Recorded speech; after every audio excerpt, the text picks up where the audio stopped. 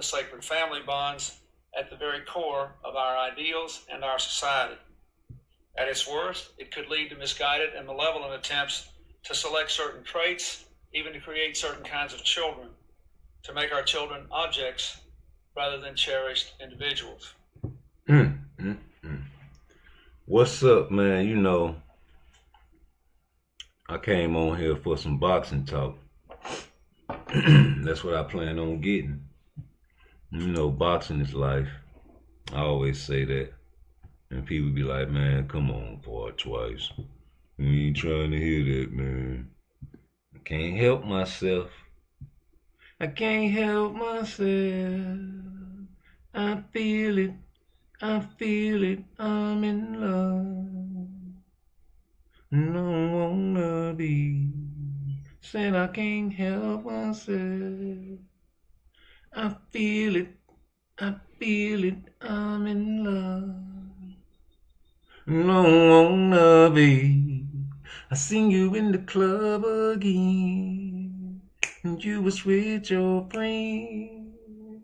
So I bought y'all drinks and gave them all compliments. Then I whispered in your ear, and we should leave this club and get the fuck up out of here. Now we rolling on the floor. CD, say the feet, play the close the door. I can feel my love, I'm about to blow. So I slow my stroke, can't control the flow. I can't help myself. I can't help it. Bill Clinton said it though, not me. So, you know, I'm making a video as we speak. As you sit here and listen, you know, I be trying to do 2 or 3 things at one time, man. Excuse me. Hit that like button on the way in, though, for real, though. What they used to say back in the early 90s, for real, though. Yeah, Jamie Foxx acting like a woman, talking about for real, though. My mom used to love that dumbass shit. I used to love it, too. In Living Color, you can do what you wanna do. In Living Color. Man, I got a video for you. Ooh. Hashtag no wave caps, no do-rags. Michael Jordan, PARTTWICE. Get that razor and shave that head. It's springtime, G. You know. It's springtime. Oh man, the ladies gonna be out, and you know they trying to get that summer body ready. You know, oh man, you know I'm trying to get a lady to dance to my song, right? It's called Summer Body. It's on all platforms, right? And I had a workout video with this older lady, and she like in her late 40s, nigga, but she thick, and I just, you know what I'm saying, can envision that song for women trying to get in shape, right? So I'm gonna drop that bitch again. You know what I'm saying? I'm gonna re-drop Summer Body, because you gotta start now if you wanna get the summer body. You can't wait till the summer and try to get the summer body. You guys wanna, you know, get in shape before the summer, but it's gonna be too hot to be wearing the clothes. You gotta, you know what I'm saying, wear the shorts and the tank tops in the summer. So if you out of shape, it's gonna show. You know what I'm saying? Especially for the ladies. They gonna wear the tight shit and try to hold everything in, but that's gonna spill everything out. Yeah, it's gonna be hanging out the side. And y'all don't want that. Because y'all trying to catch, right? So, you know me, I come up with a song for every occasion. You know, I was on my personal trainer shit when I first got out the bed.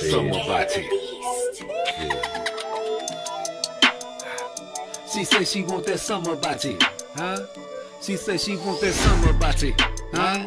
She said she want that summer body, huh? She said she want that summer body, huh?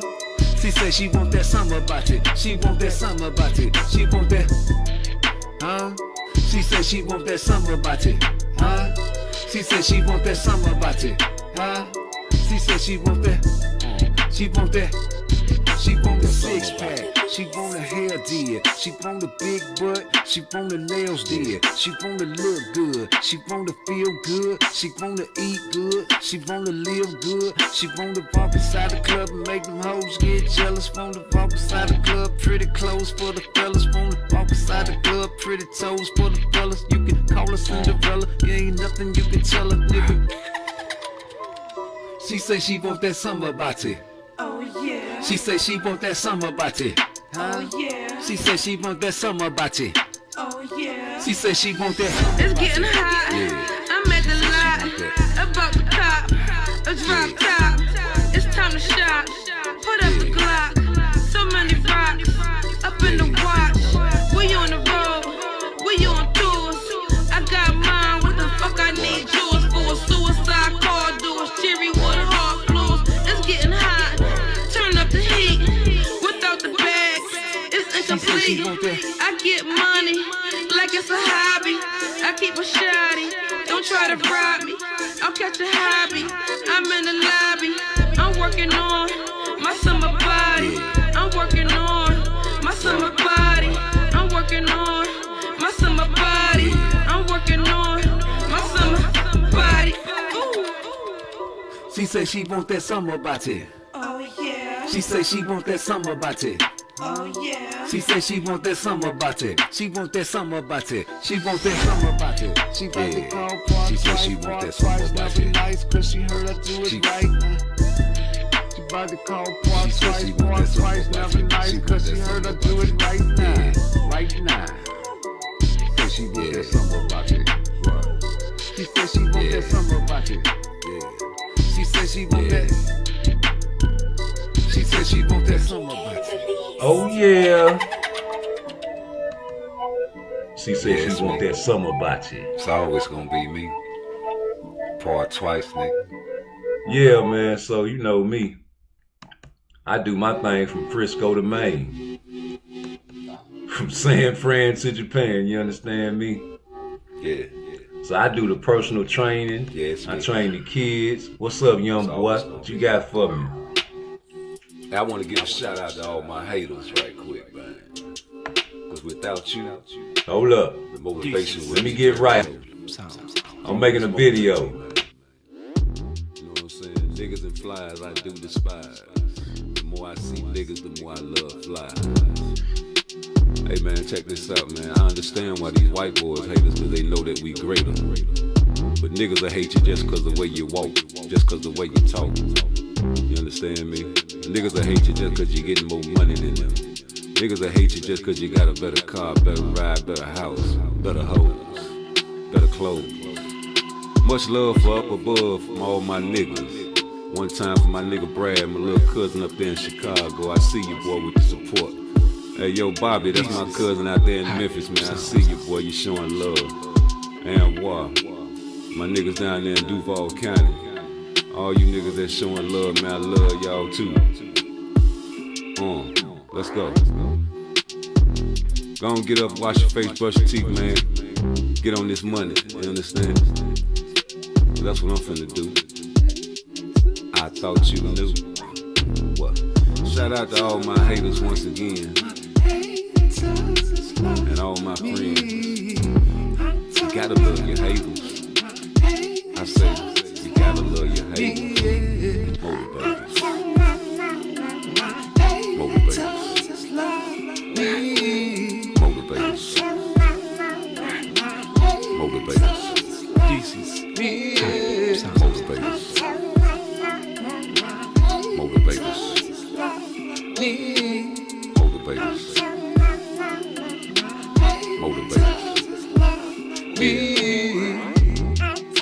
Oh yeah, we gonna have a bumpy ride today, man. Don't get in my car if you don't like to get, you know what I'm saying, one of them niggas like to hold the handrail and tell me to slow down now. Don't be no backseat driver trying to tell me how to do my thing. I want to know if I can do my thing. Yeah, it's me. I just want to know, man, cause boy, look here, I got a lot to talk about. And you know, we trying to Get some participation, What I nigga. said it again like I said it Young again. boy, Ain't no here I shame in come. my game. I do my thing from Frisco to Maine, from San Fran to Japan, you understand? So all these niggas wanna kill me, but the bitches wanna feel me. You feel me? Yeah, don't hate, participate. I'd rather for you to donate, you understand? I meant what I said, and I said what I said. I'm gonna say it again, just like I said it then. Cause ain't no shame in my game, nigga. Bitch, ain't no shame in my game, nigga. No. Oh yeah, I meant what I said, and I said what I said. I'm gonna say it again, just like I said it then. Cause ain't no shame in my game, nigga. No. Bitch, ain't no shame in my game, nigga. No. How you fucking with some niggas that ain't got they shit together? Don't be fucking with no bitch that cannot help you through this weather. Reach inside your pocketbook, only reach inside your purse. I know it hurt to give me money, but just give it to me, honey. I don't wanna be a boyfriend, don't wanna be a lover, but I knew I had to get her, so I told her that I love her. I don't love her, I don't wanna be the bad guy. Ever since I broke up with my bitch, I've been the bad guy. I don't got no feelings in my heart, I'm like the Tin Man. All I'm on this money and the power, they my friends, man. I ain't got no time for all that cuddling and kissing. And money on my mind, and that's my motherfucking mission. They say that time is money, man, my time is very precious. And life is too short, so I can't waste too many seconds. It's 24 hours in the day, so I don't sleep much. If all you think about is getting high, then you don't think much. I don't wanna be around them niggas that don't think much. Rather be around some niggas trying to rob a brink truck. Rather be around a bitch that want me, see me live good. Help me get rich, and girl, I promise we gon' live good. I meant what I said, and I said what I said. I'm gon' say it again, just like I said it then. Cause ain't no shame in my game, there no shame, no. Bitch, ain't no shame in my game, there no shame, no. Oh yeah, I meant what I said, and I said what I said. I'm gon' say it again, just like ain't no shame in my game, no. Bitch, ain't no shame in my game, in my game, no. Niggas love bitches that'll help a nigga get rich. Yeah, let's get rich, yeah. I said niggas love bitches that'll help a nigga get rich. Yeah, wow.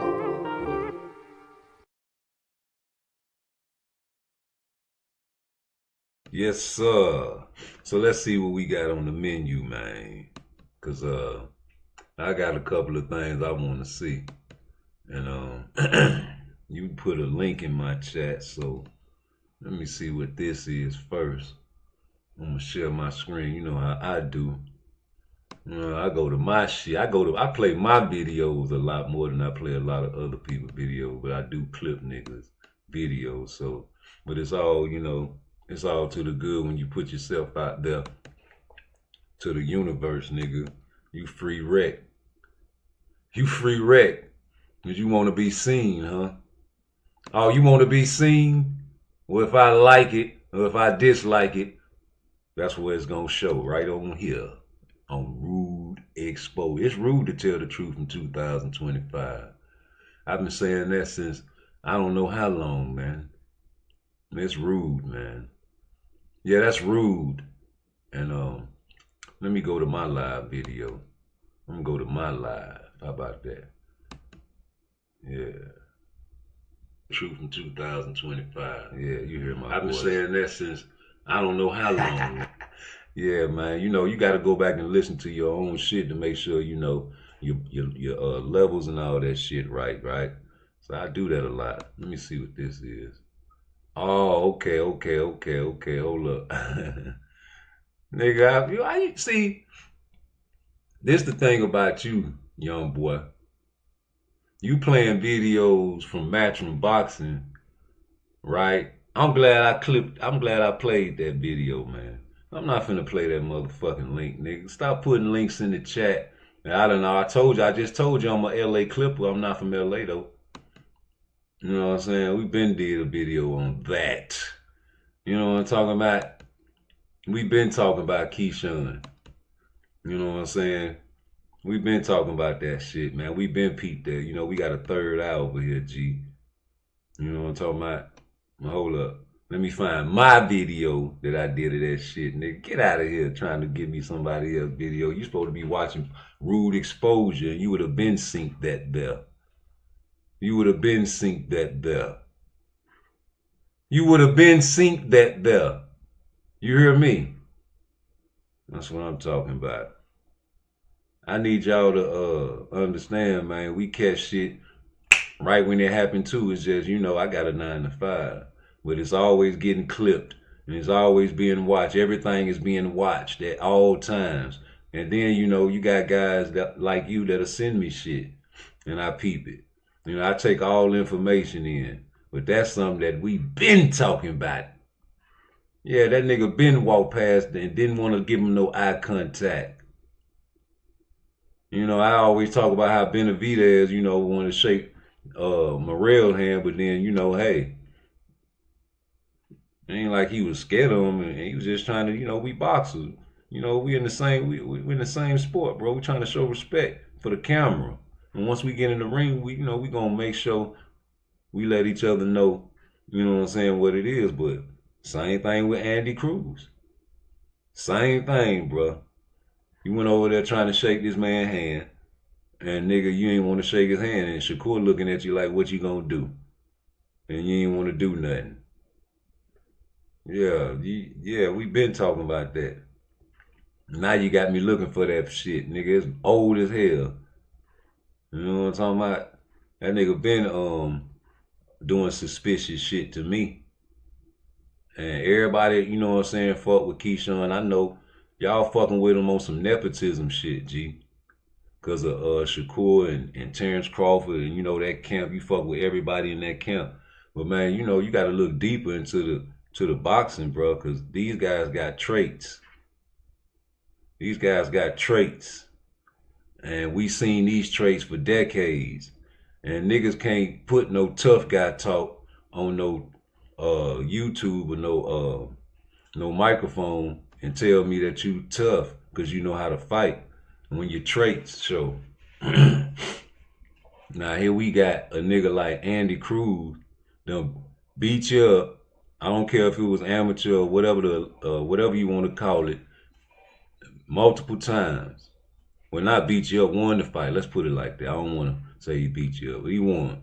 All right? And he talking shit.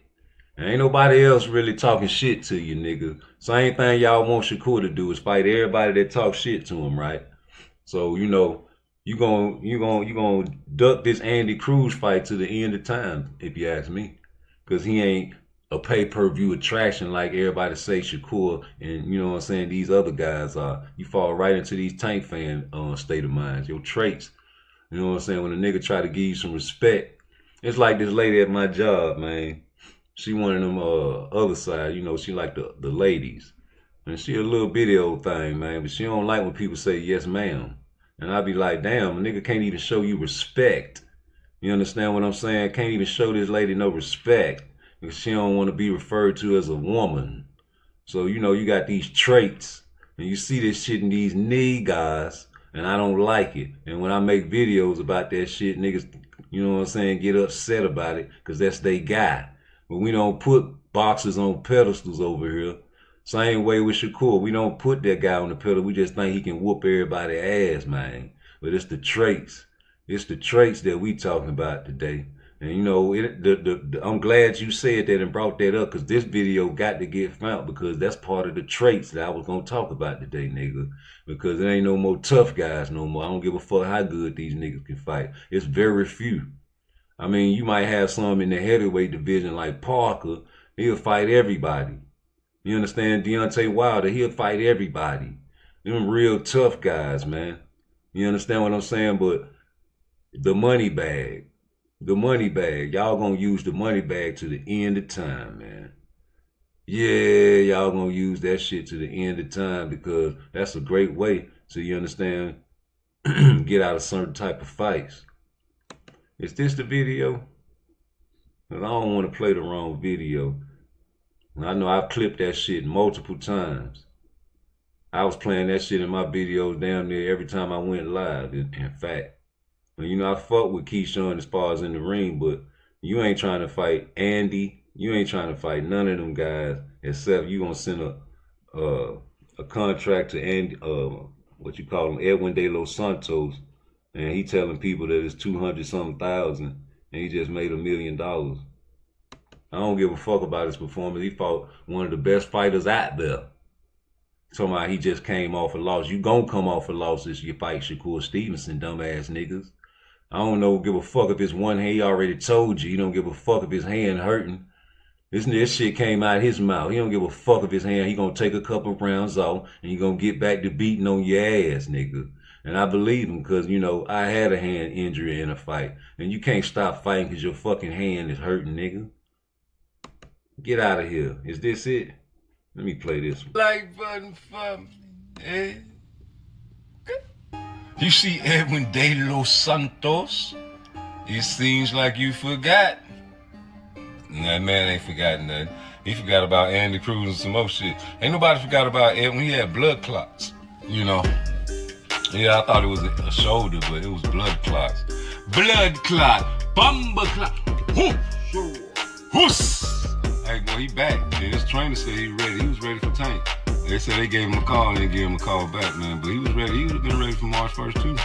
And all them times y'all put that fight off, y'all would have had Edwin, that extended training camp for Edwin. And you know what Shakur said, he wanted to get Edwin on his team. You know what I'm saying? No, that ain't the motherfucking video, nigga. Y'all niggas done made me mad now because I done forgot. I got so many fucking videos, I don't even remember where I put that bitch. Yeah, don't be sending me no clips or no shit I done already clipped before. It's probably on this motherfucking David Morrell video when he was getting touched up. Or is it this motherfucking video? Fight Andy Cruz, nigga. You around here You talking can't all say that that speech shit. while you doing it. Hey,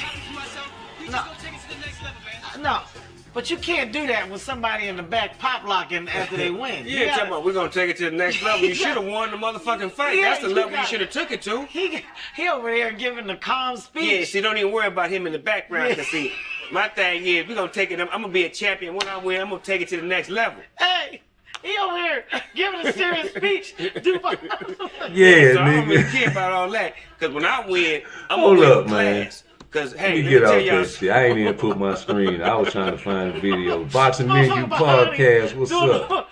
He doing These every niggas talking celebration. about, this You nigga can't put a do link that in with my somebody doing chat. every celebration day is possible behind you. Talking about some Keyshawn Davis, man. We been making fun of Keyshawn Davis, nigga. You can't say that speech. I'm playing Why you Keyshawn till doing I it? find the video. Hey, no, but you can't do that with somebody in the back pop locking after they win. Yeah, talking about we're gonna take it to the next level. You should have won the motherfucking fight. Yeah, That's the you level you got- should have took it to. He over there giving the calm speech. Yeah, see, don't even worry about him in the background. Yeah. Cause see, my thing is we're gonna take it. I'm gonna be a champion. When I win, I'm gonna take it to the next level. Hey, he over here giving a serious speech. Yeah, so I don't really care about all that. When I win, I'm gonna win with class. Cause hey, let me Yeah. tell y'all. Do the funky chicken. Motherfucker behind him he's doing every on celebration. rerun. You can't do that with somebody doing every celebration day is possible behind you. You told me some, hey, at the end of the day, I'm a fighter, and I'm going to do what I got to do. I'm working hard. I'm always a champion.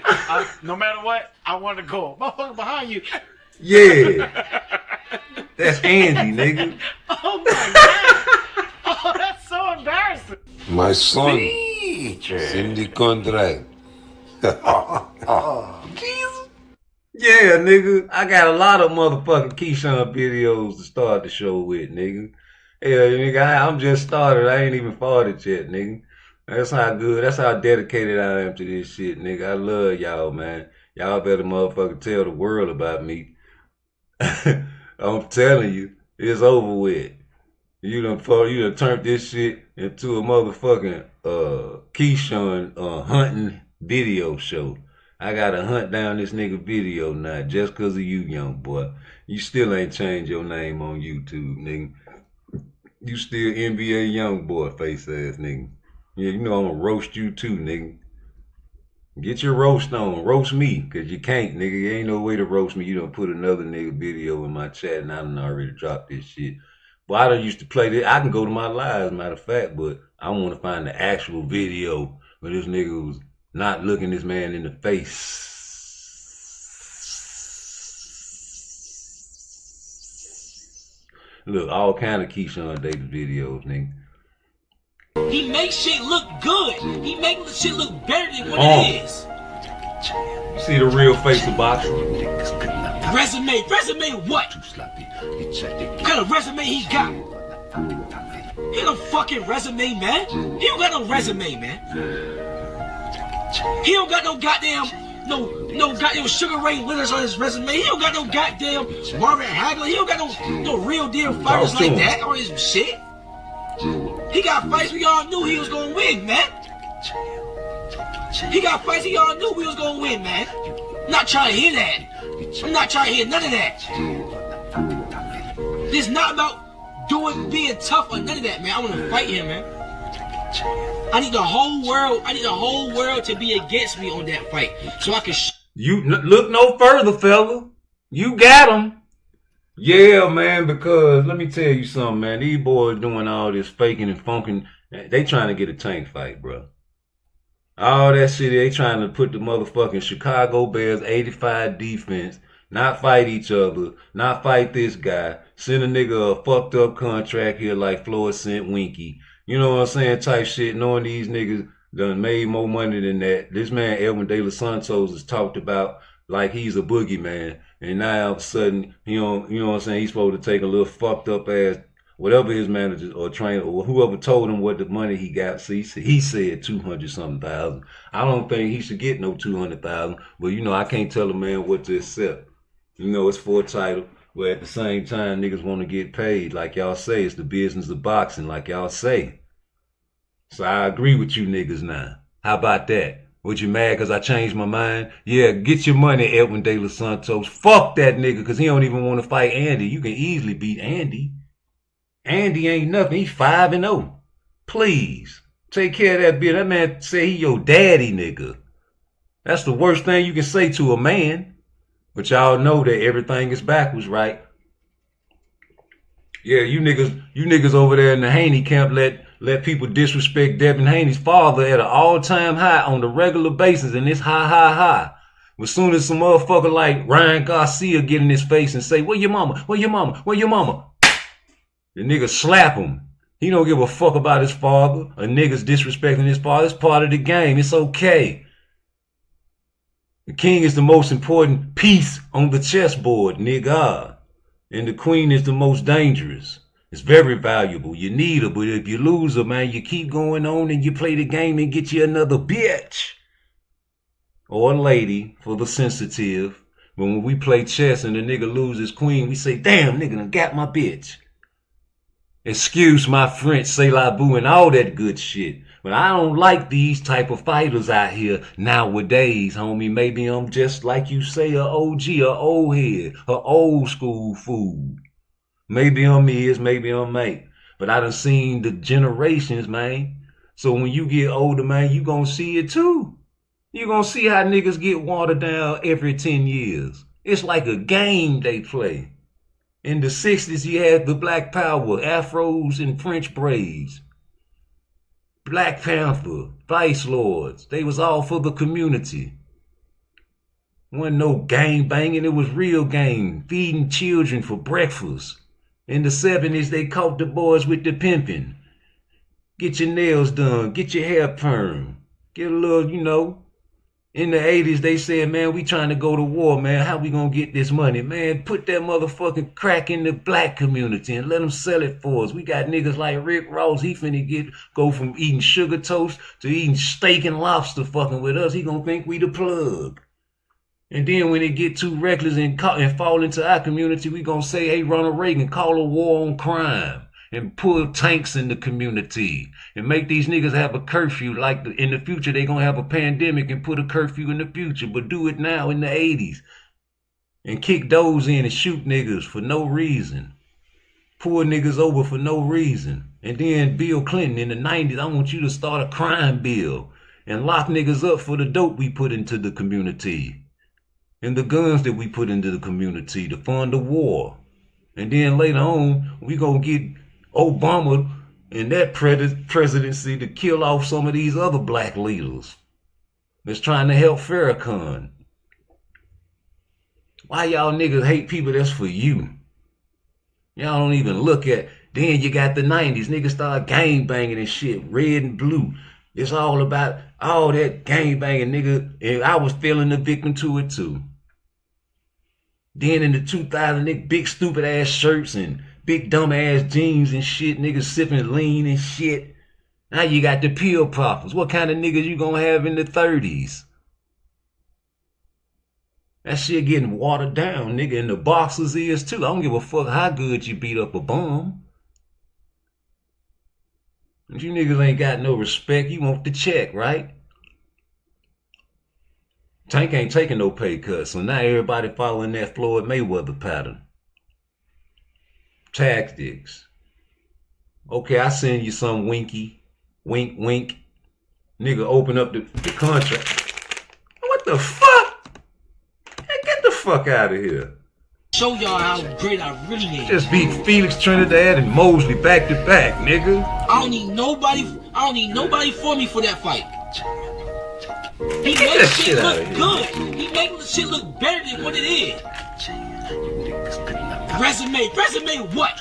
You know what I'm saying? They already knew who I was before I was 10-0. You know what I'm saying? They knew I could fight. They just want to see how good I am.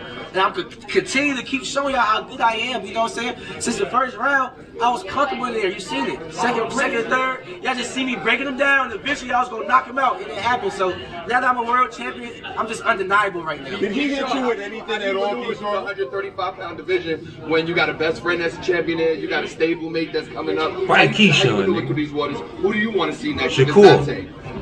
Man, I want any big name. I want all the names that y'all know that are names. You know what I'm saying? Like, I don't really care who it is. I feel like at this point, Fuck I'm Tank. Fight big Keyshawn, enough name nigga. for myself to get somebody in there that just recognizable. It's gonna be a big fight. You know, people want to see the businessman fight at the end of the day. Like, my lead up to the fight is fun, bro. Like, I'm just a fun person. Niggas ain't In the got- ring, I have fun. got And fights to pay. it just translates Fuck to the crowd. to You know what I'm pay. saying? So anybody want to come fight me, come sign that contract. How big of a fight is Davis versus Davis? Shit, y'all tell me. That's what you want. Hey, Keyshawn, question. Do you feel like you put the 135-pound division on notice tonight? I feel like they was already on notice, but now that I'm a world champion, they can't deny me now. You know what I'm saying? They already knew who I was before I was 10-0. You know what I'm saying? They knew I could fight. They just want to see how good I am. And I'm going to continue to keep showing y'all how good I am. You know what I'm saying? Since the first round, I was comfortable in there. You seen it. Second, third, y'all just see me breaking them down. And eventually, I was going to knock them out. And it happened. So now that I'm a world champion, I'm just undeniable right now. Did he hit you with it? Hold it, you're not that pretty. I'm a man. I shook up the world. I shook up the world. I shook up the world. You must listen to me. I am the double. All right, hold it. Ladies and gentlemen, I must tell you this. I'm in this and I just turned 22 years old. I must be the greatest. I told the world, but I don't think so. All right, tell us this. All right. Rude exposure. It's rude to tell the truth in 2025. Congratulations, Keyshawn Davis, the businessman. You handle business, man. Hey, man, but you know, we got somebody at the 135 that's saying he's the greatest. And Tank Davis is labeled the face of boxing. Undisputed, that is the goal, the ultimate goal. Multiple division type goals, but we don't want that anymore. Which one of you guys are going to move up to 140, brother, when it's time to face each other? Well, because we already think, we don't know that Shakur Stevenson is the best in 135 and maybe 140, brother. So maybe he moves up or maybe you move up. But maybe you fight Andy Cruz, and maybe you guys really do end up fighting for undisputed. That's my pleasure. Rude exposure. It's rude to tell the truth in 2025. I meant what I said when I said what I said. I say it again like I said it then. Ain't no shame in my game. I do my thing from Frisco to Maine, from San Fran to Japan. Do you understand? Hit my like, hit my subscribe, and get me up to 1 billion subscribers. I need the world to hear my voice, Craig. Like I said, Lenials, undisputed, unifications, champions, undefeated records. Those are the things that we are looking for on this channel. And if you are not undefeated, that is okay. I'm about to lose my soul. This is gonna be another wrong turn. Fucking with your boy, but you about to get burned. Girl, you about to get burned up. I'm about to cry. I'm about to cry now. Don't wanna see a nigga cry now. Cause if I cry, you die. I cry, you die. I cry, you die. Yeah. Fuck that. Fight your brother. You ain't never fought your brothers before? That's what I want to see right there. I want to see Keyshawn counter Shakur Stevenson with that hurt hand. What about it, Keyshawn? No? It's your brother?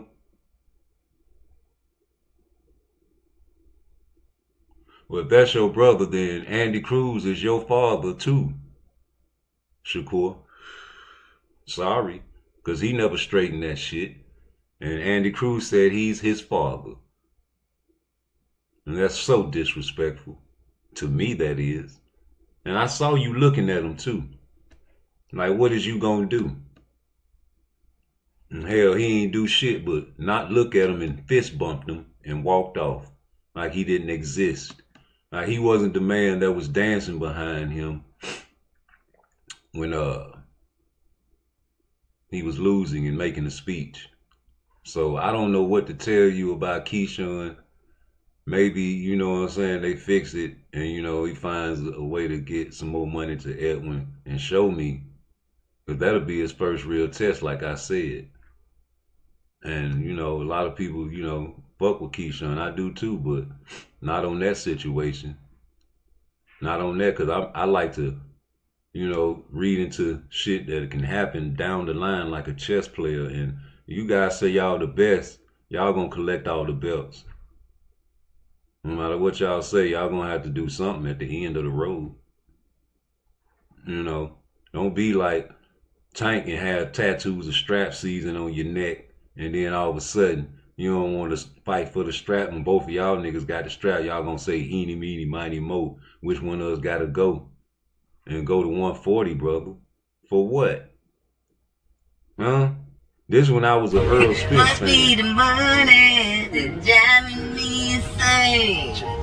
Must be the money. Yeah, I was making videos thinking Earl Spitz was gonna beat Terrence Crawford. That's what a lot of people think about a lot of boxers that are popular, right?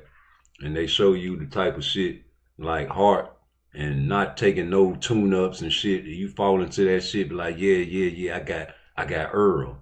Forgetting about the Terrence Crawford that had the dreads and was terrorizing motherfuckers out there with the great boxing IQ that he has, man, switching stance and fading everybody, you know, and couldn't get the big shots and opportunities fucking with Bob.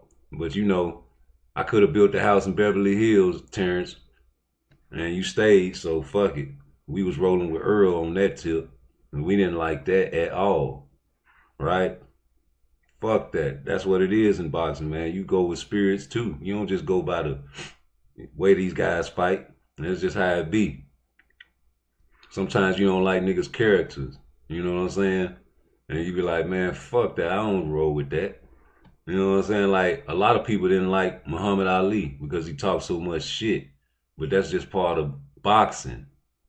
Talk shit. And nowadays, you can't talk shit or you consider the clout chasing. And I just don't like that. I don't like that because you're supposed to, and you taking away from the game. But if you're gonna talk shit like Andy Cruz say, you gotta shut his fat mouth. That's what Tank say he's gonna do for Shakur. He said he's gonna do. He wanted to fight Shakur because he wanted to shut his fat mouth. You understand me? In the meantime, you got guys out here acting like tough guys, but you calling the police on people. You asking to call the police about it. I don't even play like that. You don't get no check. Hope you entertained, man. Hit my like, man. Shout out to Blunt Sports for sending that great super chat asking about how Tank was lying about getting a contract to Shakur. Please, tell the truth. Did you send a contract, Tank? No. Hit that like button for me, nigga. I want to say it again to him. Tell him. Fuck that. Alright. All money ain't good money, nigga. I told you. Remember I told you that. Silly ass boy. He ain't no G. He'll call the police. He'll call the police. He ain't no G. He'll call the police. Man, that nigga know not to fuck with me part twice, boy. I'm telling my nigga, he nigga know me, my nigga. Nigga ain't gonna, man, you tripping, my nigga. Shit, nigga know who I'm here, bro. Yeah, I hear you. He'll call the police. He'll call the police. He ain't no G. Ain't no G. He'll call the police. He ain't no G. He'll call the police. He ain't no G. He ain't no G. He'll call the police. He ain't no G. He'll call the police. He ain't no G. He'll call the police. He ain't no G. He'll call the police. He ain't no G. He'll call the police. He ain't no G. He'll call the police. He ain't no G. He'll call the police. He ain't no G. He'll call the police. He'll call the police. He ain't no G. He'll call the police. He'll call the police. He'll call the police, y'all. He ain't no G. He'll call the police. He'll call the police, y'all. Just because he can't eat with you. Just because he can't sit down and eat with you. Now she'll call the police, y'all. Just because you fucking way more freaks than her. And you'll call the police, y'all. If you see me shoot a nigga in the streets with you. Would you run with your dog for cover? Would you pull your phone out like a dumb motherfucker? Please tell me where the motherfucking G's at. Now you mad at Gucci cause he want a little kid back. Nigga tried to kill me a long time ago. And if I see him right now, I'ma let go. I'ma let a low blow go. I'ma kill his little bitch, then kill his little kinfolk. I'ma let a low blow go. I'ma kill his little bitch, then kill his little kinfolk. Little kinfolk. He ain't no G, he'll call the police. No G, he'll call the police. He ain't no G, he'll call the police. Call the police, yeah. He'll call the police. Yes, he will. Yes, he will. And he tweeted it. You know, Mr. Tweet and Delete. This nigga called the police, but he's a gangster. He's a gangster that's a #/boxer. #/entertainer. Yeah, you ain't got no lineal, you ain't got nothing but some regular. We wanna see you in there with some killers and they waiting. 2025 here. This your year. You ready? Ready to call 911. What's your emergency? It's a nigga making t-shirts about me. He'll get locked up. Did you send a contract? No. Bring the disrespect, you don't get no check.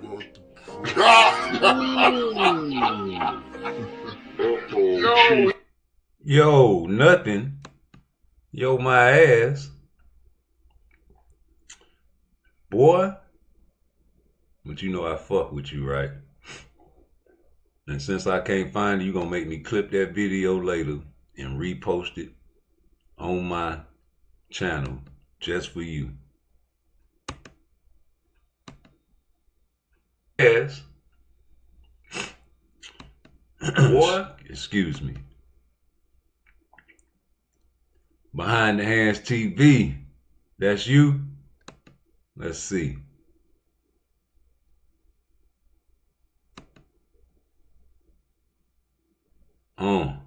Put the volume on this.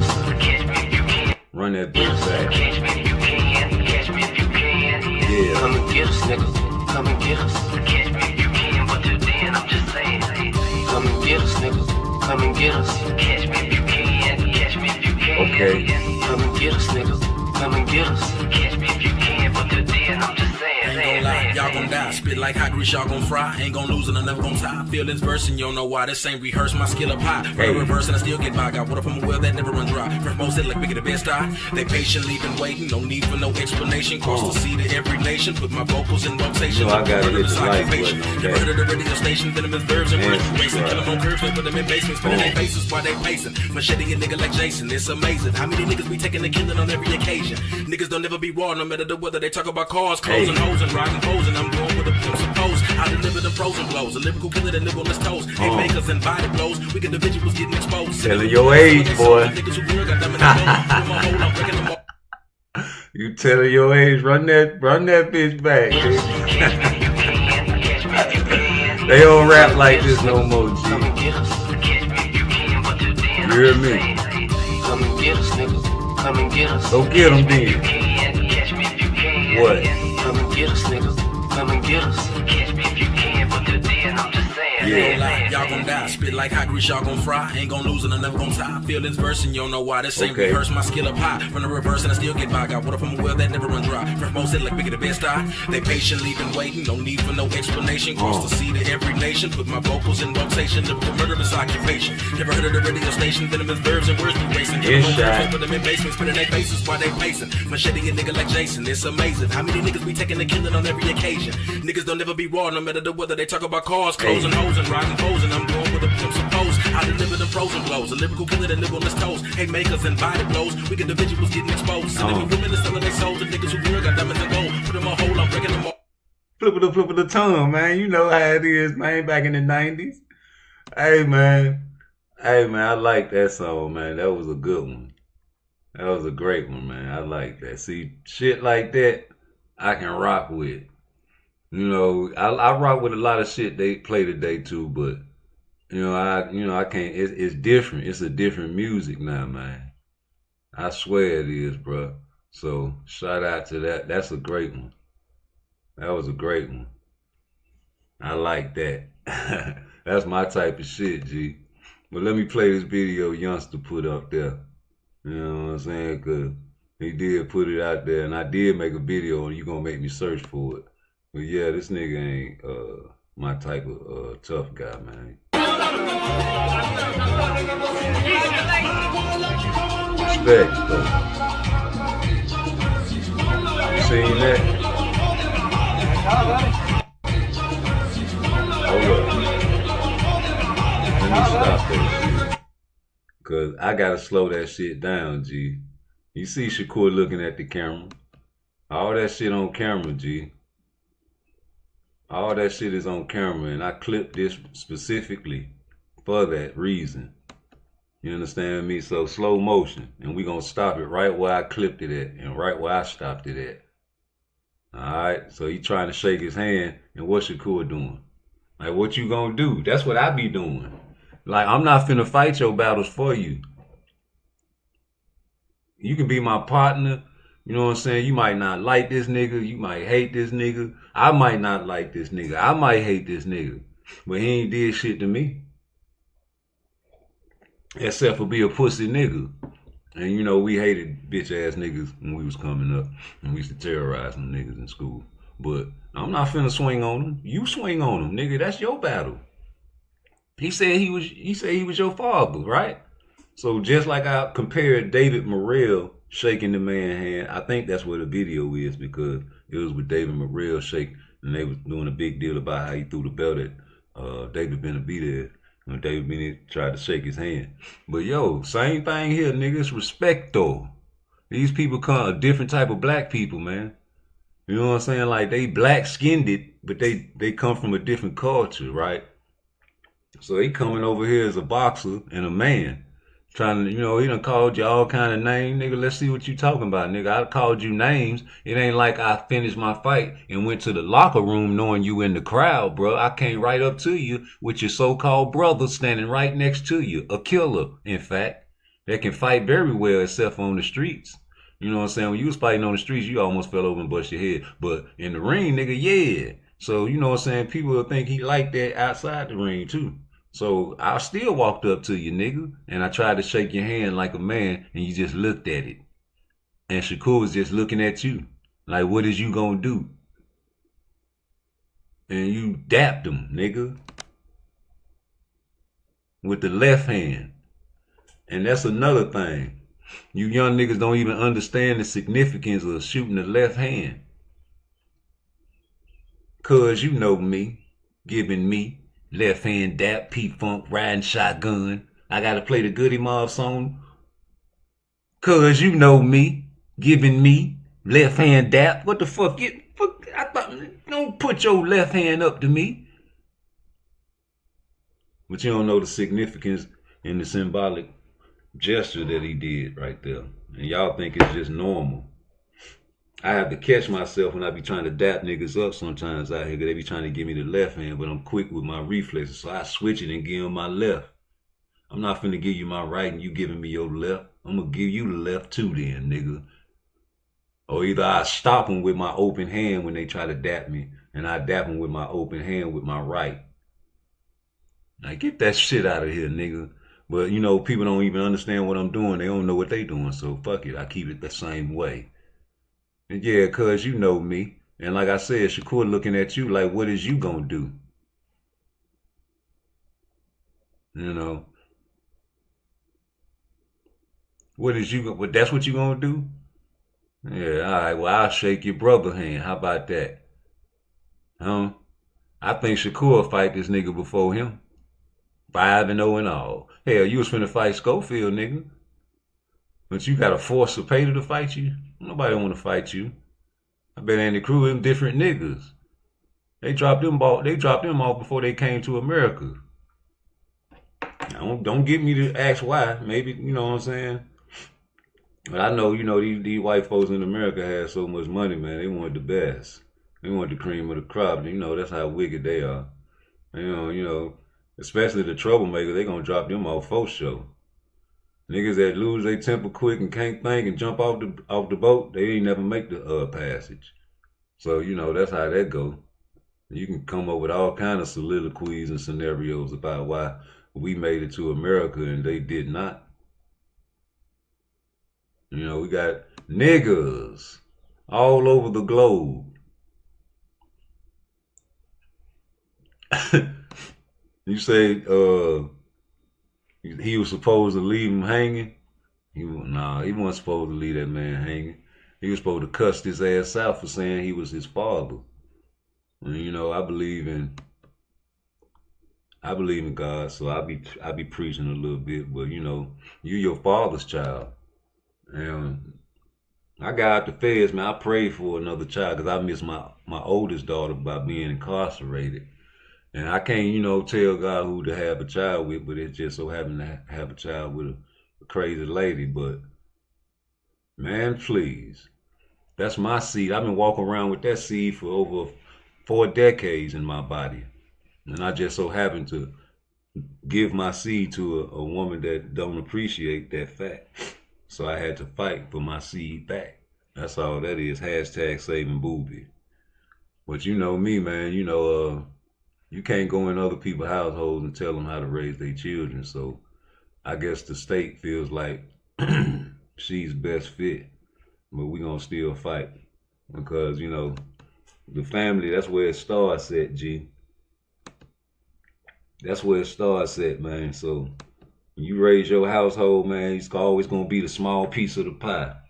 You got a big piece of the pie. The big piece of the pie is that the world is majority racist or either flawed. And it's a small piece of the pie out there of people trying to live righteous for real. Not trying to cross nobody, not trying to hate on nobody. Them type of people. And it's giving people they just do for real, man. Like, the same thing with Lamont Roach. People don't understand what he did, and they try to make him out to be the bad guy in that situation, right? Wrong. Because if you had a child, you would want your child to have justice as well, because we seen the fight, and I've yet to see the Tank page come up with a Tank highlight package, and I've been asking this since the fight ended. And I tried to make a highlight package, but I just could not. It's just too much Lamont Roach. And I understand people talking about it was a close fight, but I don't see that. I think that's a biased eye. And people ain't keeping it real out here no more. So what should I do? I should just keep being me because of the things that I was taught in my household. Don't worry about being popular if it's gonna be to the detriment of your soul. You know what I'm saying? God watching, the children watching. The children watching, God watching. Everybody watching. You put yourself on YouTube, internet, or anything, man, it's gonna be seen. And people gonna go back 100 years and be like, oh, this nigga fake. Because, you know, this what happened, this is what it is, and he used to talk like this, but now he talking like that. And you can't go back from that. You ain't doing nothing to help the community instead of just talking shit and spewing hate. Then we don't want to hear that. You know what I'm saying? You talk shit about Charleston White, and I don't like that nigga either, but, you know, that's his hustle. You know what I'm saying? If that's your hustle, that's your hustle. I don't mean it's a righteous hustle. You know what I'm saying? But the devil know the Bible backwards. The devil can quote the Bible backwards. That don't mean you righteous because you can put on a suit and a tie and get in the church and ask for a donation, a super chat, a cash app, or whatever you get your money like. You know what I'm saying? But I can't knock the preachers out there pimping on the congregation and fucking on the bitches. I can't do that in my household though. I gotta chastise and baptize people on my channel and in my household because we want them to grow up and teach their children how I think. And how I think is how my Uncle Reggie and how my mama and how they people thought. And it's a sequence and a pattern that you have to follow in life. It's like a circle. It's like boxing. Work your will. Don't just stand there. You get knocked down, get the fuck back up. You see me and my homeboy. We was in prison watching y'all guys out there. We had cell phones in there. I'm in the back. I'm finna show y'all how it's done. You know, this is what we like to do. We like to work out. We like to talk shit. We like to do all the things that everybody else like to do. You know, when we talk our shit, it's different because there's a lot of youngsters out there on YouTube now. And then you got the old niggas that try to cater to the youngsters. And they don't understand this how we talk, nigga. And we calling out all flaw. Nigga, you can't get away with nothing in my house, nigga. I'm talking about we learned how to be burglars at a young age, nigga. Yes, we did. Shit, nigga, because we had the house that if you walk on the wrong side of the floor, nigga. Yes, we did. So you had to take your shoes off and slide. And then that's the part that squeak. You got to slide to the other side. And when you open the door, you got to squeeze it and push it so it don't squeak. And then if you do that, you still got to slide through just a little bit. Because if you open it, I don't care how much you squeeze it and push it, it's going to squeak if you push it open too far. And then you close it and you do the same pressure on the outside. And you let the knob go real slow back into the lock. Get your key, stick it in real slow, nigga. Hold it tight, turn it slow, nigga. Get your mama car, put that bitch in neutral, push it down the street, crank that bitch, ride out, cross that bridge, nigga. To the north side, get a Manila pillow for $10, nigga. $10, Buster. Buy a couple of jugglers for $10 a piece. Might buy 10 of them. Ride back, cross that bridge, south side, Barnes Road. Serve them 10 jugglers and break them down into 20s, maybe 30 sometime. Smoke that Manila pillow, $10 sack. Get you higher than a Cooter Brown. 3 fat ass Swisher Sweet blunts for $10, nigga. $10, Buster. High and don't have to smoke no more until a long time. Not no shit that gets you super high and then 20 minutes later you need to smoke again. No, nigga. Have your ass spinning and grinning and looking at everybody's chinning and watching niggas' pockets. Getting on the hose. that type of high. So, man, I don't know. It's a different type of guys nowadays, man. Niggas on Percocets. I heard a young nigga at the job, man, you know, you had some perks, boy, woo, woo. You don't even need no clientele, nigga. That's because you want them, nigga. I ain't in the game no more. Quit looking at me, trying to get me back in the federal penitentiary, nigga. Never. These boxers want to be us so bad, man. You don't want to be in there. You don't want your son in there. What are you out there acting like a gangster for hanging with rappers that shoot niggas and put hits and pop they collars? Pop a couple collars, you ain't got to get your hands dirty, nigga. But you want to hang with these guys. You ducking bullets and you got fatal things happening in front of you, Shakur, that you ain't even supposed to be at. And you around here acting like you's the prima donna, man. You can't get a pay-per-view unless you fight Ryan Garcia, Devin Haney, or Tank Davis. That's it. And I don't think Turkey Al-Sheikh like you. That's just a think tank to put in perspective. He don't like nobody that ain't trying to fight or do what he say. And a lot of you guys run your business like that and your household like that too. Especially the PBC. Oh, nigga, you can't tell them shit. Nigga, in-house, fuck everybody. Y'all loved that shit. Y'all loved that shit. Rolly, you got all kind of little punching bags over there. You got all kind of little punching bags over there. Little squeaky toy. Every time you hit Rolly, squeaky. Get out of here. Y'all got him over there waiting on him to get out of trouble to fight Tank, nigga. So many plethora of guys at 135 you could have fought. I don't want to hear nothing else, G. Guys be making excuses. We don't do that, G. What's the excuse for? These guys ain't in our living room helping us pay no bills, G. You know, we make a couple videos, man. You know, we can go viral, maybe not. You say, shouldn't have to force your mandatory. I disagree. Andy was looking for a moment with Keyshawn to hype that situation. I would have let him stand in there. You say, look at my comment, hater. You say you disagree. That's cool. You say he was looking for a moment. Yeah. Hell yeah. That's part of boxing. Like, if you want to think about it, that's the best part of boxing if you ask me.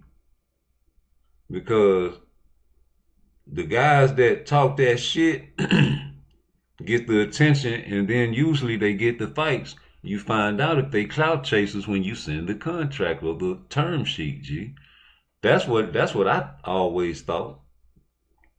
I thought that Muhammad Ali ran into that pool hall on Sonny Liston, and people said he pulled out a fake gun, but I don't think it was a pop gun. I don't see gangsters. That man used to hang around gangsters back in the days, and it was well documented that Sonny Liston used to hang with mob figures. So I don't want to hear nothing about clout chasing. That was the name of the game. You run up on that nigga in the pool hall saying, nigga, fight me, a young nigga. And that nigga pulled that pistol out on Ali when he was Cassius Clay and say, nigga, get out my motherfucking face. Running up at the nigga house, calling niggas government name. Joe Frazier. I fight that chump in a telephone booth. Yeah, that's part of boxing. Mike Tyson, Sugar Ray Leonard. Nigga, fuck that. Talk your shit. And nigga, do something about it. And Sonny Liston could not and tried to cheat.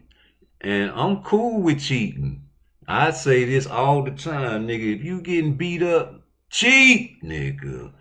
Win at all costs, nigga. Because that's what Tank was trying to do. Shoulder bump. You know, kneel down, convince the referee, stick your head out the... Get you a couple of rests. Get you a 14-second rest. Get you an 11-second rest here and there. You know, get it all, you greedy dog. You know what I'm saying? I'm cool with that, G. You know what I'm saying? But talk your shit. Lamont Rose said before the fight, what? Man, Tank is a troll, but I'm cool with that because I'm a troll too. Ain't that what he said? Yeah. You know, and then when it's all good on that side, it's cool, but when it come over on this side, it's all bad. You know what I'm saying? So when Andy Cruz said what he said, man, like I said, man, the man was dancing in the background. I can't let a nigga just keep on just disrespecting me and making fun of me and talking all that shit and I ain't beating his ass. Oh, man, we got to fight, G. Where that video at when he was making fun of that nigga, man? Is this the one? Look at this shit. He dancing all in the background and shit. Nah, nigga, it's his daddy, Man, you man. can't say that speech while you doing it. Hey. He been clout chasing then. No, but you can't do that with somebody in the back pop locking after they win. Yeah, talking about we're gonna take it to the next level. You should have been won the fucking with motherfucking that fight. nigga. That's the level you should have took it to. He over there giving the calm speech. Yeah, see, don't even worry about him in the background. Cause see, my thing is, we're gonna take it. I'm gonna be a champion. When I win, I'm gonna take it to the next level. Hey, he over here giving a serious speech. Yeah, so I don't really care about all Yeah. that. Cause when I win, I'm gonna win with class. Cause hey, let me tell y'all. This motherfucker behind him doing every celebration. Rerun. You can't do that with somebody You doing can't. every celebration dance possible behind you. You told me some, hey, at the end of the day, I'm a fighter. And I'm going to do what I got to do. I'm working hard. I'm always a champion. No matter what, I want to go. Motherfucker behind you. Oh, my God. Oh, that's so embarrassing. My son, Cindy contract. I kill you. Send the contract. I kill you. Hey, man, you can't do that, man. You got to beat that nigga ass, nigga. Keisha, I want you to whoop that nigga ass, man. You can't let nobody do that shit. Oh, man, you know, I got to play some of this, boy. Shout out to Ward, boy. You got a good one. own an apartment building. I'm serious. Shut up. I'll show you a path. You got you a good one, boy. Yeah, where that part at when this man was talking about? Hold up. Nah, we don't want to hear about how you stayed out of trouble, nigga. Fight fans, I go with the name of Vok. And I'm Barack the Boxer Bush, Stanley Owners. In criminal, I think he still got it. What you think? Jerome Boots, right? Get to it. Get the app, to what it, you waiting nigga. for, right? Thing too that was just like he stood out because they had most of the time they had to travel to DC to fight in our golden gloves, silver gloves, all that stuff. So we already knew that he been good since he been little. So I was very aware of him since a kid. When did y'all first bump? We probably first got in the ring with each other, spar probably like 13. He a year older than me, so he was probably 14, I was like 13. Maybe even 12. It depends. But we got a lot of rounds, man. Yeah, I didn't know y'all spar. I thought y'all just fought. Oh yeah, no. We got some. Yeah. We got some rounds, man. Yeah. I got one to take. Yeah. You feel like what you knew about him, even though it was a long time ago, did any of that help you in this fight with him? Tendencies, mannerisms, he like to do this. Yeah, but it's more eternal than physical. If you get what I'm saying. So here you go. Yeah. Like the mentality. Yeah, it's a lot of stuff that I witnessed that probably helped me more outside of the work that we had in the fight. Yeah, for sure. Yeah, I'm gonna get to some of that in a minute because I got some questions on that. All right. So you turned pro in 2014. No. Why you didn't wait till the 2016? No, we don't want to hear that because that's my biggest thing with Tank that I be telling y'all about. That's all I be trying to tell y'all, man. This man mentality, bro. This nigga got a temper problem and he's sensitive. Y'all be talking about Shakur sensitive. He don't like when people even say his name, nigga. Go to the Rise podcast and see if they call that man name on that show. What Keyshawn say? They said not to say his name. Shakur out there talking about, anybody, I'll fight, you just name them and all that shit. Yeah, nigga, they told you not to say the man's name. He don't like that there. We go back to the sparring matches and all that shit, how he loses temper. We always talk about that. Frank Martin thought he got something off on him. Yeah, he ain't had no gloves. He using Floyd gloves, nigga. That right there made your guts bubble. Oh man, I'm wearing Floyd gloves. Yeah, nigga. Yeah, I'm finna beat this nigga ass. And then you get on Najee and talking about, oh, it's just like another sparring match with me. I was just looking at it like that. Nigga, please. That's cap.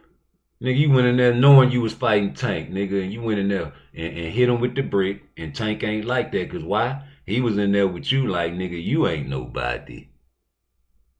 Yeah, you got off on him and it turned into a fight, because why? He lost his temper. Except for with Shakur, because you heard what Shakur said. It was me and Richardson. Ask him. We was in there, and the first time we was sparring, you know what I'm saying, he was coming there trying to knock me out, and after that, you know what I'm saying, he pulled me to the side and said, I ain't gonna never spar you second again. Yep, and then after that, he said, then after that, he ain't try to come in there and knock me out no more. He was in there trying to box, and you know how that go.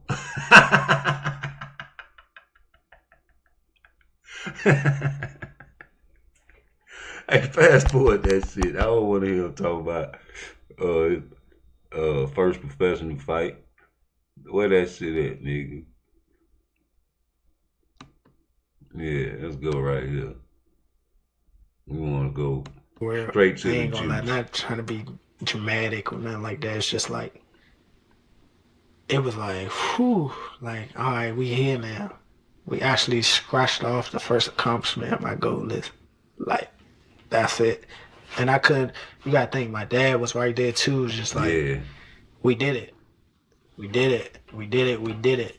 Like, even before they announced the winner, when they said that last score, I was like, it's no way in hell that they scored that many rounds for him. I said, that's coming home, baby. I said, we going home with that. I said, we coming home. So I was, man, I was geek. Man, it felt different when you got back to the city.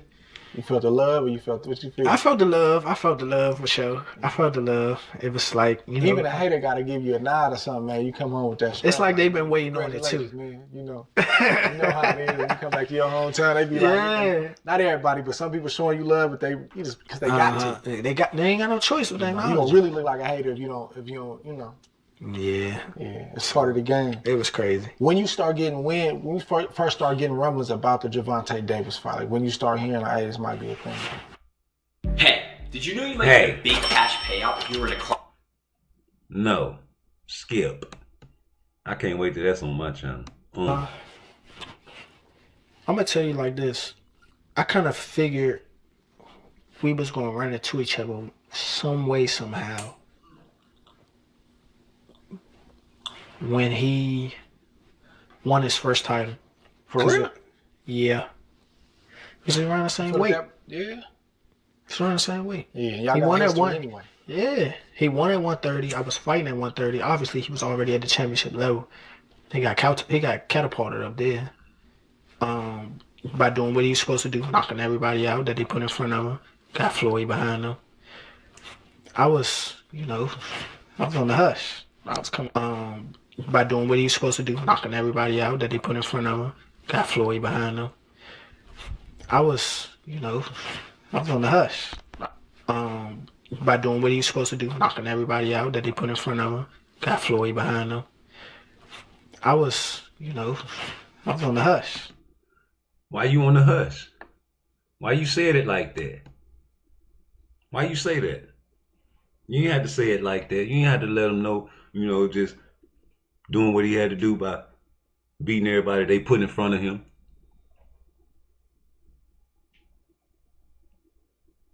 Why don't you just say you won the title? Why you being so specific?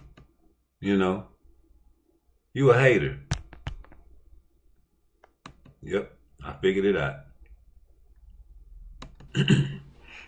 When he won his first title. For real? Yeah. He's around the same weight. Yeah. He's around the same weight. Yeah, y'all he got won at history one. anyway. Yeah, he won at 130. I was fighting at 130. Obviously, he was already at the championship Stop level. telling facts, He man. got catapulted up there. See? By doing what he was supposed to do, knocking everybody out that they put in front of him. Got Floyd behind him.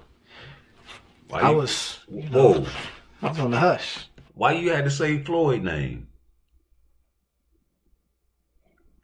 Floyd ain't the reason for Tank's success. Right?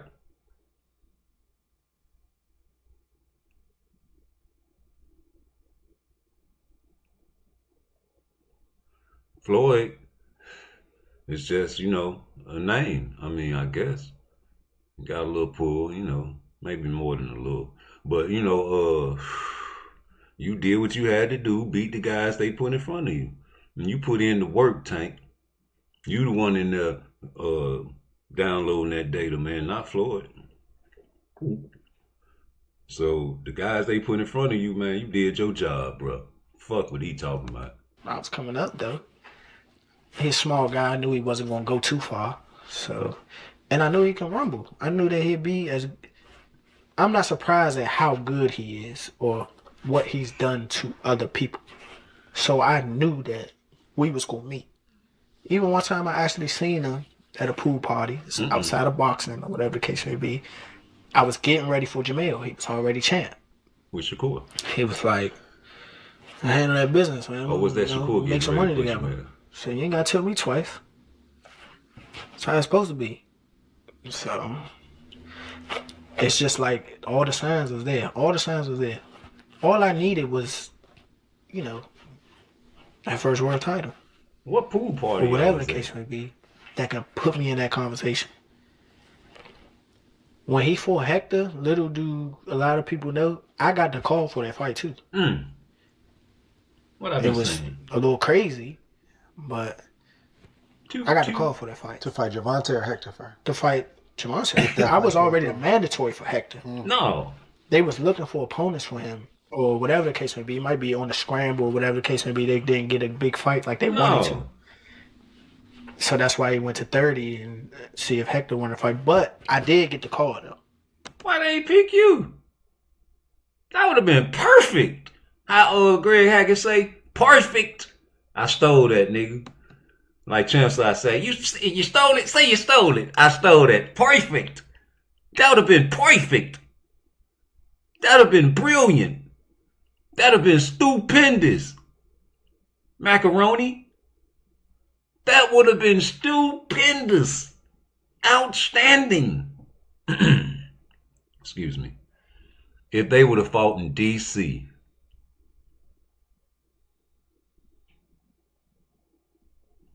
Oh, that's before P. Diddy got out and Meek Millie was out in the crowd, acting silly. Had the whole team dressing alike. You had the Russell brothers sitting up front. They like a clan. That would have been live. I'm talking about all the DC niggas would have been out. Do you hear me? And of course we said yes. We just ain't get a call back. So y'all was like a backup. I wouldn't say a backup. You never know how serious it was. Hector was the champ already, so I guess that would look better than fighting me. No belt. Number one contender, but no belt. No pedigree to 135. Some might say the best at 135. Especially at that time, he was definitely like number one. So you first got that call, like, was it your pops that said, hey, they're calling again? We was in the car together. We was in Tampa. We went to go see the Commanders play the Bucks. We was on our way back home. And he was on the phone, so I'm right here ear hustling. I'm right here ear hustling. I'm like, oh, this sounds like some business. So this sounds like some business. I'll wait till he get off the phone. I'm like, what's up? Like that was TGB and Tank Team. They asked if y'all want to do the fight. I said, well, yeah. Couldn't wait. So then, like, when we really started talking business, that's when we started weighing our options for real then. Because I did have something on the table I had something on the table. So people who think I'm taking this fight for money, that wasn't the thing. Because I actually had an offer that was higher than the Tank fight. Oh, for real? Yes. To defend my belt. So for all the people who think I was, he doing it for a check. That's what I'm saying. I don't even want to shut people up. Yeah. I mean, that's he's doing it for a check. We ain't doing it just for the check. We ain't doing it just for the check. For but sure. trust me, because don't forget, this is business. It's prize fighting. Yeah. It's prize fighting for a reason. Absolutely. But I did have a better offer. But it's like, I ain't worried about that. Because look at the upside. We'll get that back. One, it is a bag.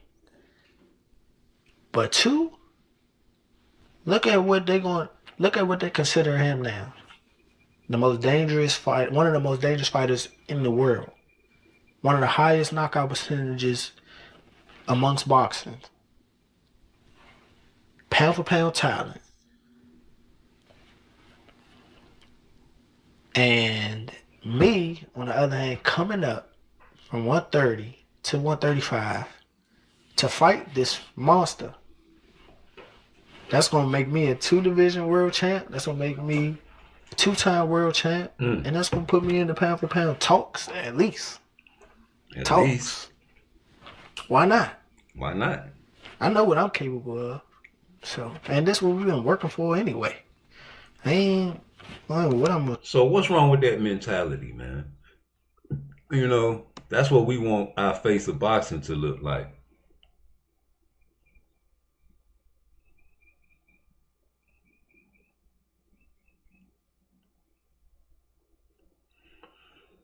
We want that guy to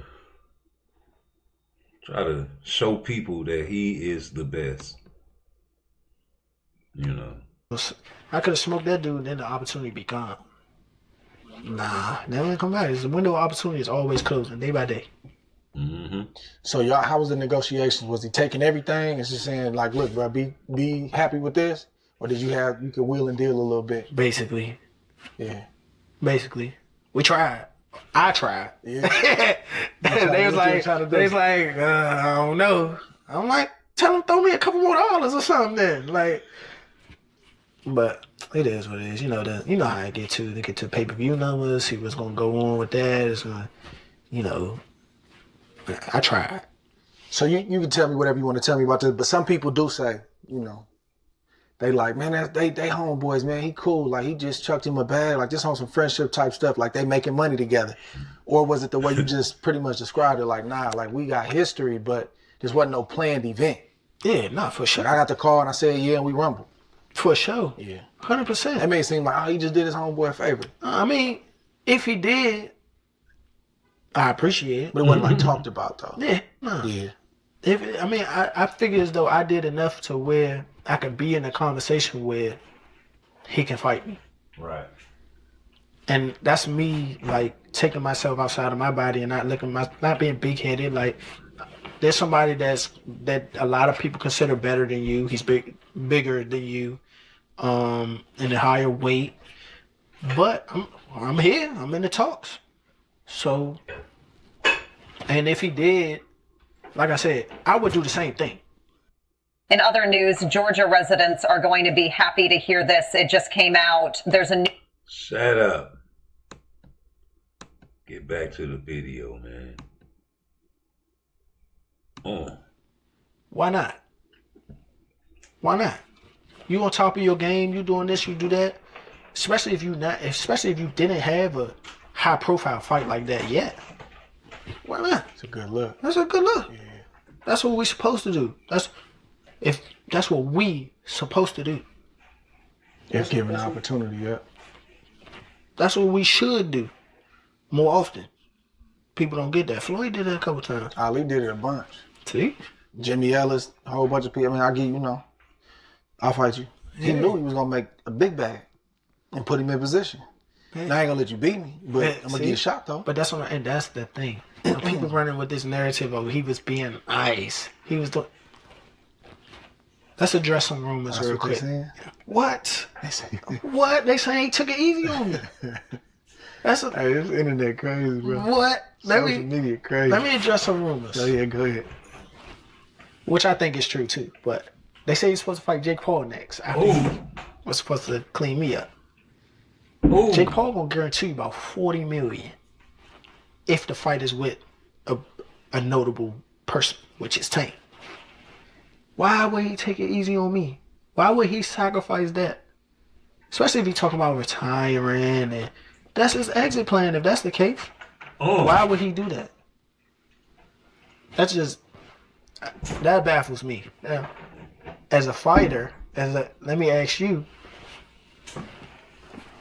Would you ever sacrifice what you work so hard for? Your record, your legacy, chance to be one of the. Come on, that's all right. I'm gonna leave it at that. No, don't leave it there. Don't leave it there, player. Because, nigga, we been saying he was trying to fight Jake Paul before you. We heard him talking about, Jake Paul taking this shit serious, so, I respect that and all that shit. And all the other bosses was like, fuck Jake Paul, you was with him. You and Canelo. And you promised Al Heyman that you was gonna get out the game. So-called retire. That was your exit plan. We said it and y'all said we was hating. Just like that man in Lamont Roach corner said that all he got was a left hook, and that's all he trying to do is counter you with that left hook. He was right at the fight, but he was hating too. It's only hate when it comes from YouTube. And, it's not hate, I guess, when he just said it. Excuse me. That's what I'm saying. There might be somebody out there that would. It definitely ain't him. I ain't the guy. It definitely ain't him. Yeah. So it didn't look like y'all was playing with each other during that fight, though. At all. It looked like you was trying to hurt him, and bro looked like he was trying to hurt you. That's what I seen. For sure. But when I seen the first press conference, the first one was in D.C., right? New York. Tell me if I'm reading this right. Like when I watch a fight, like I be on that psychological. I'm trying to see how the psychological warfare is going on. So I'm watching body language. I'm listening to what's being said, seeing if it's believable. I'm seeing all that. I'm just watching. When I seen y'all in the same vicinity, it looked like it was a mutual respect. It looked like it was clear y'all had history, but I didn't see him playing with you the way he played with them other guys and put his hands on you. But I also didn't see you trying to do too much either. Like you stood your ground in terms of just, whatever you had to say. It seemed like it was a mutual respect. Like, man, there's deep respect here. That's because this nigga's from D.C. This nigga from Tank know them D.C. niggas. They been listening. I know them D.C. niggas. I know them Baltimore niggas too, but I know them D.C. niggas very well because we was, what you might as well say, I stayed in the vicinity, in the facility with them niggas for over 10 years. I know all about their hoods and everything. They be telling me stories and shit, man, how they be on that motherfucking, what you call it, that wet, that butt naked. And they say, yeah, Mo. And I was smoking that shit, driving. Some told me get in the back seat, Mo. I got in the back seat and crashed the car, Mo. Got out that bitch, got butt naked, Mo. Kill Mo. Yeah, them niggas in D.C. throwed off a little bit. Tight, no. But sometimes you get the best fights when you got that type of situation. Why didn't he play with you like he played with some of them other guys? And I don't want nobody to take this the wrong way, but he know me. There's a mutual respect for a reason. Just like I want to go out there and try to play with him. Same way, other way around, right? One, man respect man. I don't really play, play too many. I don't care if it's to hype a fight up, but I don't play like that. There's certain things you don't do. It's a lot of stuff you don't. Keep your hands on. Yeah, it's gonna get ugly. But again, there's a high level of mutual respect for each other. Like I said, we bumped into each other plenty of times. More than the average boxer would see another boxer outside of boxing. So it's cool. Like,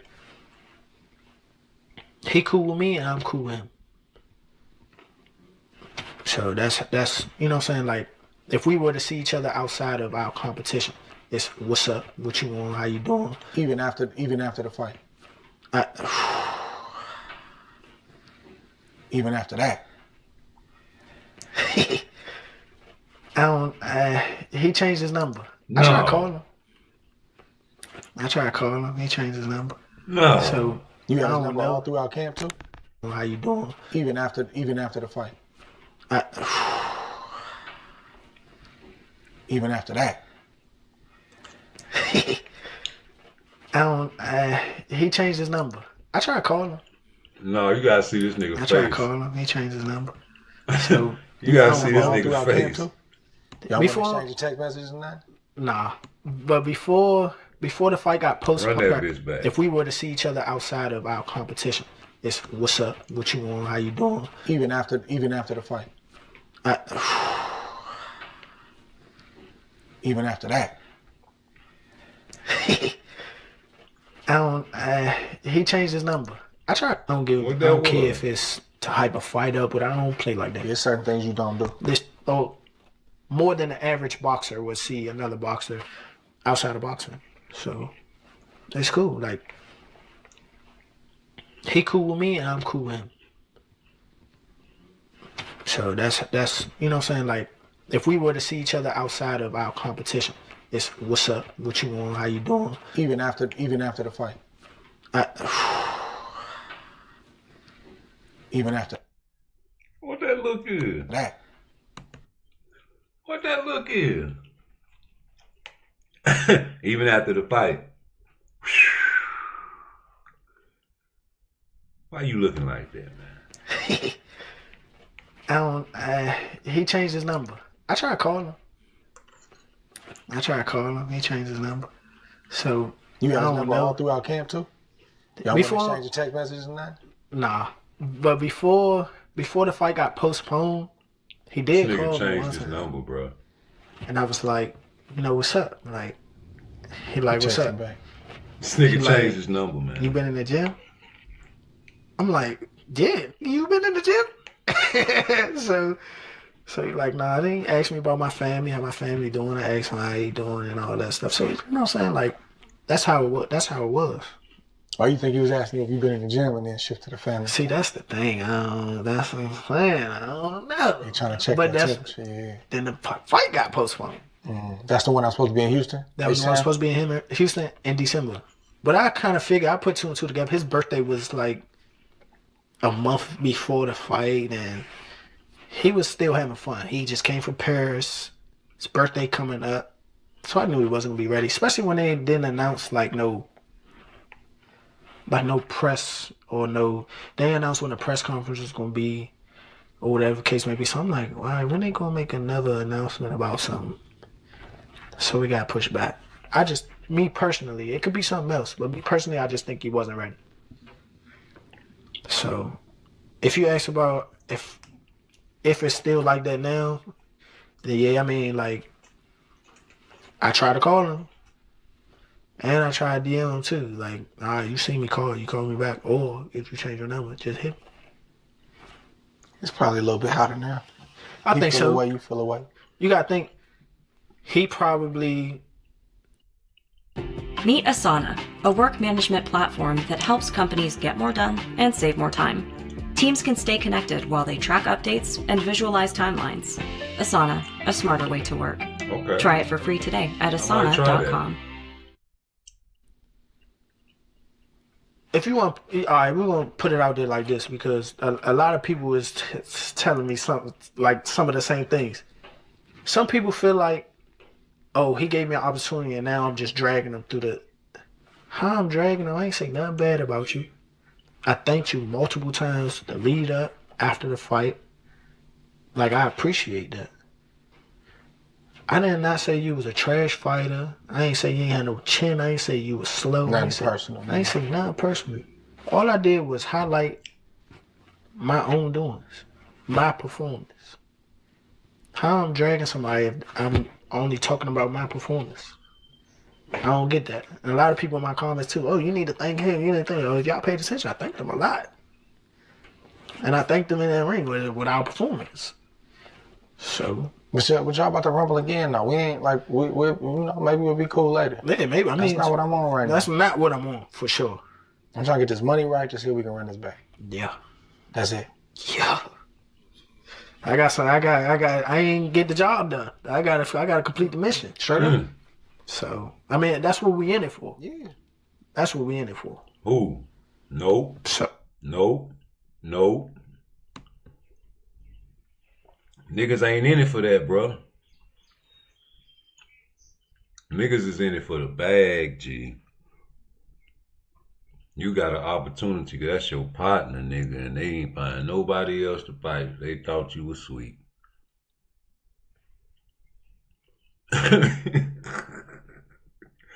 And you went in that bitch, you already knew this nigga. We been making videos about this shit for so long, man. This nigga know Tank more than any other boxer Tank ever fought. Tank know him just as much as any boxer he ever fought. Nigga, they know each other left and right. They go to pool parties together. I've been saying that. Been clipping these niggas for the longest. Now here we got Lamont Rose saying it. Y'all forgot about PARTTWICE. Ain't that a bitch? Once again. So that's what I'm on. Man, I watched probably like three of your episodes. What was it called?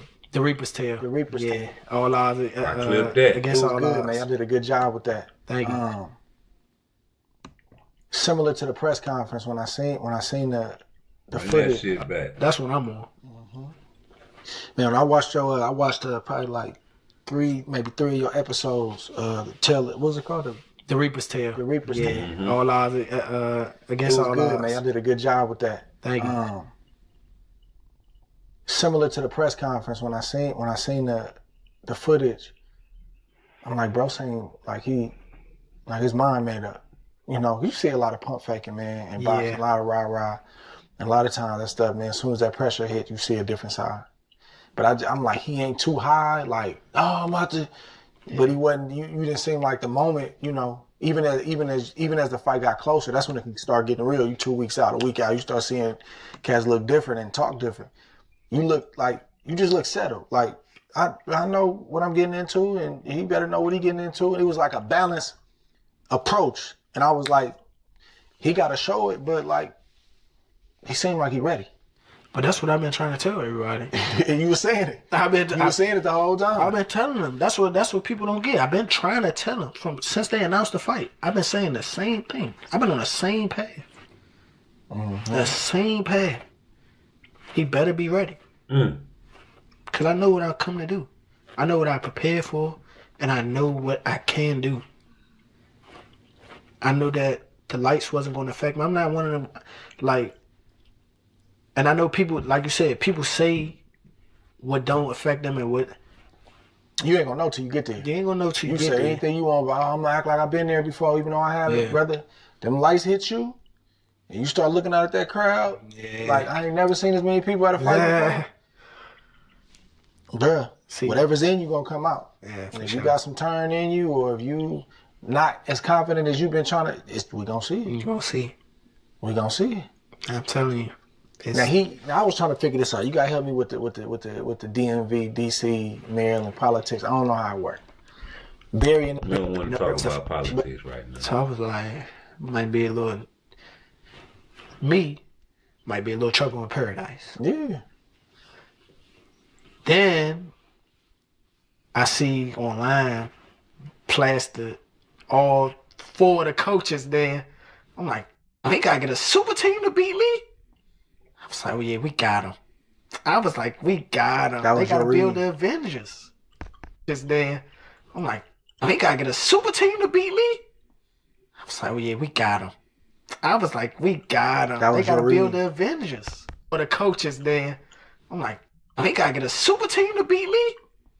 I was like, oh yeah, we got them. I was like, we got them. They gotta build the Avengers. They need the Avengers to come beat me? The Avengers. And then, taking it back to Headbangers, I got ready for my last 2 fights kind of like over there. Oh, yeah? Did I? At they gym? At they gym. Like, we was coming over there for sparring and stuff like that. So, like, and strictly sparring.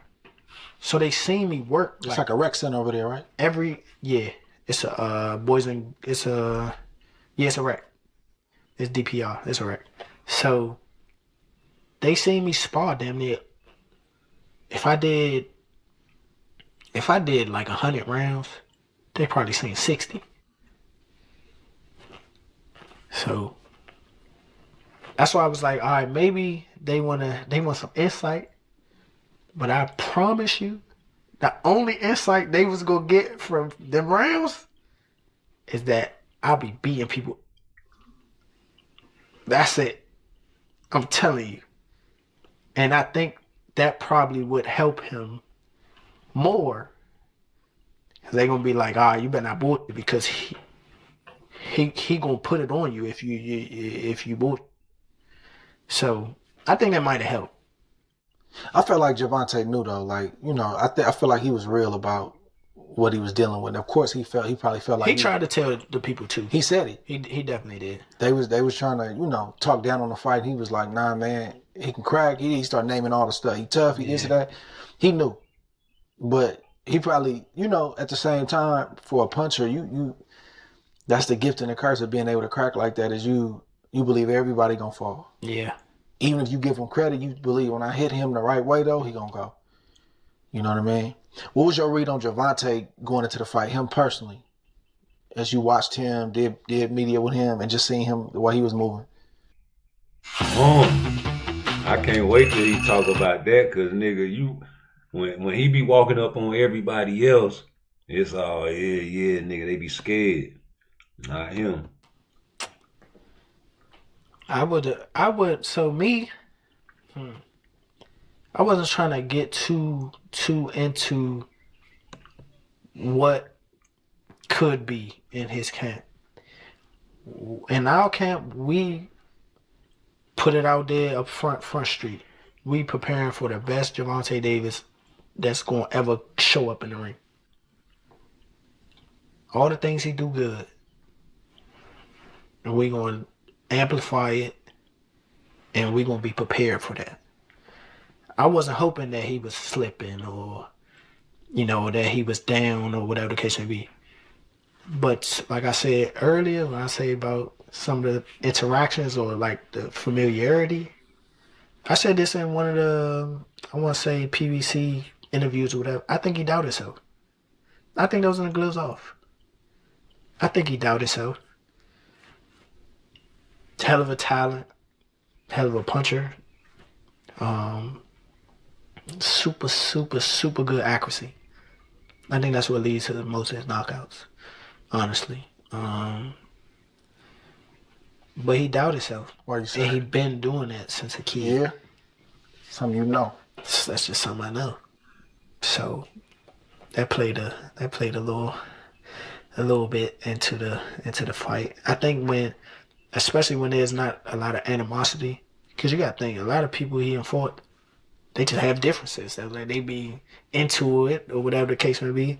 I don't got no problem with him, and he don't got no problem with me. So I think he was trying to find something to boost his morale or get him going. Well, not no more, because y'all feel like he, you know what I'm saying, did wrong by trying to get his victory back. So he should be hating them, right? I hope so. I hope he don't like Lamont Rowe. I hope he taking it serious. I hope he getting prepared for the fight.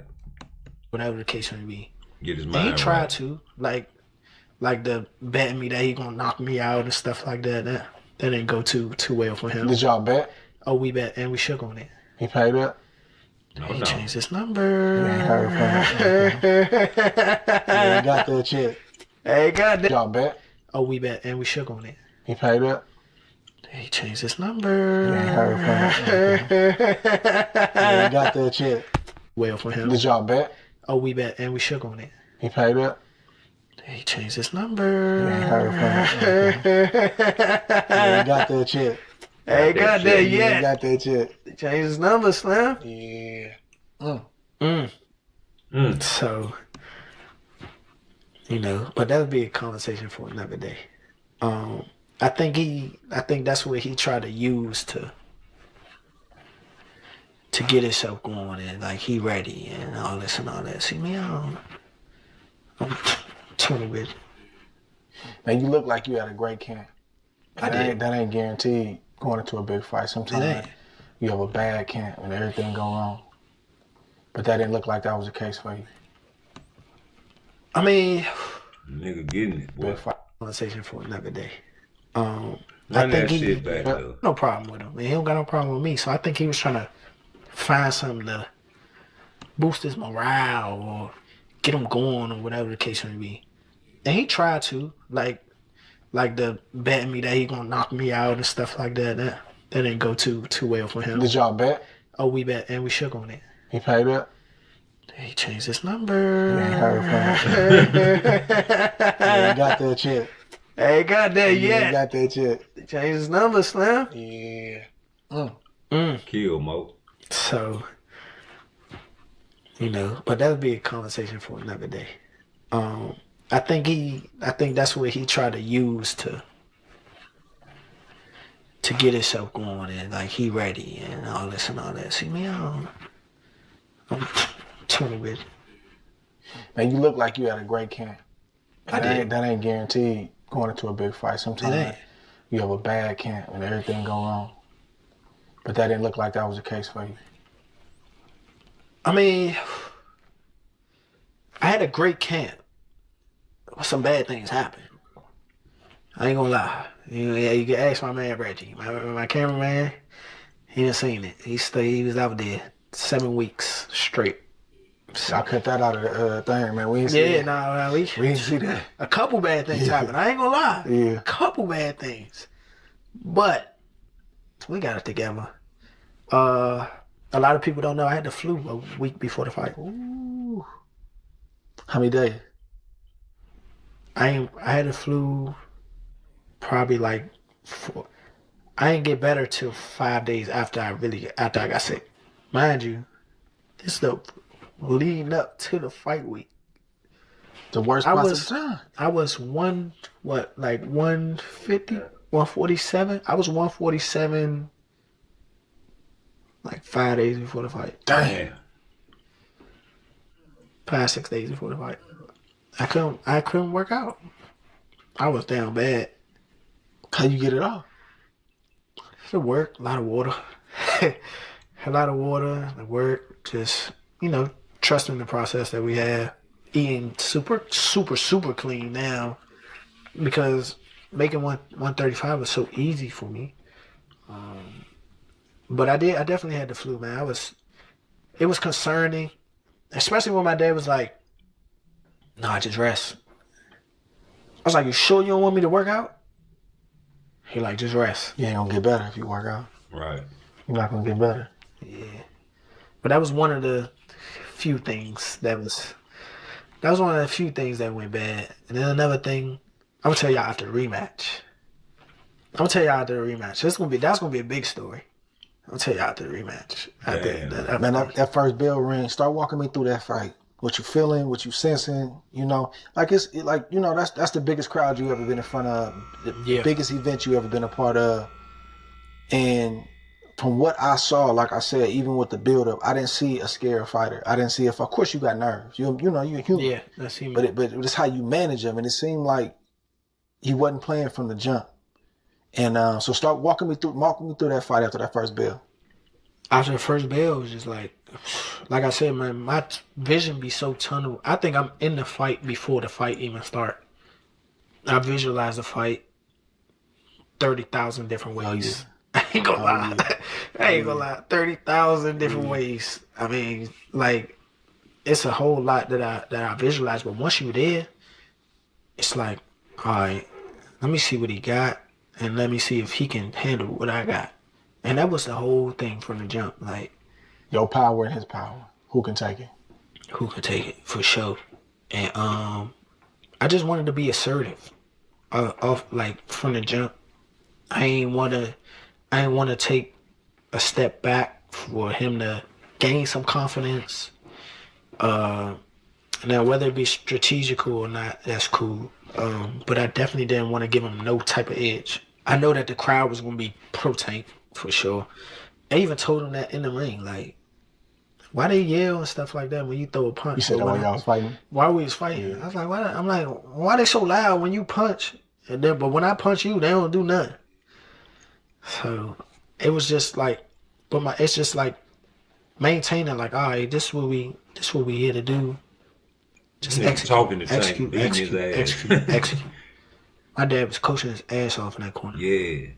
During the fight, everything. And it's just like to me, it's just like, because it's not a switch that turns on. Because like I said, I'm already in the fight before the fight starts.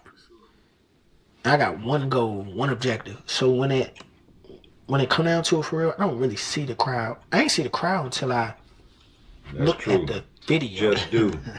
Then I was like, it was sold out to like Just Do boxing to the T. This man gave so I'm like, great the low interview, bro. output really like we kind of expected it in the beginning from him or from both of you. From him, because I knew he was going to try to bait me, or whatever the case may be. But we knew that we would have to try to at least be active and be controlling with the ring to win those rounds. Box. After the first round, I was like, all right, it's a fill-out round. I be having to fade in and out. I don't Anybody score that round for him when he get didn't do mad, bro. I was the aggressor, and I knew I was going to be the aggressor from that round. Because like I said, I'm already in the fight before the fight starts. I got one goal, one objective. So when it come down to it for real, I don't really see the crowd. I ain't see the crowd until I looked at the video. Then I was like, it was sold out to the T. So I'm like, the low output really like, we kind of expected it in the beginning. From him or from both of you? From him. Because I knew he was going to try to bait me, or whatever the case may be. But we knew that we would have to try to at least be active and be controlling with the ring to win those rounds. After the first round, I was like, all right, it's a fill-out round. But how can anybody score that round for him when he didn't do nothing? I was the aggressor, and I knew I was going to be the round. I was like, all right, it's a fill-out round. But how can anybody score that round for him when he didn't do nothing? I was the aggressor, and I knew I was going to be the aggressor from the whole camp. Yeah, you did that. The whole camp. I knew I was going to be the aggressor the whole camp. Knew it. I've been in there with guys who can punch, bigger guys, and that's crazy. Stuff like that. So we prepared the right way. We had many looks. We had different looks. We had. I was watching a different fight. Hold up. We had midget. Just I was watching a different fight from everybody else, bro. Cause when I was calling it live, you know, your live reaction, you know, and I'm a vivid type of guy. You know, I write screenplays, movies. I do music, personal trainer. I studied physiology for over 10 years. I studied psychology for over 10 years. So I be looking deep into a lot of, it's probably a little too deep. But when I be watching fights, man, I be really like KQKC, except I don't be talking continuously, but I be noticing everything. And that's why it's good to watch KQKC, because he reminds you of the old time fighters when they used to fight in the back in the days in the 30s and 40s when the announcers used to be like, I ain't hit him with a left. And then a man threw a ball on a lady took her panties off in the crowd. You know what I'm saying? Nigga notice everything. You know what I'm saying? So, you know, but I notice everything too. And I noticed in that first round, like you said in the beginning of the fight, first 3-4 rounds, man, it was a low output. Even the announcer was saying that and making fun. 10 out of some punches. You know what I'm saying? So I just seen something different. It's just, you know, I don't know. I've probably seen a little too much, man. In there. We had a guy that fights at 47, but was not really like, he was nowhere near his camp, so he's probably like 68. Yeah, big. A lot of oomph on his shots. And then we had a speedster, a very, very, very athletic fighter too that just match all his tangibles. And we put it together, man. It's just like, all right, some of this stuff is looking like some of it we've been doing in the gym. Right. So it's just like, all right. That's what I've been trying to say. I knew it was going to get to a point where his corner is going to tell him he need to pick it up. Yep. A very, very, very athletic fighter too that just match all his tangibles. And we put it together, man. It's just like, all right, some of this stuff is looking like some of it we've been doing in the gym. So it's just like, all right. Then I knew it was going to get to a point where his corner is going to tell him he need to pick it up. That's my game. That's my game right there. What round you think that was when you did that? You first Probably started like 4 or 5. Not probably like 5, 6. Like 5, 6. And then when he actually hit me clean, I was like, all right. If that happened again, is it gonna be like this? So I was like, if it's gonna be, I'm like, let's test this out again. Not just get hit, but like, let's see what he working with. Right. I lie to you not. After he told me, he was like, I hit him with like a clean body shot. He was like, I thought you hit harder than that. I was like, motherfucker, I thought you hit harder than that. You a knockout artist. Right. That's what I told him. I'm like, I said, I thought you hit harder than that. I thought you hit harder than that. And then he was like, oh, I see the round ended. He was like, watch. He was like, watch. I went back to the corner. I was like, I got him. I thought you hit harder than that. I was like, motherfucker, I thought you hit harder than that. You a knockout artist. Right. That's what I told him. I'm like, I said, I thought you hit harder than that. I said, I thought you hit harder than that. And then he was like, yo, first of all, the fact that this nigga is talking to him and fighting him all the way to round 12 is the same thing I used to train guys to do. And I think it was 2017 or 18, bro. It would be like 10 of us on the racetrack, right? And we had to pick a song. And you know, I pick a Tupac song every time. Hail Mary, because everybody know, you know, the song, right? But everybody got to pick the song and something everybody know. And it'd be our homework once a week. We got to learn the lyrics to the song. And it'd be 10 of us out there, man. We had cell phones in that yard, boy. It'd have been crucial, man. I created so many workouts. It's called Man Up. You get a 10-pound medicine ball or maybe a 15-pound. It don't matter. Some 10 or better is perfect. Some you can grab and hug or hold with your both hands, right? You get these niggas lined up and you start running. You get a good little pace. And when you say man up, the man at the back of the line got to run up to the front, grab the ball. And you got to continuously do that while singing this song, man, around the whole track. Man, you know, I used to have these guys out here throwing up. You know, when you talking and working out at the same time, same as running. We get songs, we pick a song and you go get on the track and you do your road work, but you got to sing your song as you run. And we know we run for like an hour straight. And we sing a song, we got a playlist and we just singing the songs on our playlist as we run, you know. And like that shit right there is hard to do. So when you got that level of cardio, and you got an extended training camp like he had, yeah. He was prepared for that and conditioned. It's like, oh, I see the round ended. He was like, watch. He was like, watch. I went back to the corner. I was like, I got him. I was like, I got him. Got him. The next round he came out, he tried to hit me hard. I seen it. And you can go back and watch the tape. He threw like a big left. I blocked it or whatever. But he hit me with 2 body shots. But he tried to throw them with all his might. I was like, it's over.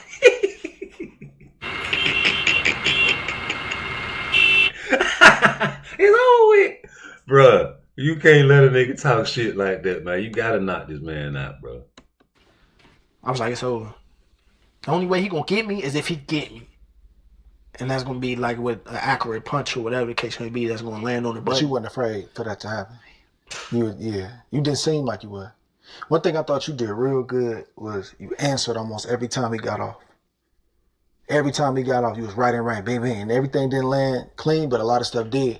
And that's why I told y'all I could not make a tank highlight package.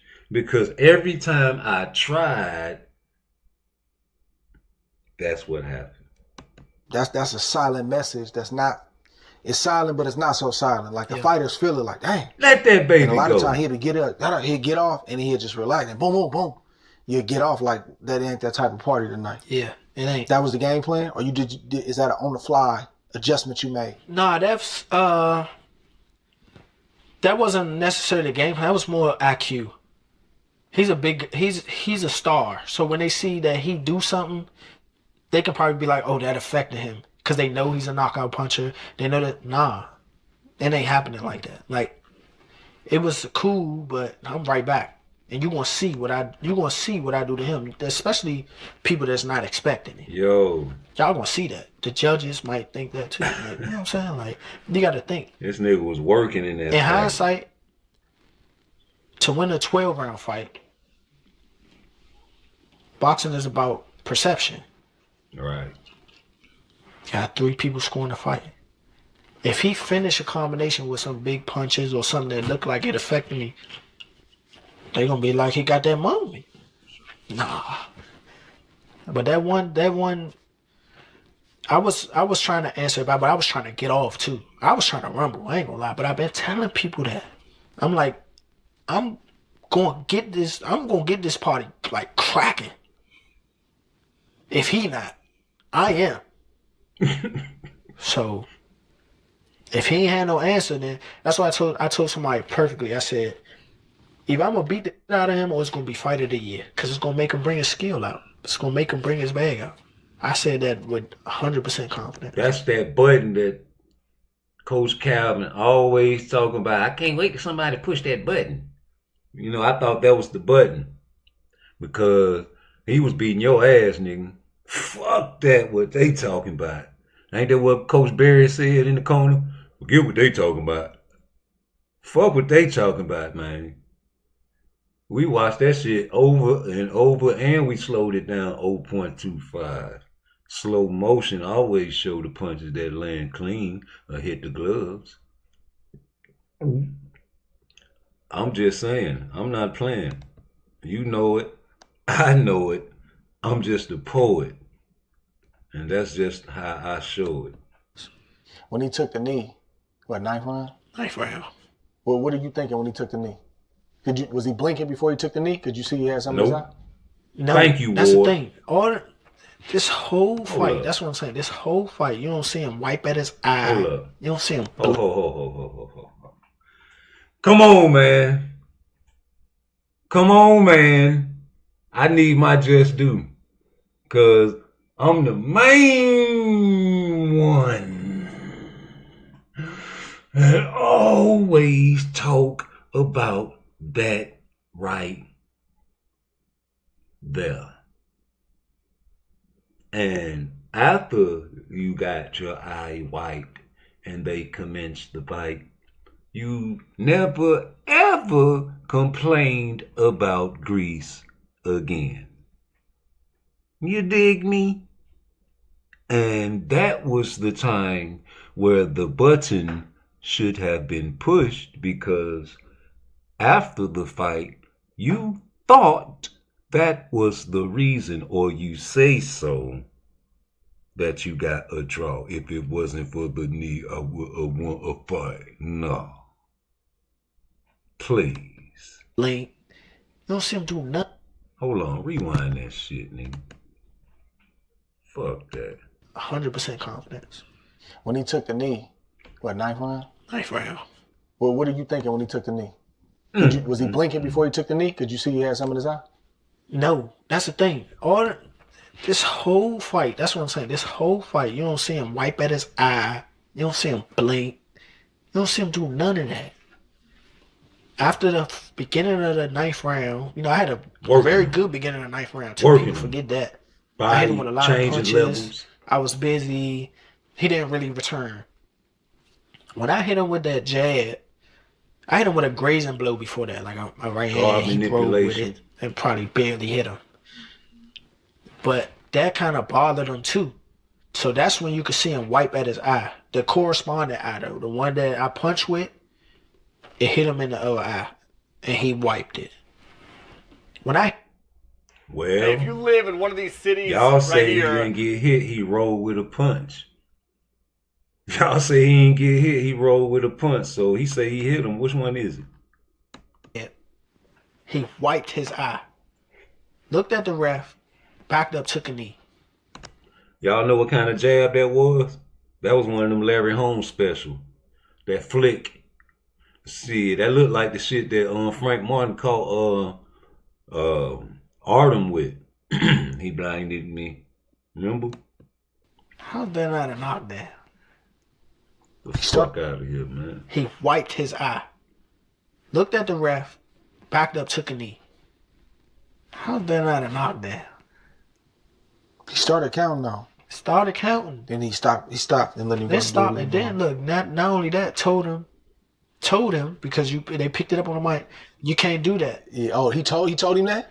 You can't do that because it looks like it looks like a knockdown. Looks? What do you mean? Looks like it is. Took a knee. Took a knee. Voluntary. Just because he told you, hold on, I was no slipping. He didn't slip. I ain't never seen nothing like that in no fight. I seen people take a knee, like Floyd did it. That's the one everybody point to. But I ain't never seen nobody take no knee and go get their eyes wiped in the middle of the fight. That's like something you might do in sparring. Something you might do, yes. Something you might do. Like, I ain't gonna take a knee, but I'll go wipe my eye. Like, hold on, right? Like yeah. Wipe my be eye vocal. Yeah. Hold on. Like I got something in my eye. Hold on, real quick. But this is just sparring, though. Yeah, I ain't never seen that in no real fight, dog. I ain't Ali. never seen that in no real fight. Had to fight blind. Yeah, you can't, man, I know, look, bro, it's a human side to this judging thing, and it's a human side to this, what the refs do, but y'all gotta get it right. You playing, you playing with people's livelihood. What that mean? That means that if you make the right call, my money go up. If you make the wrong call, my money go up, and not like it should. That's playing with my livelihood. Yeah, for sure. Loss of wages. If people want to get technical. Yes. Loss of wages. Because you broke your own rules. Like, y'all create the bylaws and the rules. Y'all broke that. Yes, sir. In front of the world. At that. So that's the problem I be having with that kind of stuff, man. It'd be tough because, you got to show people some grace. Like, man, okay, whatever. But, like, if it's a clear rule that you can't break, you can't break that. It just is what it is. Don't matter how nobody feel about it. And what's that doing to the integrity of our sport, too? That's crazy. People get favoritism. What was something he was doing in there where you was like, that's nice? What was he doing that was working for him? That was giving you trouble? I know y'all might run that thing back, so, He's a lot faster than people think he is. And he twitchy. He explosive. Yeah. He got a good eye. He his twitches, you never know. A lot of his previous knockouts was off that boom. I mean, and they was brutal. So he got a good eye for boxing for sure. He got a good boxing mind too. Good he got IQ. a good for sure. He got a good IQ. He was in good shape. You gotta catch Tank reaching, bro. You gotta catch Tank reaching, man. Cause he will reach. You understand me? And that's what I've been noticing about Tank. Like, especially if you get him off his in his feelings, in his temper, and you catching him. And, a lot of guys say he download data with the high guard and all that. That's cool. But, if you really cleaning his ass up like Lamont was doing, man, he gonna resort to the cheat tactics and the help with the referees, G. And this man told this man he gonna lose. He ain't gonna win anyway. That's the sign of telling somebody you got the judge in your pocket, if you ask me. Did you hear him breathing? He was in good shape. Got you. I hope he was in good shape. I hope he think he was in good shape. That's all I'm gonna say. What about his physical strength? Punching power different than physical strength. When you lock up, is he strong? Too small. Yeah. He's too small. You just said that man too small, bro. Y'all in the same weight class. That's a new weight class for me. A new weight class for me. That's what I'm saying. That night y'all was in the same weight class. And you still feel like he too small? He was too small. Dang. Tank should be a 130 pound. You just call him a spade. No disrespect, no nothing. He's just too small. I've been in there with some big guys. I do a lot of work that prepares me to be grounded and be strong in the inside, get in position, stuff like that. But his power make up the difference for all that. Oh yeah, it do. Explosiveness, skill, accuracy. It do. His Like you said, accuracy is something that ain't talked is about. unbelievable. Yeah. I ain't gonna lie. It takes skill, bro. It takes an IQ to be able to see something and then land something. Yeah. Like where you need to land it. You know? His accuracy is unbelievable. I ain't gonna lie to you. I'm a boxing fan, so like You said she was a Tank fan. I done seen him put them dudes away. After the fight, what you thinking? Last bell ring, what you thinking? Oh my God. After the last bell, I'm like, oh yeah, like we coming home with this. But you know, felt you was gonna win? You felt they was gonna like I said, it's different in the ring, but and that's the difference. I felt like I just got finished fighting that 8-4 fight. I ain't gonna lie. Bruh. I felt like it. I felt like, I'm like, dog, even if they get it wrong to where the... Bruh. I gotta go watch my live when I was calling the fight, bruh, because that's what I thought. And I was listening to the commentators, man, like, what is they talking about? What the fuck is they talking? What the fuck is y'all watching? I couldn't see it. Like he said in round one, Tank ain't do a fuck thing. And he was doing the aggression. He was doing all the aggression. You know what I'm saying? Making the fight his, controlling the center of the ring, attacking, man. Like Tank was just on his back foot, trying to find a way to counter him with that left hook, if you ask me. The whole fight. The margin, I said, you still felt like you was on the I said, there's no way. I said, there's no way. But when they announced the first scorecard for him, that's 15, when 13? That's when they really got me. And they said for Davis, you know, normally that's coming either a split decision, more than likely, it's coming a split decision or majority draw. They said for Davis, I said, oh my God, I won. I said, they're going to give me a split decision win. Psych. I was like, we coming home, man. I said, it's coming home again. They say 114. I said, say what? I said, they could have did that. I said, oh, man. But then I was like, no. Because look at this nigga react. After that, after they said 114, immediately it took me back to probably... I want to get his reaction because that was precious. I said, they're going to give me a split decision win. I was like, we coming home, man. I said, it's coming home again.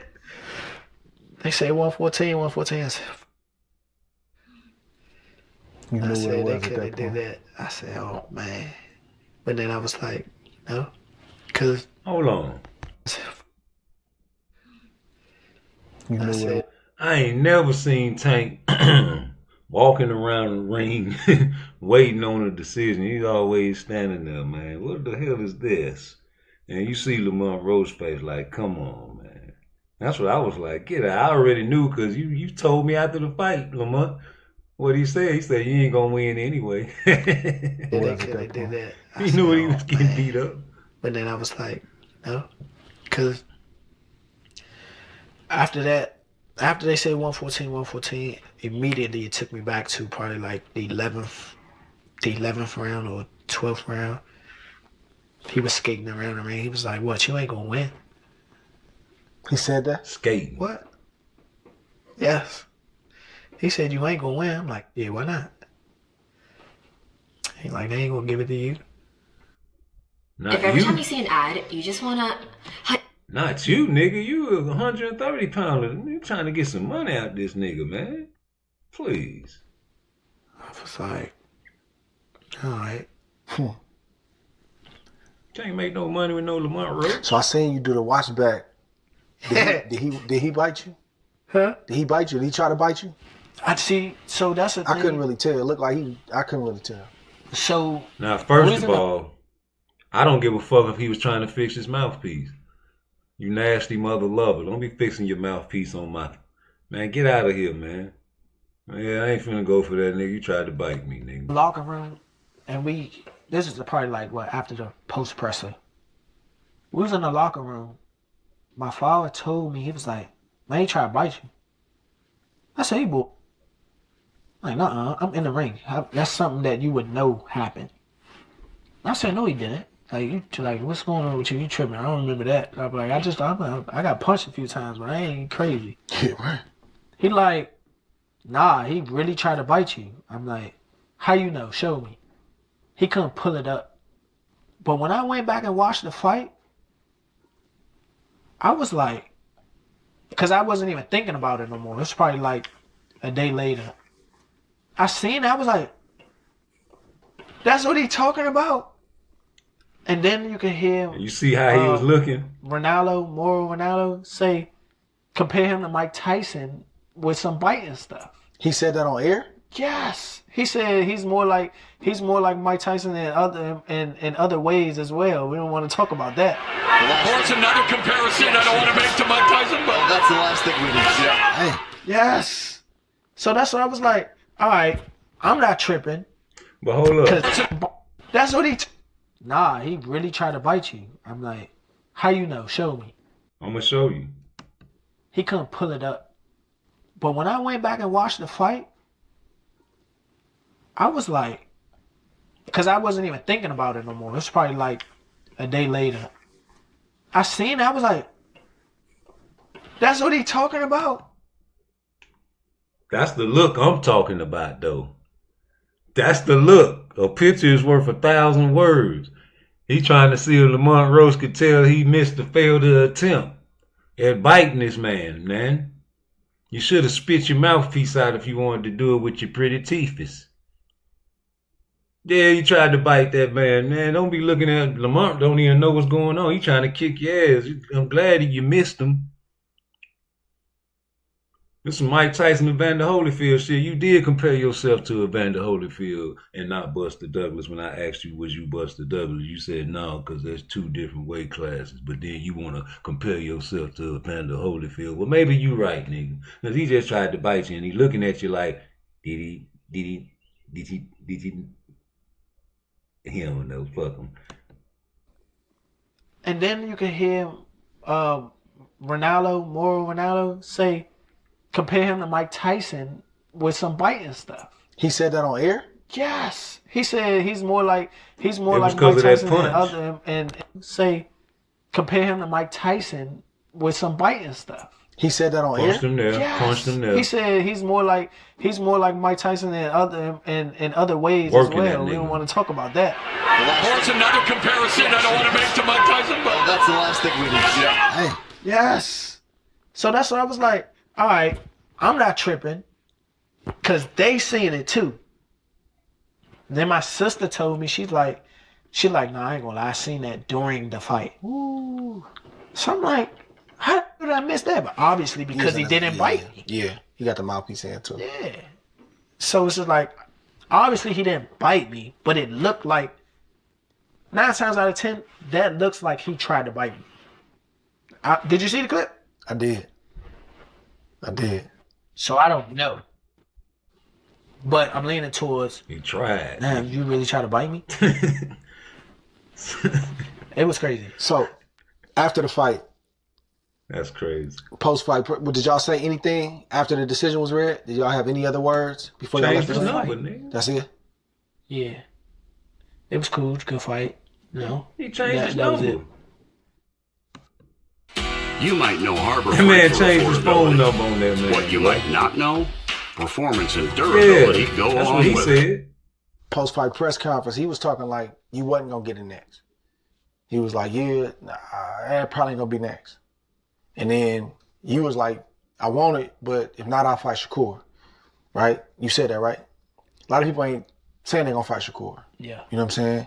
And then, I don't know what it was, a week later, a couple days later, y'all start having, words on social. And then he said what he said about, I'm about to push for the fight. You can't push for the fight. It's mandatory. Right. Did y'all start talking, negotiating for this second one right after that?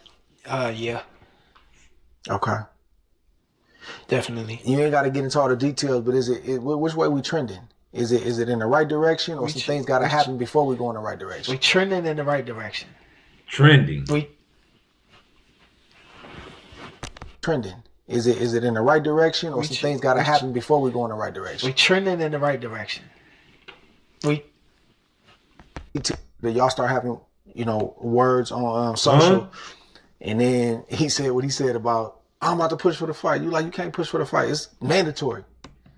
Did y'all start talking, negotiating for this second one right after that? Yeah. Okay. Definitely. You ain't got to get into all the details, but which way we trending? Is it in the right direction, or some things got to happen before we go in the right direction? We trending in the right direction. We trending in the right direction. I hope we can make an announcement soon. Okay. I hope we have a decision soon. That's all I'm gonna say. But we trending in the right way. I think it's gonna get done. I think so. I think it's gonna get done. I think it's the only way it should happen. Yeah. How many rematches have you fought in your pro career? 0. What do you have to do to create enough separation where this don't happen again? Enough separation where this don't happen again? Whew, that's a good question. It definitely be based off. First of all, I can tell you how. I can tell you how that you can win this fight and probably stop Tank. Because I don't even want to hold on. Matter of fact, I don't even want to play that video. I don't even want to hear that shit. No. You know what? I'm gonna let you say what you got to say. But you was in there with your friend, and you spared that man on a few occasions, nigga. The main time I'm talking about is when you pulled that punch and then you let him live, hit him to the body, and he got trapped in the ropes, and his feet and his hands was all trapped in the fucking ropes, and he was looking helpless. And you had your hands down by your side, and you let the man live. Yeah, man. Then in the 12th round, you around that bitch chasing him around, playing with him and shit. He ring around the roads like you say, skating. And you let this man say that. You talking to the man. You talking to this man all 12 rounds. Stop talking to this pussy nigga. That's how you can change the dynamics of the fight, bro. Now let me hear what the fuck you got to say. Off of. I ain't gonna lie. I gotta put myself. It's gonna be based on my training camp. Mm-hmm. I have to push myself a little harder. If that didn't get me the win, and I have room. I definitely have room. I'm not gonna lie. I have room. I think it changed his number. You fought the best Javante, or do you think he got some more gears? 100% for a fact. I think he might have some more gears, but I fought the best Javante that night. I don't want people to get it misconstrued or whatever the case may be. He's a hell of a fighter. Hell of an IQ, great punching power, good speed, and really good boxing ability. He said you slow. Underrate that. Don't think because of what I did, y'all think y'all can just go in there and think y'all can have the same night, you know what I'm saying, or do the same thing. He still will go upside your head and crack you, and you know what I'm saying, you might end up on the floor. Everybody not built the same. You say you slow. And that's what people getting messed up. A lot of people talking down like, oh, he did it. Well, some, because he still got a super fan base that's saying that he's going to take my head off and damn near kill me in a rematch. But they like, don't get it. He did a whole lot of things that was good in that fight. A whole lot. And I'm telling you right now, if he wasn't as good of a fighter as he was, that would have been, you know what I'm saying? I would have steamrolled him. So it's like, don't get that misconstrued. He's still the guy he is. It's just he ran into a guy that's on the same level. How much has your life changed? Never do these 3 things after a car accident. If you've been in a car accident recently, There are 3 critical mistakes you must avoid that could cost you tens. The first mistake is not peeing on yourself. Since this fight. Even though it wasn't the win you wanted, but you know. And you know that's the crazy thing. I didn't even win. I had a draw. I gotta walk around with my man. You know, hitting my security detail, man. Like, it's different now.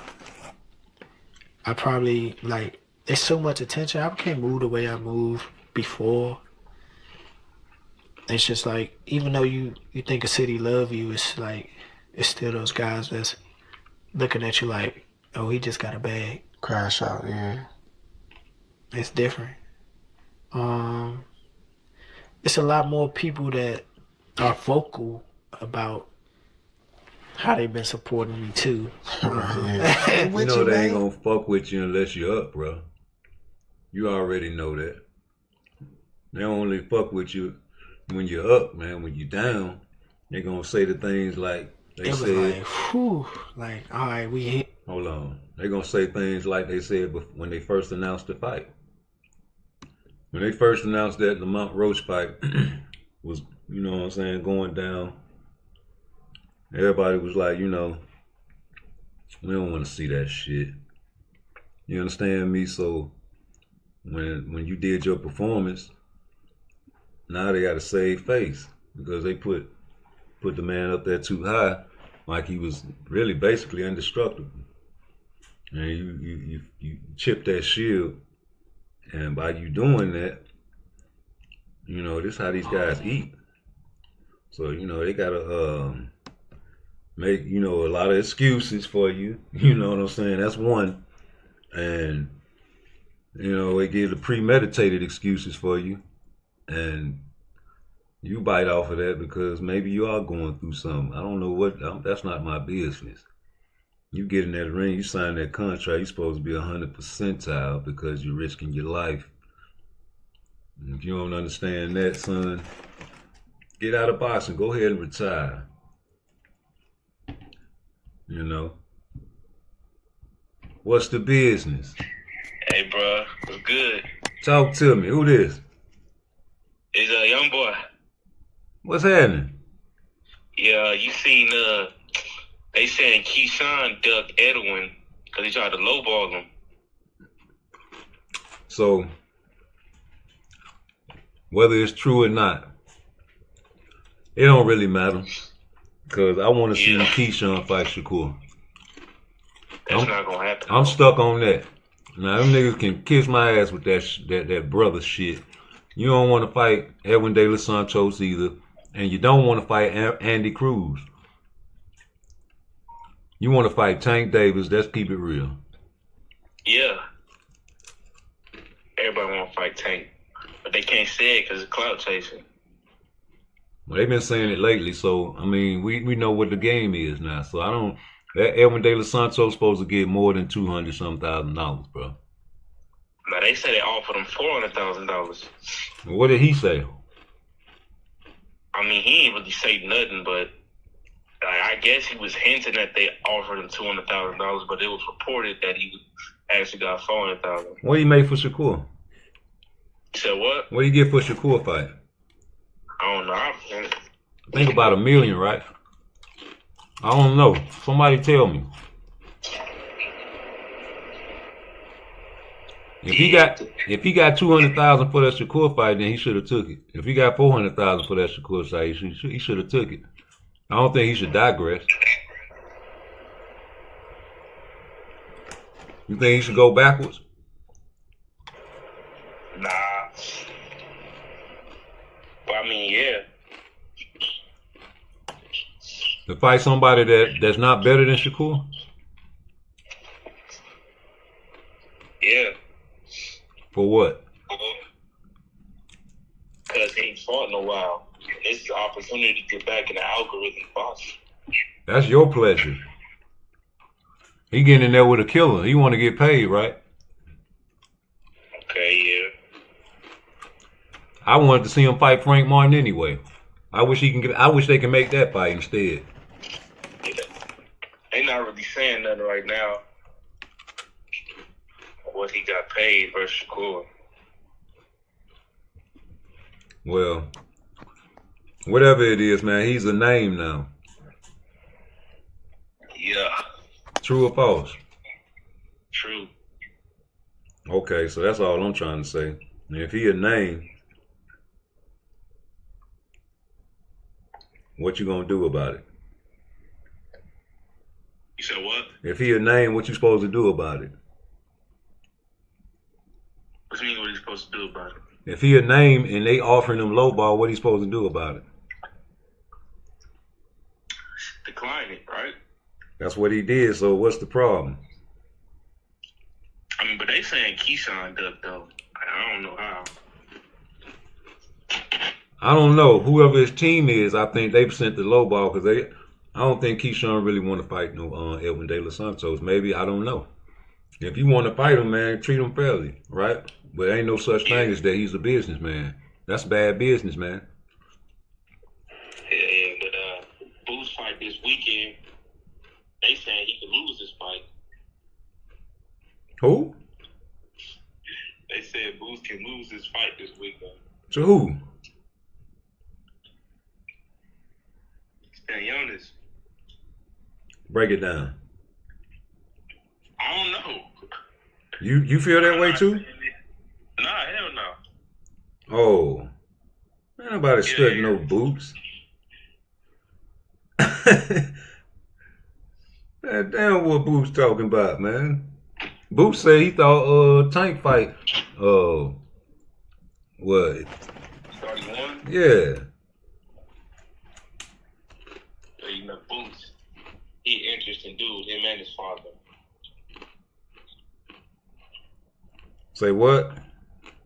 Hey, Boots and his father, they some interesting niggas right there. Yeah, his father pissed me off when he said he had some footage on Brian Norman Jr. and Sr. talking about text messages and shit. Talking about he don't usually do this. Well, you shouldn't have did that then. Now we want to know what the text messages say. You pump fake text message. Yeah, don't be telling me about no text messages a nigga done sent you. And then with Boots, man, you starting to make me look at you funny. Yeah. No, for real, man. You fucking with Tank, man, and you was a boxer. You a professional boxer. You got hit in the head too much, man. If you think that man won that fight, man, you got hit in your head too much. Won the fight? Not a draw. What do you say, 8-4-7-5? Yeah. That man crazy, man. Ever since that fight, I've been asking Tank fans, if Lamont Rose can go 12 with Tank, why can't Shakur? But you know, they don't like answering questions, so I never got a valid answer. They say that Shakur not gonna press the issue like Lamont Roach, and Tank gonna walk him down. Yeah. And then they like to bring up the power, but Shakur got more knockouts. Not according to some delusional people. They feel like Lamont Roach got more pop than Shakur. And but you seen that video I sent you? Where he was like, oh, they called me and I get a call back? Let me see.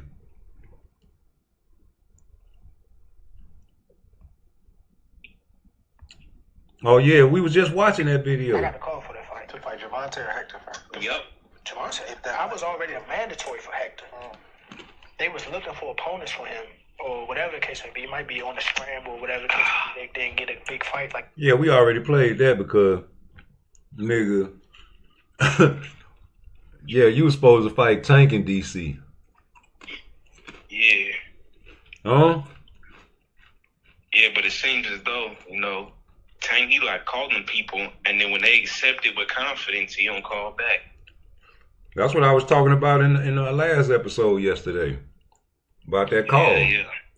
You know, so, man, everybody know what's going on, but they got to keep capping for these guys, man. There's no way to get around I it. want to address that, though. He can't address that. Y'all stuck. Yeah.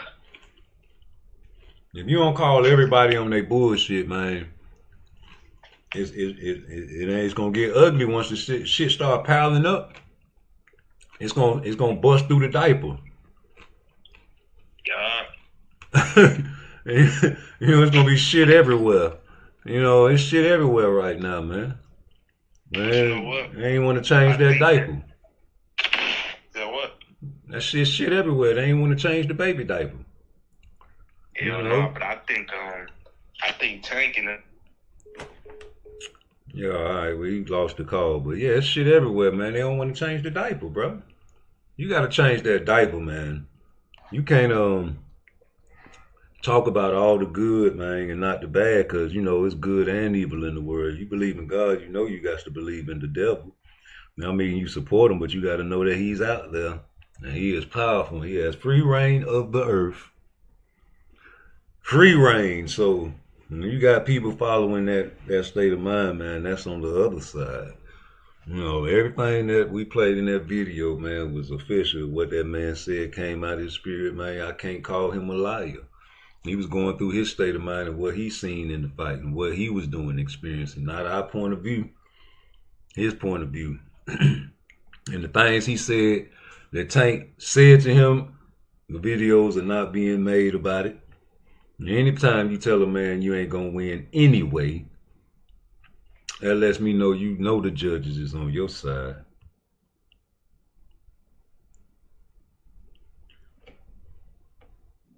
Okay? Have y'all ever thought about this though? Like, what if he would have got that shit overturned? Well, Lamont Roach will be a well-known enemy to a lot of people for no particular reason, no righteous reason.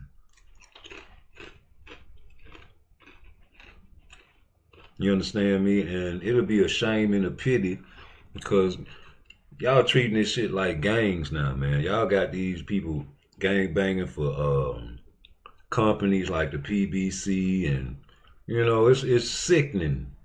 And we can't even watch sports without somebody getting offended for trying to fight another boxer. And I can't talk shit no more.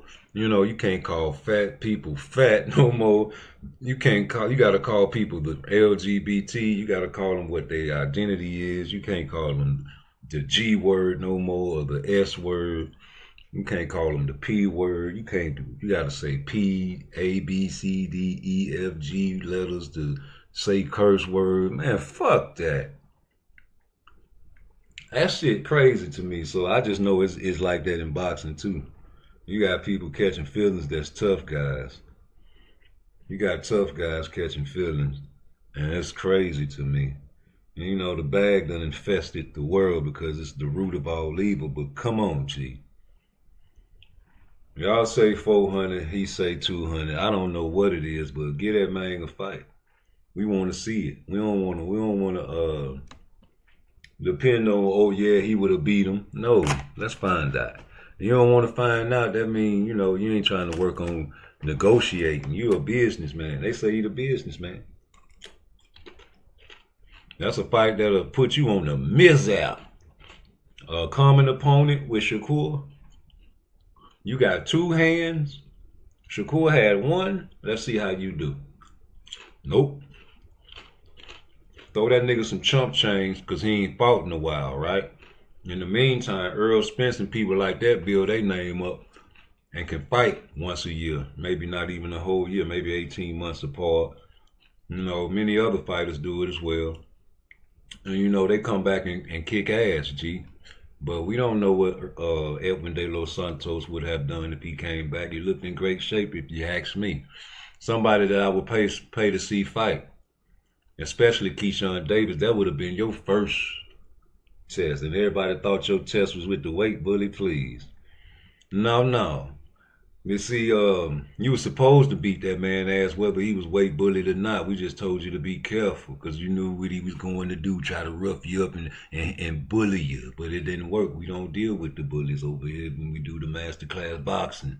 And I just wanted to see, you know what I'm saying, you get in there and perform your skills against Edwin De Los Santos because Tank ain't want to fight him. He called him and never got back, but I guess it was the blood clot.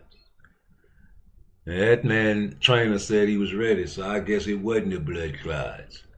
And if you telling me you ready and they ain't never called back, what I'm supposed to believe and what am I supposed to report? I'm supposed to cover that up? It ain't just Shakur you called and then get back, oh, it was a one-fight deal and he ain't want it. Get the fuck out of here. Who gonna fight Tank with a one-fight deal and not a rematch clause like Lamont Rose got? I guess he cost too much money and he all on Fag None talking about he'll fight a nigga for $6 million. Get out of here, man. Everybody know you get your money on the back end with Tank, fool. Pay me what you gonna pay me. They'll take a pay cut for Tank. But not for no Elvin De Los Santos, huh? Everybody know that's the defense, the 85 bear defense. You niggas ain't gonna fight him. He ain't gonna fight him. We gonna keep these guys open for Tank to pick up. Cause I ain't finna fight my brother. I don't give a fuck who like it. Yeah, get out of here, man. And I don't like it. And I know Turkey don't like it. And he don't like nobody that goes against the grain. He was a boxer. You ain't no brothers in here. Get out of here. You ain't no Chalo. Man, you ain't no Chalo brother. You just a brother. Not a E-R, a B-R-O-T-H-A. H if you want to add it. Brother. That's my brother. My N-I-G-G-A. Or you can add a H at the end of it. My nigga. That's all that man is from you. You don't even want to unify or do none of that undisputed and none of that in 35 no more. It's fuck the belts, right? Just like all them niggas used to say about Tank, right? You can't feed your family with the belts no more.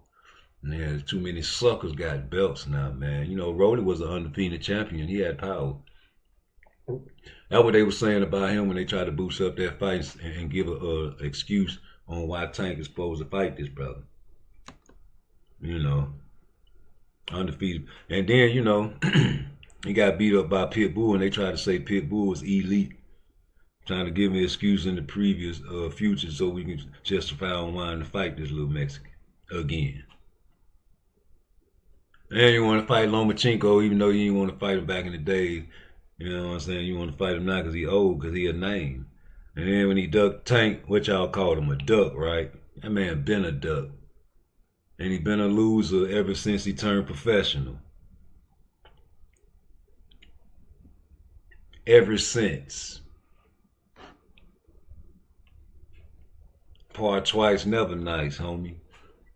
I'll never stop hating on Tank because, you know, Jesus walked inside the church and seen pussy niggas in there gambling. And he flipped them tables over and lost his temper. And I ain't nowhere near Jesus, so don't you judge me. When I see shit I don't like that's fucking up the sport. Don't be acting like I don't do that shit for Shakur either. We baptize and chastise everybody, even you. You say you're not trying to chase him, whatever. We ain't trying to watch him. If you don't want, like Jay Prince said, man, do this shit for the hood. You must not be from the hood, G. Or you must be just a hater. If you don't want to see Tank and Shakur fight. And I know you probably one of them mother lovers that really do want to see the fight, but you want to put that man up on the pedestal so high that you can't come off of it now. You got to keep on defending that weak ass shit, don't you, boy? You say Shakur ain't gonna fight no one. He need to fight Abdullah. I wish he would. Like Greg Hackett say, that'll be perfect. You know, he gave Abdullah Mason a little tutelage, you know, after he got dropped a couple times. And got them 2 standing 8 counts in the first round. But you say Ryan beats everyone on Shakur resume.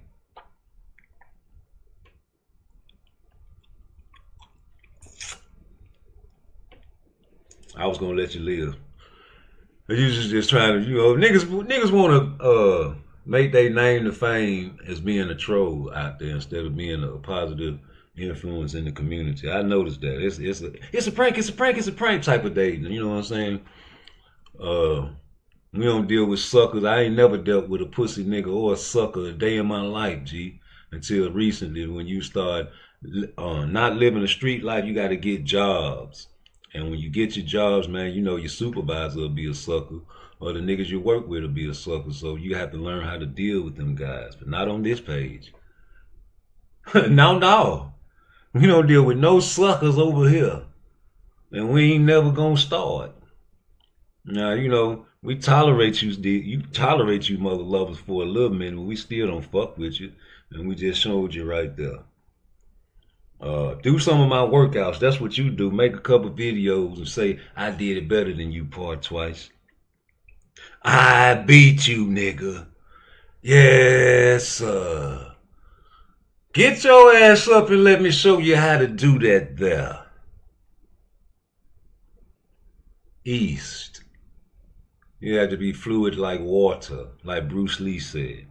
You have to master your body before you lift the weights, like I say, like a lot of other people say. We studied the body, we studied the physiology, we studied the psychology. We already understand the demographic that's watching. We understand the trolls are under the age of 25, and if they're over the age of 25, there's no hope. Try to give you guys a little break when, you know, we tolerate no sucker shit. So don't let me put the troll fee up. And once I do that, I will stop reading your comments. And if you want to troll, you have to pay me. Now, just for that, I know you're a Tank fan, so I'm finna get Shakur a message. This is for Shakur fans only. If you are not a Shakur Stevenson fan, you should close your ears like you usually do when you put your fingers in your ears when people talking and say, nah, nah, nah, nah, nah, nah, nah. Do that. And because this the video that is only for Shakur. I mean, this is, man, Devin Haney as well, because, you know, he was also mentioned in this video. So close your ears, get ready. Hey, Shakur. Jesus.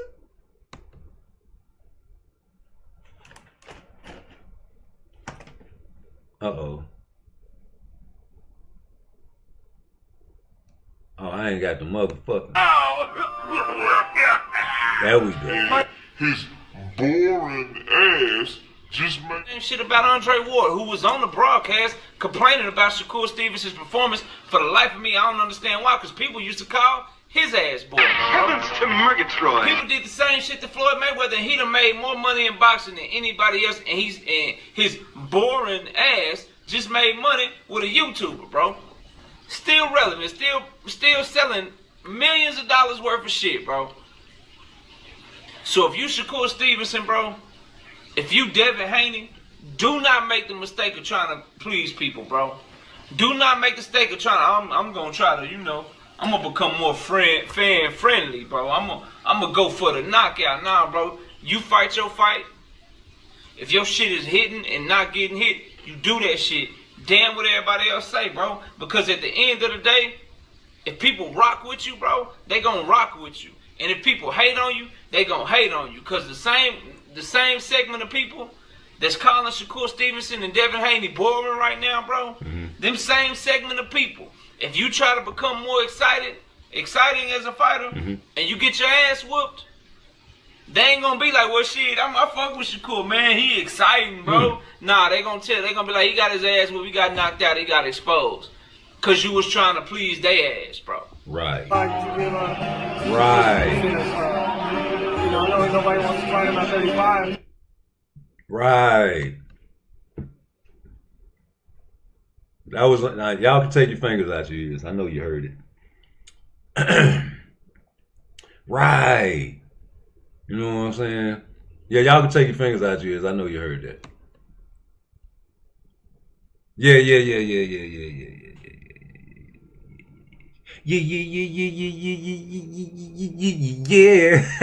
You stinking bitch. Ooh. Rude exposure, you stinking bitch. Because the hood, we want to see that, you know. Ghettos and hoods around the world, that's the one they want to see. So why not get the people what they want? you know, that whole situation was a clown show on them Schofield people's side. You know what I mean? They came up with all types of reasons and excuses prior to the fight to kind of let us know they wasn't fighting, but I didn't want to believe it. You know what I mean? So, you know, it was like a scary situation because they could have ruined our whole fight day by that move that they pulled. But, you know, thanks to Eddie Hearns, he was able to pull the rabbit out the hat and keep us on that card. Yeah, when you started hearing the reasons as to why they had to pull out the fight, and they showed the picture of Floyd in the hospital, what went on through your mind? Hollywood, Shirley Temple, Hollywood bullshit. You know what I mean? That's what went on my mind, and you know, it was like confirmation of all the lies and different things was said and told prior to the fight. Right. You know, it's, you know, little dude, you know, he from Texas, but you know, that was some clown shit that they pulled. For you guys as a team, does that disqualify him now for any future fights? I can't speak on him as far as, I guess, Oscar them is concerned, but I wouldn't rely on him to ever fight Shakur again. But I would like to see him, you know, come up to fight Abdullah Mason. Yeah, maybe he would stay well enough to receive that ass whooping. Yeah, that'd be an interesting little fight there too. Abdullah fights this weekend, but yeah, I would be interested in seeing that.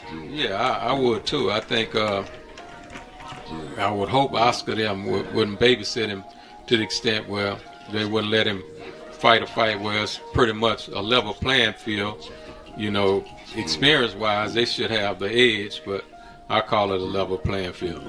You've been around the boxing game for a long time. You understand the nuances of boxing. What do you make of some fans' opinions of not being a fan of Shakur's style? Well, you know, opinions are like assholes, you know. Everybody got one, and, you know, it have to be respected. But those of us that understand the true science of boxing, you know what I mean, the art of hit and don't get hit, we can appreciate Shakur Stevenson. See, I remember people felt the same way about Floyd Mayweather, and we know how that ended. The guy ended up being one of the biggest, you know, pay-per-view stars ever. So, you know, people have their opinion. They have the right to like what they like and not like what they don't like. You know what I mean? I'm not criticizing that, but as far as the true art and science of boxing, he's special. When we look towards like the biggest fight that can be made for Shakur, Gervonta comes up. You know, being so astute with making fights, like, is that how difficult of a fight is that to make? Well, I don't think it's really difficult to make. I think the people involved just have to want to make the fight. You know, once everybody are like-minded with making the fight, you know, beginning with Devontae. Once Devontae say, okay, I'm going to run my own career, I'm going to be my own man, and I'm going to get this money, because ain't no loser in that fight. You know, the payday on that fight, you know, ain't no loser. So he just has to, you know, stand on his two, and with all the 10 toes connected with it, and be like, yo, let's get it on, homie, because the hood, we want to see that, you know. Ghettos and hoods around the world, that's the one they want to see. So why not get the people what they want? Got to give the people what they want. Oh no, it ain't that type of party no more, Jay Prince. No, they gotta protect that bag, G. It's all about the money game. You should know that, baby boy. Tank ain't never gonna fight no Shakur. I don't know why y'all keep letting them people spin you. Y'all some gangsters out there. You know when somebody's spinning you. Got to get the people. Hey, and I heard what you said about Abdullah beating up on Schofield. I don't know about that now, Jay. I just don't. Man, I wish I was in Texas. I had to come take a trip down there and ask y'all boys if I can get me an interview with y'all, man. There's people down there doing YouTube that's in Texas money and come down to talk to Jay Prince. Got to give the people what they want. Hey, man, you know, shout out to Shakur Stevenson, man. Don't nobody want to fight you, brother. So all that turning down, whatever you turning down, man, kick some ass, man. Because, hey, man, I don't think Turkey like it. Yeah, I don't even think Turkey like it. He don't like you, Cepeda, Tank. Nobody that don't want to fight. Like, you don't want to fight Keyshawn. I don't think Turkey like that there. What you think? I don't know. I don't think. I said think. That's what Lamont Rose said. He don't think it's gonna be a problem. You know, he think it's gonna be. You know, he think he's trending in the right direction. You know, he think it's gonna happen. He think this, and he thinks that the fight is gonna happen. He thinks the rematch is going to happen. So, who did my crazy eights, man? Cross the hands. Cross the hands. I need some videos. Cross the hands. Come on now. Let's get you strong in the rest. I'm telling you, bro. Like the dude, bro. Like Shakur was winning national tournaments. Like, do y'all understand? Like the best amateurs around the globe. Like y'all know boxing is a worldwide sport, bro. Me kill it. Me kill it. Me kill it. Me kill it. Me kill it. Me kill it. Me kill it. Kill it. Me kill it. Me kill it. Kill it. Me kill it. Kill it. Kill it. Kill it. Kill it. Kill it, kill it in the city, so look pretty. Got you bitches showing titty, feeling kitchen in the drug war. But you niggas think you're doing, you receiving all the chewing, but you in the kids creeping on the down low. If you living life of crime, better keep it number 9. If you keep it number 9, it's still no love, so pay attention on the grind. Killing if you on the grind, you got niggas killing, fuck me like a love song. I be naked with my gun, cause I know you niggas don't think I'm slipping, but I'm ready for a drug war.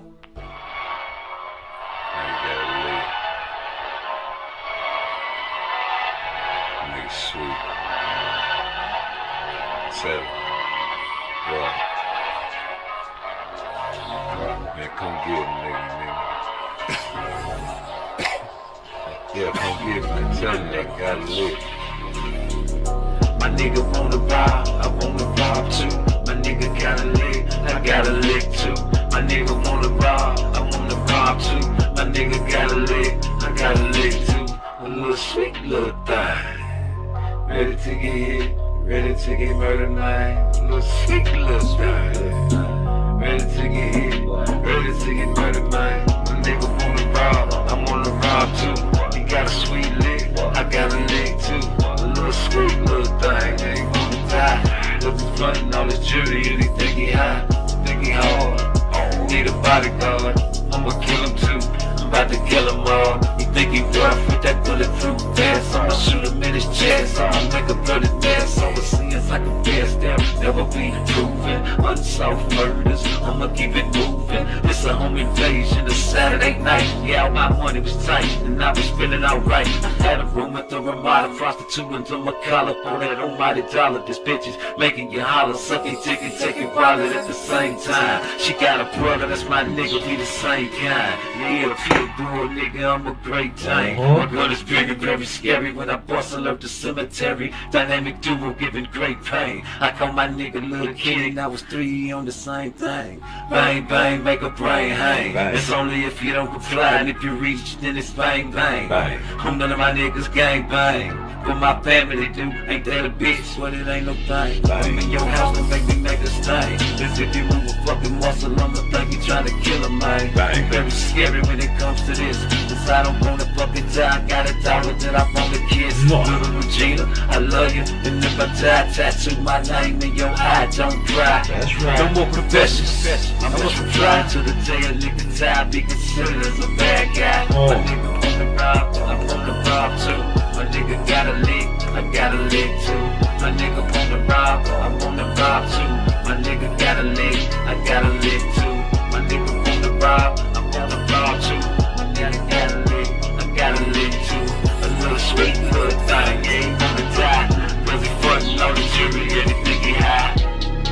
Yeah, it's me, it's always gonna be me. PARTTWICE. PARTTWICE, nigga. It's always gonna be me. Always, homie.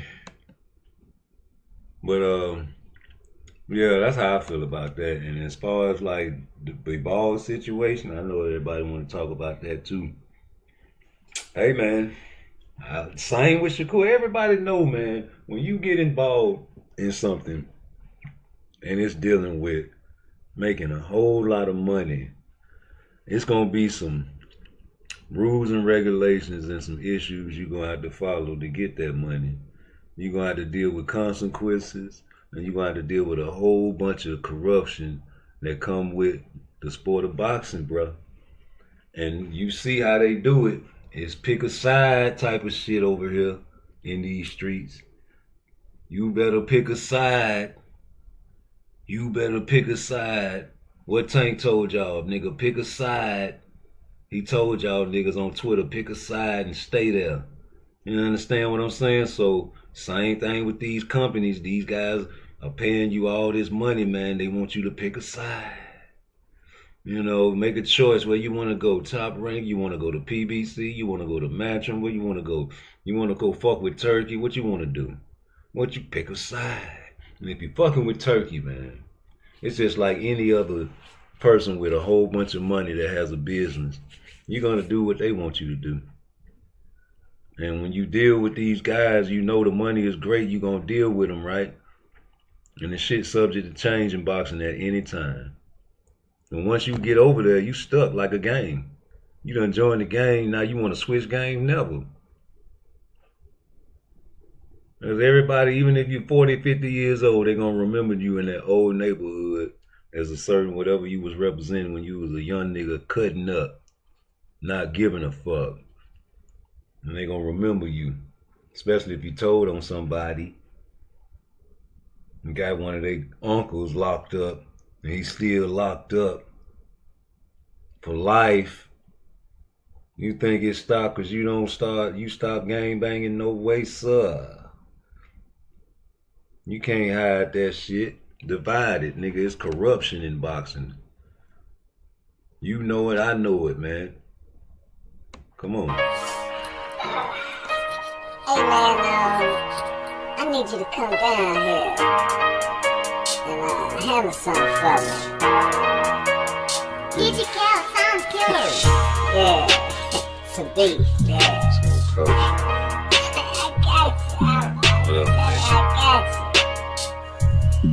I just can't put my face on it. Yeah, I bet you can't, man, but you know I'd have a pound of that there before I get there. Legacy. Hello there. I'm just after getting off the phone with Daniel Kinahan. He's just informed me that the biggest fight in British boxing history has just been agreed. Get up there, my boy! Big shout out, Dan. He got this done. Literally over the line. 2-fight deal. Tyson Fury versus Anthony Joshua next year. One problem. I'm just going to smash Deontay Wilder's face right in the next fight. No. And then we go into the Joshua fight next year. So there we are. The Gypsy King versus AJ is on for next year, but there is a hurdle in the road called the Bronze Bomber, aka the Knockout King, and I will get onto him and knock him spark out, and then we got on to the big fight. So big thank you, Dan, for getting this deal over the line. All the best. God bless you all. See you soon. Peace out. Oh, y'all like that gangster. Well, man, you know boxing is the most corrupt sport. And that's what I'm talking about right there. You see Flat Cap and the lady in the wig, I guess it's a lady. You know, you never know, because that was a thing back in the 80s. And back before the 80s, man, motherfuckers used to put wigs on. Some people put Rasta wigs on. Some people dress up like ladies and drive in the cars. And the old school gangsters used to bump your car at the red light or at the stop sign. And, you know, not too hard. Just enough to make you get out your car.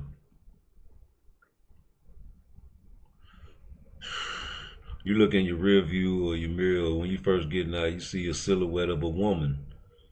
You tough now, huh? Bitch! The fuck wrong with you?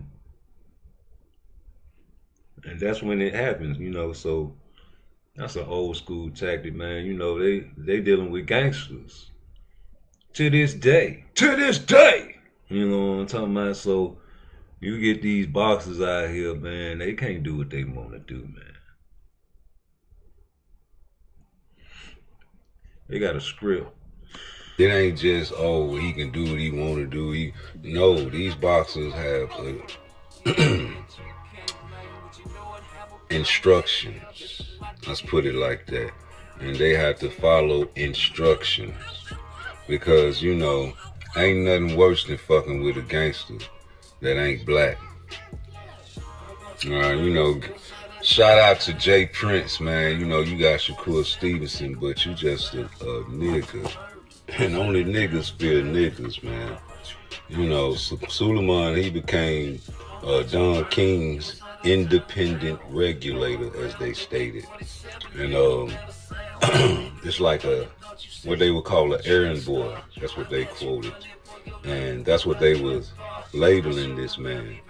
You know, I don't like to bring up this dirt on the dead, but yes, I do, because it was wrong. I hate when people say, I don't mean no disrespect, man. It is what it is. The truth hurt. You know what I'm saying? So we ain't gonna be happy about that Pernell Whitaker loss. That was a controversy. Remember Jose Luis Ramirez? And you know, what it was, the man trainer said, Shelly Finkel, he said this shit was a fixed fight. You know, all you gotta do is just read, man. Niggas don't read no more. You know, you go do your due diligence and read. So like father, like son, man. You know, you take over a conglomerate, man, you gotta do as you were taught as a child. It's that life, yeah. Yeah. Riding in a stolen blue Chevy, man, this nigga too scary. I might have to send his ass to the cemetery. This ain't my city, this really ain't my beat. I'm only doing it for the locals, 20,000 looking shit. He ain't getting shit back, he better calm down. Boy, he get his ass cut down. About to burn your side of town down. I want you. You know, you fucking with these gangsters, man. It is what it is. So you don't have to look at Turkey as a gangster, though. But what do you consider a gangster?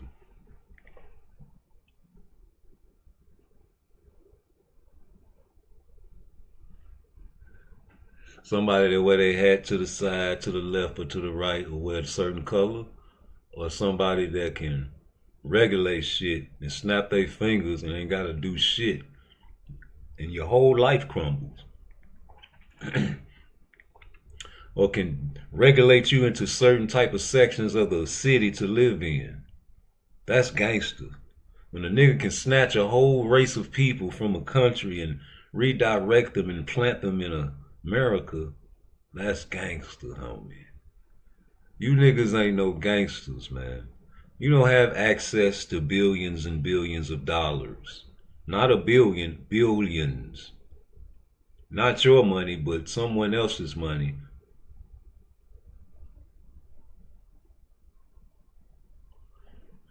You can't get on the phone and be like, hey, you know what,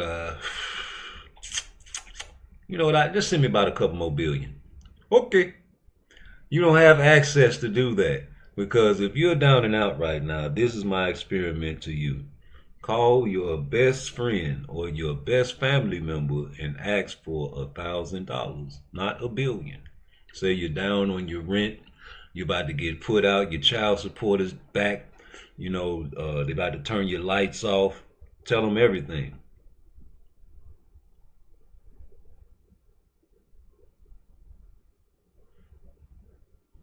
And see how much access to their bank account you have. And even if they do give you the money, you are now indebted to them, right? Why? Because they helped you out in a time of need when you needed to feed your family. There's nothing free in this life. You always have to pay your debts, even in the Bible days. Abraham wanted to bury his wife on his own land. But he left the land and he came back to bury Sarah. And the people were like, no, you don't have to pay us nothing to bury the dead here. And he said, no, I insist.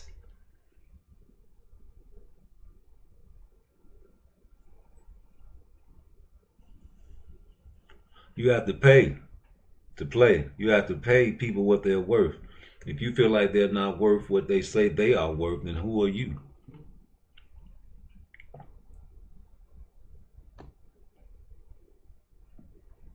A judgmental nigga. Doing God's job. When you judge something unrighteous, man, it's a terrible thing, man, because we all do it. My son, my daughter, she can do some terrible, terrible things out here. And I'll be like, hey, that's my baby.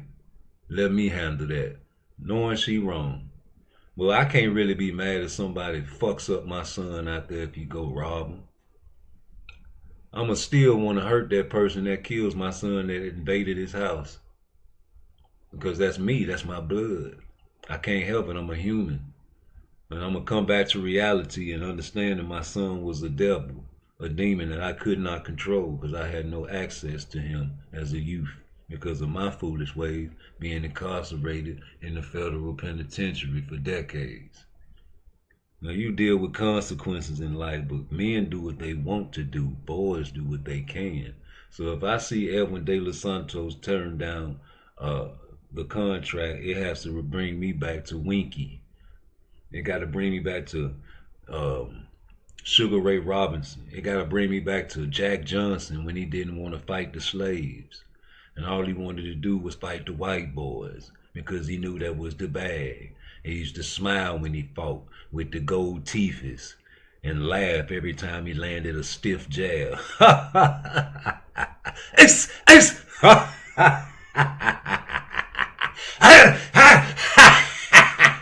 Oh, they hated that nigga. And the niggas hated him too. The niggas hated Jack Johnson because he wouldn't give them a shot. Fuck you niggas, you slave ass nigga. I'm not finna give you an opportunity to beat me when I'm beating up on all these white boys. Ace! Ace! Ace! Ace! Boy, you don't read your history. And the historians ain't doing their job. You forgot about that though, didn't you? It's been ducked since the beginning of time on both sides of the field. But I can't really concentrate on the other people's families. I gotta talk about mine. God bless the dead to everybody I talk about. And I say that even to my enemies. I can go all the way to baseball. When you know they suspended Babe Ruth for going out there sparring and playing baseball with the Negro Leagues in the off season. And you already know the rumors. They got him out the orphanage.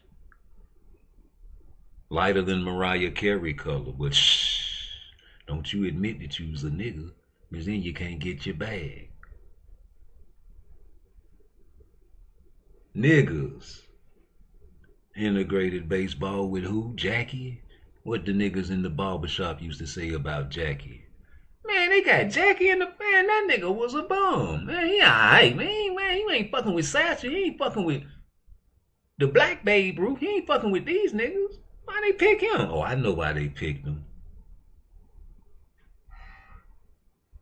Wilt Chamberlain, drafted straight out of Kansas to the Globetrotters. Didn't know that, did you? Used to beat the shit out the Lakers and the Celtics behind closed doors. Didn't know that, did you? Celtics stopped right 2 minutes before the game ended because they ain't want to get beat by some niggas. Didn't know that, did you? They needed the niggas. And even when they tried to keep it separated, you had one great-ass nigga on a team full of white boys. It's like a nigga had their own team back then in the 60s and the 50s. But boy, the ABA came and Dr. J and all them boys was over there in the nigga league. And they seen how exciting it was. Just like back when the Negro leagues used to play and they couldn't play the major leagues, so the white folks used to go watch them. And sit down and eat popcorn. It was so exciting, just like on Life. Jangalang, he used to pitch the ball like that and strike people out for real. NFL, come on, man. You see the resurgence. I was in Mississippi one day. I say, man, black quarterback's gonna be a thing of the future. He was like, man, black quarterbacks ain't meant to play. Black people ain't meant to play quarterback. And that came out of his mouth. And I looked at him and I had to reorder my words because I knew what type of nigga I was talking to. I was talking to a brainwashed ass nigga that don't think black people can lead a team. Black people meant to be wide receiver or linebacker, and we more physical. That's the quarterback, you know what I'm saying? That's a thinking game. You know, them white folk can't move like us. They need to think in the pocket. That's what he was talking about. And so I know people grew up in different regions, man, and learned different things. You know, you got still slave mentalities out there. Anybody with a bag is the messiah out here. So you get somebody with the biggest bag, man, bigger than the bag that you thought could be possible, and you don't believe in it. These boys going over there to get paid, willing to die in the ring to get that bag. And they gonna fuck with Turkey. Ain't nothing you can do about it. You can wish them gone if you want to. But the billions are invested. I said the billions are already invested, so if you want them to run out of money, it's invested, brothers and sisters. Do you know what invest means? The money is there. It's in the air. It's no longer in his pocket. New things are being created that will keep him there. Like the TKO series, but you want that to go away too, don't you? Why? You don't even want to see boxing no more. You just want to see celebrities get rich. And you don't want to see champions no more. You don't even care about belts no more because everybody got one. But now you got something where we can see what a real champion is. You go through a murderer's row type shit over here, baby. And that's what I've been asking for the longest time. And anybody that don't want to see that, man, it's just a threat to whatever they got going on. And if you coming over in my neighborhood and you selling the same product, it's gonna be a woe, a drug woe, unless I fuck with you. And you gotta break bread with me, extortion. You gotta somehow fuck with me so I can get some of that money. You can't come over here, you gotta get permission. You can't deal with my fighters. We are in-house. Make a better deal. No more. You got guys over here that can't do that no more, can't say certain things no more, and y'all don't like that there. And I like that there. That's the difference between me and you. We show everybody respect until they show us otherwise. We don't start shit, we finish shit. If a man walk up to you and try to shake your hand in life, nigga, fuck boxing, in life, nigga, and we are in the same sport, that is respect. That don't mean I won't get in the ring and try to fuck you up. Just like Tank Davis. You act like he can't take pictures with Tank Davis. I'm talking about Shakur now. You act like a man can't take a picture with Tank Davis and still want to fight him. But now y'all mad that he friends with Keyshawn and don't want to fight him. I don't understand it. Why you want to be friends with Shakur? Why the fuck you want to be friends with a motherfucker, man? Why? Because you know he don't fight his friends? Is that why? Get out of here. David Benavidez tried to shake David Morrell's hand out of respect. What'd he do? Throw a belt at him. Andy Cruz tried to shake Keyshawn Johnson's hand out of respect. What'd he do? Dap him up with his left hand and walk off.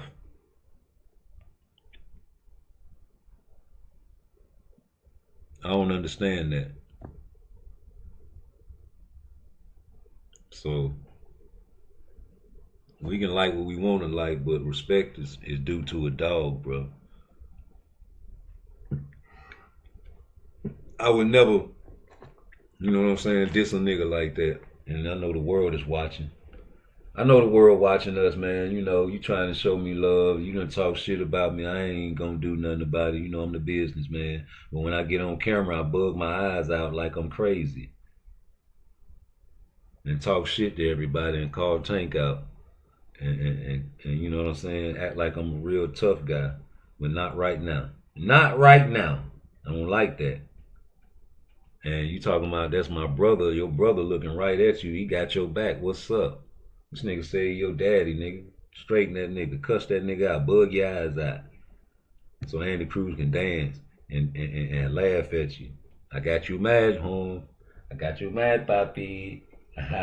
Do the Michael Jackson dance. That nigga did a Michael Jackson moonwalk and a kick. That nigga did a kick, and a moonwalk on you, brother. I can't forget that, and that shit is stuck in my face, in my brain. And that's a nigga I would want to beat up. That's a nigga I would want to beat the fuck up if he did that shit to me. And he still talking shit, please. I would want to beat that nigga ass. I don't care what you say. Where's this? I've been see. This is how long ago was this? Let's see how long this was. This was That's business anyway. A year ago. Well, after Chick Chocolate came to Cincinnati, my hometown there, I could hear some of the people about saying that he had 365 suits. And so at that time, I'd always wanted to be a fighter, but when I heard he had 365 suits, well, that really induced me to be a prize fighter. How many suits do you have now, is it? I'd say you don't have 365. What else contributed to your getting started in this fight game? Well, like everyone else, I thought, that I could win some money from it, and it has proven that you can win some money out of fighting. I mean, the purse that they pay. And another thing, I guess like all other kids who likes athletics and fighting more, it appealed to me more so than baseball and some of the other sports we have. Of course, I can play a little baseball, and so I never was too much with football. We know why. And basketball, it's a good game to watch, I think. Where did you do your fighting as a kid? Well, at first, when I first got the idea about fighting, I used to take two ropes, and tie them to the door. When I first got the idea about fighting, I used to... Kid. Where did you do your fighting as a kid? Well, no, don't laugh, Ezra.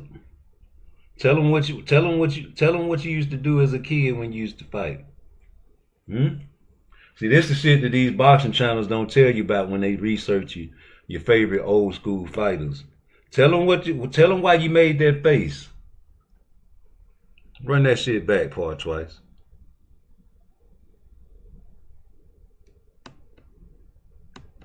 Do your fighting as a kid? Well, it's a good game to watch, I think. Where did you do your fighting as a kid? Well, at first, when I first got the idea about fighting... No, nigga, you used to fight for money at the age of 5 and 6 and 7 years old, all the way up to the end of your life, damn near. You ended your career in a wheelchair in the ring. Yes, you did. You had ALS, man, and you fought Rocky Marciano 2 times. And we'll never see the full first fight on recording. You only see pieces of it, and it's always clipped. Of course, they're going to show the whole second fight. That's because, man, you got ALS. That's just too much, man. You pulled a Roberto Duran on him. He still cracked your nose and seen your bone in the nose, man. It's on record. But, this man, he was a child fighter. And, that's a hell of a thing when you got to do that to feed your family back in them days. This man was a bare knuckle fighter, trained by Hiawatha. A lot of people don't know that was a bare knuckle trained boxing fighter. These guys learned bare knuckle first and went on to boxing. Ezra Charles was the best resume in boxing history. This resume includes Charlie Burley, beat him 2 times. Jersey Joe Walcott.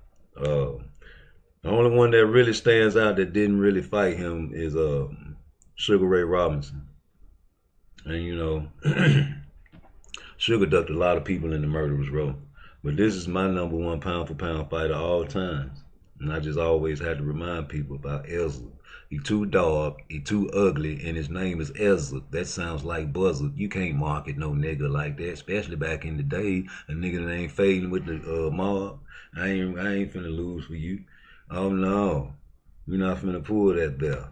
Fighting, I used to take 2 ropes, and tie them to the doorknob to a couple of chairs, and I would stand in the center of this triangular thing that I would make and pretend that I was in the corner of the ring, and I would do a bit of shadow boxing there, and then I, like this fellow I was telling you about, Kid Chocolate, I had a bathrobe which I had cut out some letters out of some material and sewed on my bathrobe, and I had my towel, and I was Kid Chocolate, in a sense. And you won every time, didn't you? Oh, I couldn't lose that fight.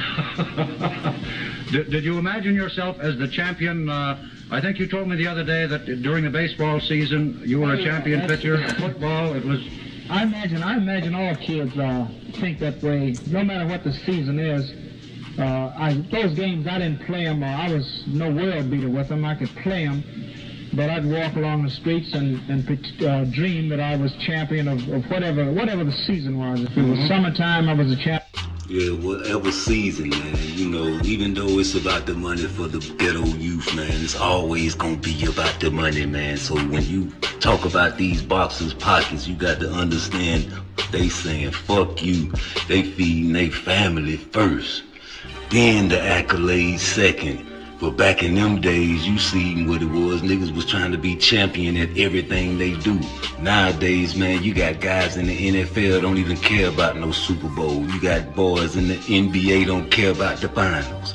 Just like in boxing, you got brothers in there that don't care about winning no belts. Well, back then, he had to win the goddamn belts just to get the money. So you had to be a champion. People was built different. They need to regulate the boxing league. You regulate everything else and put a hand in everybody's pocket. You need to regulate these niggas pulling the ghost move. I'm sick and tired of the excuses that don't make sense, and they always want to pull the money bag out. Yeah, you gonna get paid, nigga, but you ain't gonna get paid what you think you gonna get paid, nigga, cause you living good anyway, nigga. We want to see the fights. Everybody paying the big pay-per-views to see the good fights. Niggas tired of paying the pay-per-views to see the fucked up fights. Ain't nobody want to see Ryan Garcia and Tank. Ain't nobody want to see Shakur Stevenson and Oshino. Ain't nobody want to see Anthony Joshua fight that bum that Deontay Wilder knocked out in one round. Ain't nobody want to see none of these fights. Only fight, the biggest fight of the year is Canelo and Charlo, the black and brown fight. And that's the only reason the Ryan Garcia fight was big, because it was a black and brown fight. But hey, Tank, we need you to fight some killers, man. You know it's about the money. You got your money. You can feed your family, man. Now it's time to feed your legacy. We want to see some legacy fights, Crawford. Yeah. We know you want to get the money. It's about your family, but we want to fuck your money, nigga. I can't spend one red penny, nigga. We want to see you fight Ennis, because I feel like Ennis will whoop you, boy. And I think you're a good fighter. That'll be a hell of a fight. Back and forth. Both of y'all niggas getting your brains knocked out. That's what I want to see. I don't care about your safety, nigga. I want to fight. Blood. That's it. You see motherfucking cool boy out there fucked up, looking stretched out. Both of y'all niggas getting your brains knocked out. That's what I want to see. I don't care about your safety, nigga. I want to fight. Blood. That's what that rat tail was whipping.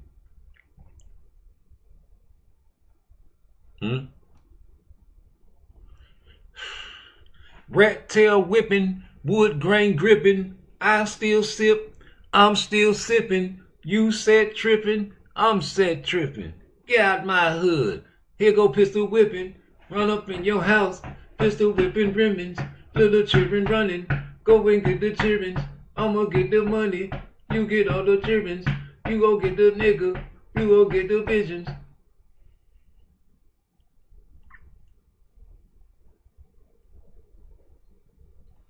That nigga like he done drunk too much tequila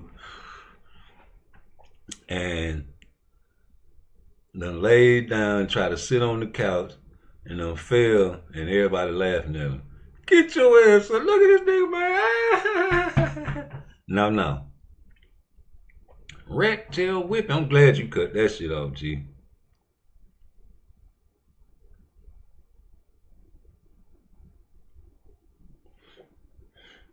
Oh yeah, I'm glad, man, cause you know when we was going to school, we used to make fun of niggas that had the rat tails in the shade. I don't know about y'all, man, but we used to make fun of them niggas. Still do to this day, so it just still look funny to me when a nigga got a rat tail. Like the nigga that beat up on when he got beat up. Let me straighten that. The nigga that dropped Abdullah Mason 2 times in the first round, gave him two standing 8 counts. Yeah, he had something. I don't even know what that was. That was an afro in the back of his head.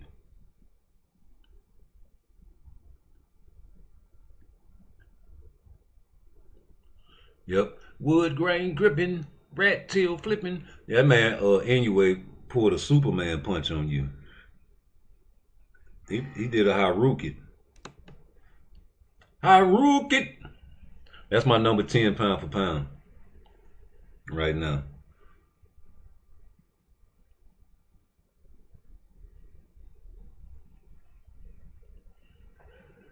Living in America, eye to eye, nation to nation, living in America. I feel good. You gotta come to America anyway.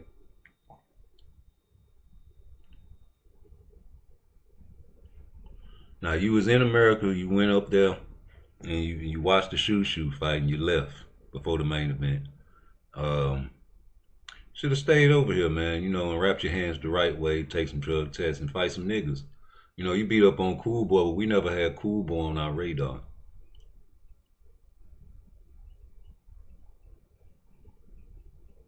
Nice little Philly, come from Philly little fighter. You know what I'm saying? But never was on my radar as far as being somebody that can whoop you. No. Fuck no. And, you know, Cool Boy did his thing last fight, but I don't think he fought the fight that I wanted to see him fight. You know, the first round of Cool Boy, when he wore the little denim shorts and the little Timberland, that's the Cool Boy I like. After round 2, he just stopped doing that. I don't know why. I'd rather see him win the fight like round 1 than he run, you know, trying to fight that man's fight. But, you know, you did your thing, so cool. You got a fight coming up. Big tough one. A lot of action down there in them little weights. You know, anyway, you ain't really popping like you think you should be. You need to come over here. You got people coming over there, you know, and they making excuses. So come over here and show them that you really like that. I think he really liked that. I just think he need to do like Tank, step his competition up. Well, I can't say that because he fought Cool Boy, and y'all like Cool Boy. You know, fought a lot of top competitors, man. Won some belts. You know, taking belts from people are a big thing to me. Like when Estrada got his belt took off his waist. When you take that belt off a nigga waist, it's different, right? It's like, he ain't give me nothing. They ain't dropping nothing down from the ceiling. Both of us ain't fighting for a belt. You actually got that shit on your body. I touched it. I want it. I'm going to get it. I got it. And you know, that's what an Anyway will do to you. That's what Bam will do to you. That's what Shakur will do to you. It's just that Tank ain't trying to do that. So we on this bumper at all times until he can prove us wrong over here on Rude Exposure. Let me check the chat. You know, I ain't been doing that in a minute. I've been on a ride. Bruce Gas, Boxing, Jazz, and Mo. My bad, G.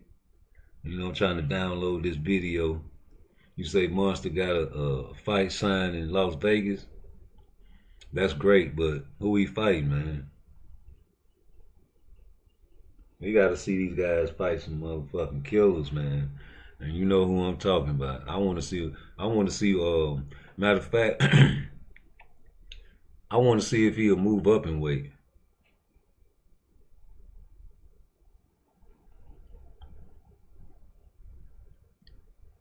Is that a possibility?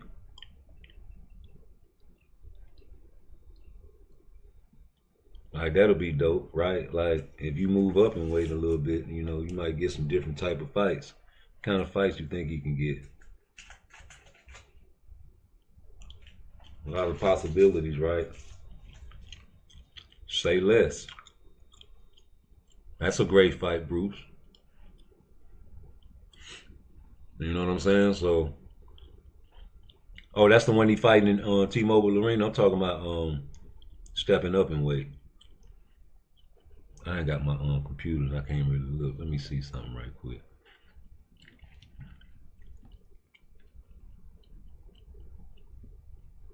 I would love to see Anyway step up in weight. Okay, let me see.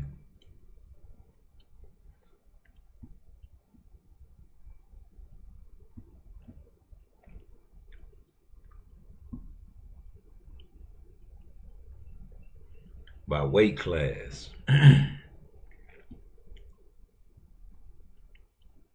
we do not want the heavyweight. Not even the lightweight, baby.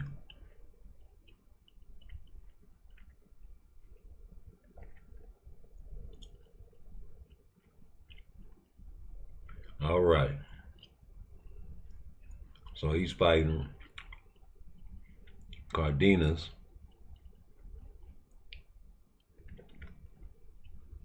But up here, we got Angelo Leo, Nick Ball, Stephen Fulton, Ray Vargas, Bruce Carrigan Shushu, Rafael Espinosa. Right? Maybe Elijah Pierce.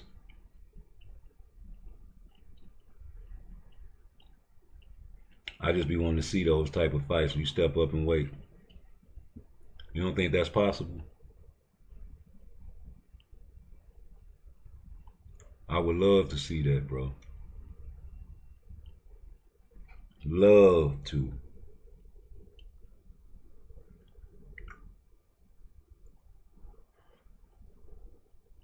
O'Shaquie Foster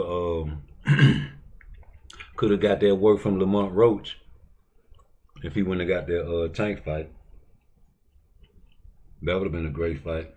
Didn't Cool Boy move up to junior lightweight? And they about to fight O'Shaquie Foster? If I'm not mistaken, I think Stephen Fulton moved up.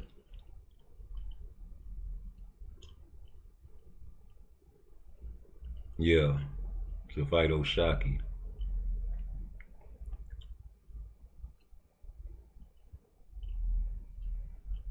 I don't know. I think Bam Rodriguez is moving in the right path, but they're going to say he's fighting old fighters and taking belts off of old fighters. Right? That's what I heard, a rumor that they were talking about, especially in the Mexican community. I wouldn't be surprised if Bam go undefeated just by doing that, though. If that's what he doing. Ain't nobody gonna beat him. His skill set too high. And everybody talks about him like he ain't gonna lose, but it's the people you fight. You don't put them kids in there with some motherfuckers they age and that's top. Or maybe move up and wait and show you can move up in multiple divisions. We'll never know.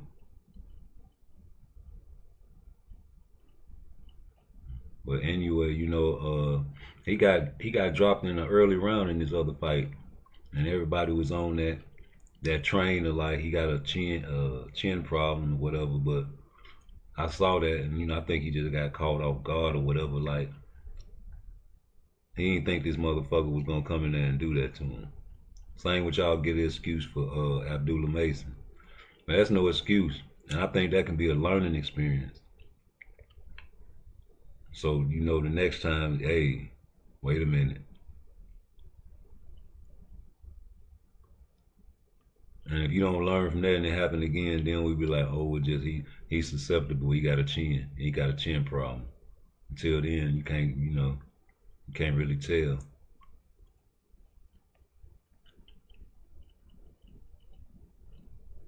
But now you're in your way.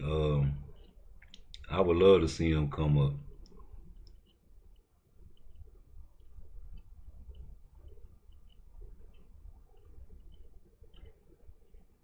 And fight, you know, he fighting in America, so that's a good step. You get your eyes on you, but it's about who you fight in America, right? Because that's what they giving hell to Shakur for, and he fighting everywhere else. But then even when he fight in Jersey, it's about who you fight in America. Same with Devin Haney. It's about who you fight. That's why he had to fight Ryan. You know, it ain't about really competition no more. It's about a name. It's about who. That's what it looked like to me. That 115, man, them little bitty guys down there, man, you don't really hear about them guys, but I would want Bam to move up soon.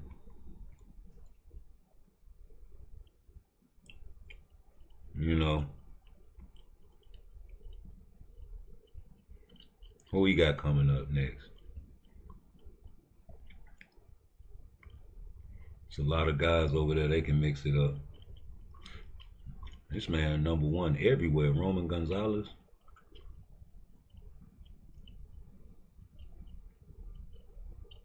Juan Ramirez.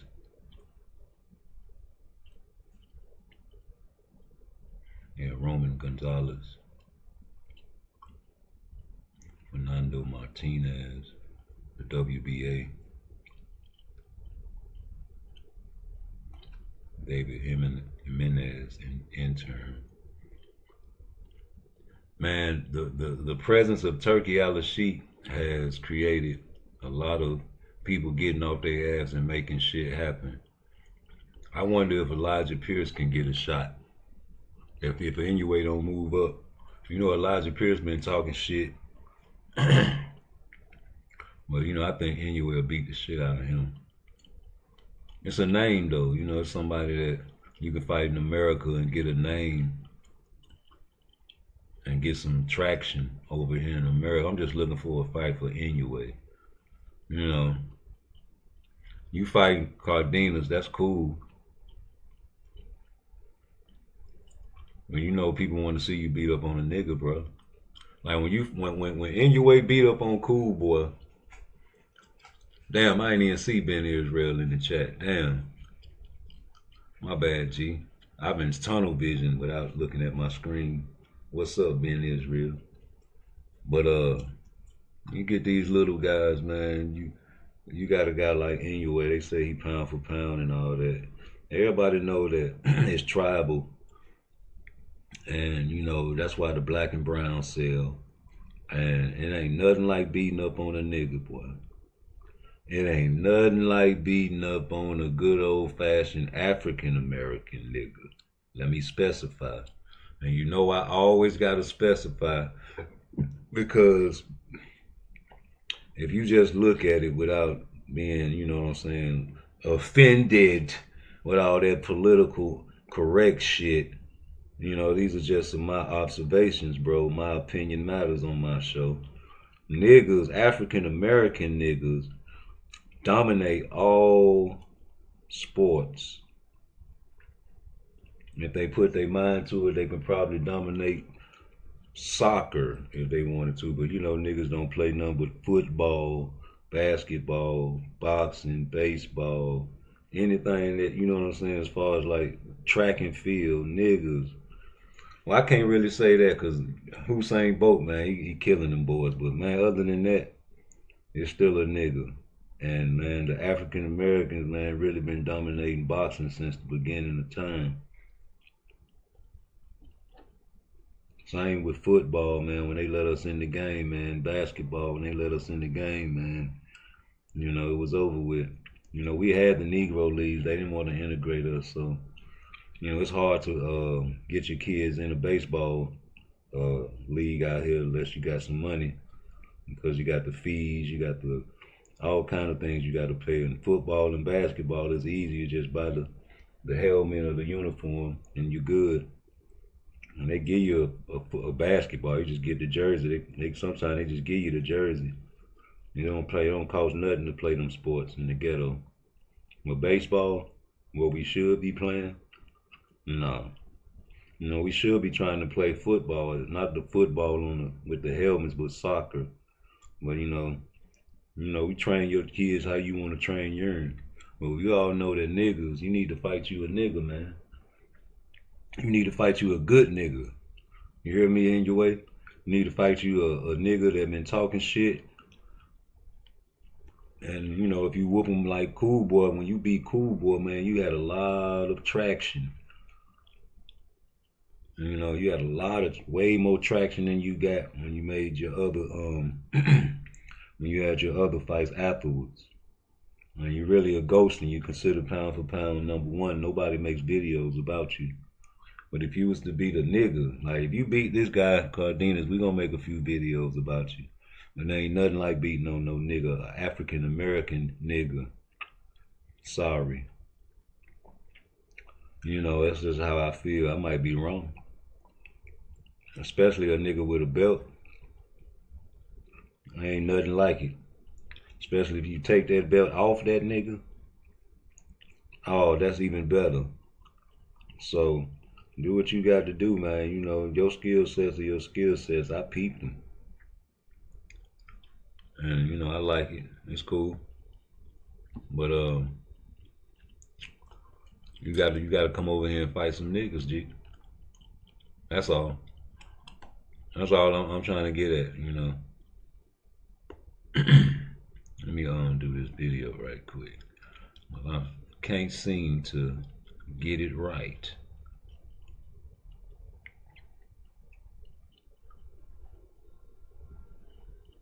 Alright.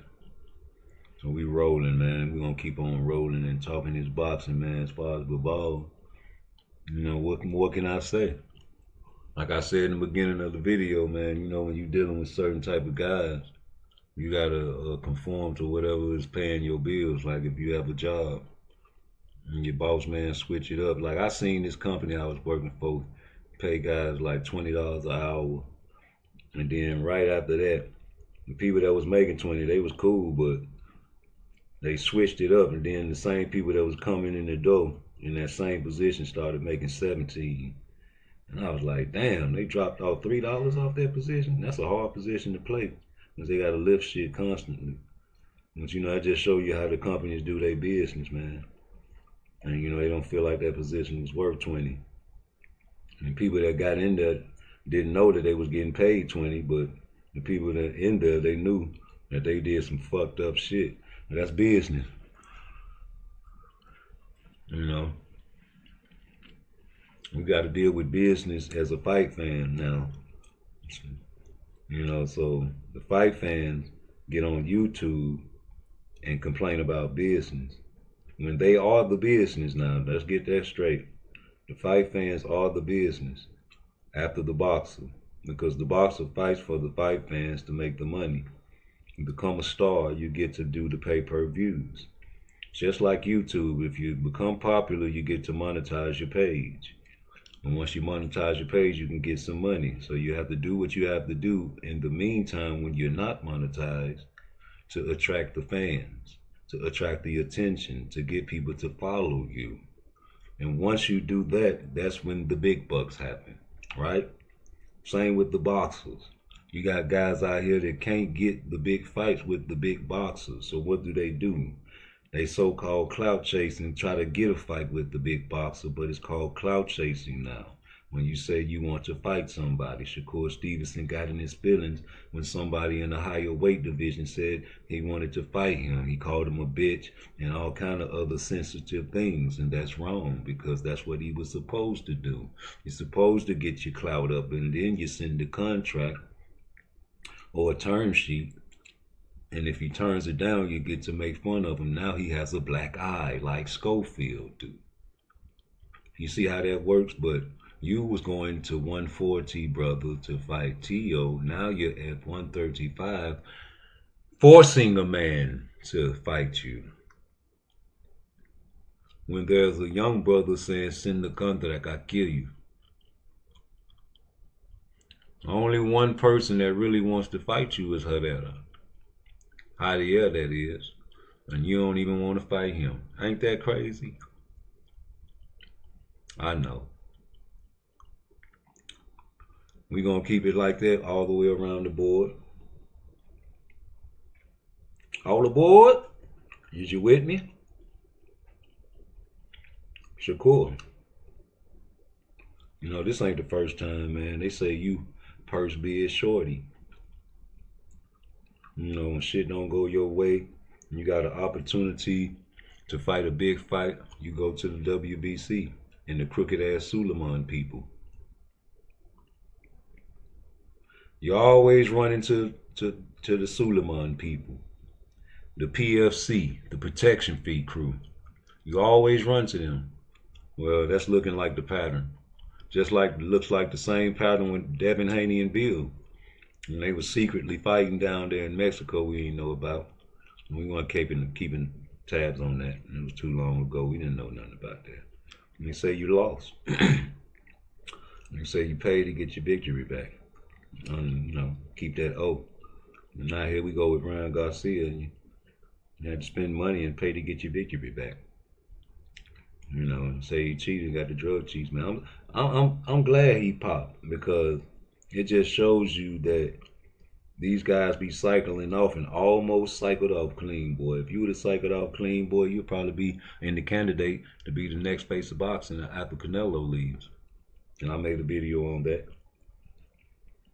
Certain things got to happen. Certain things happen for a reason. Now you see he's still a star, just like I predicted. Excuse me. And he's an even bigger star now. And what you're going to do about it is just like I said in all my other videos, is the reason that the majority of the world is either flawed or racist or either both. And there's a small piece of the pie of people out there that's going to keep it real in all situations. Not just one, all. Some of those people are called monks.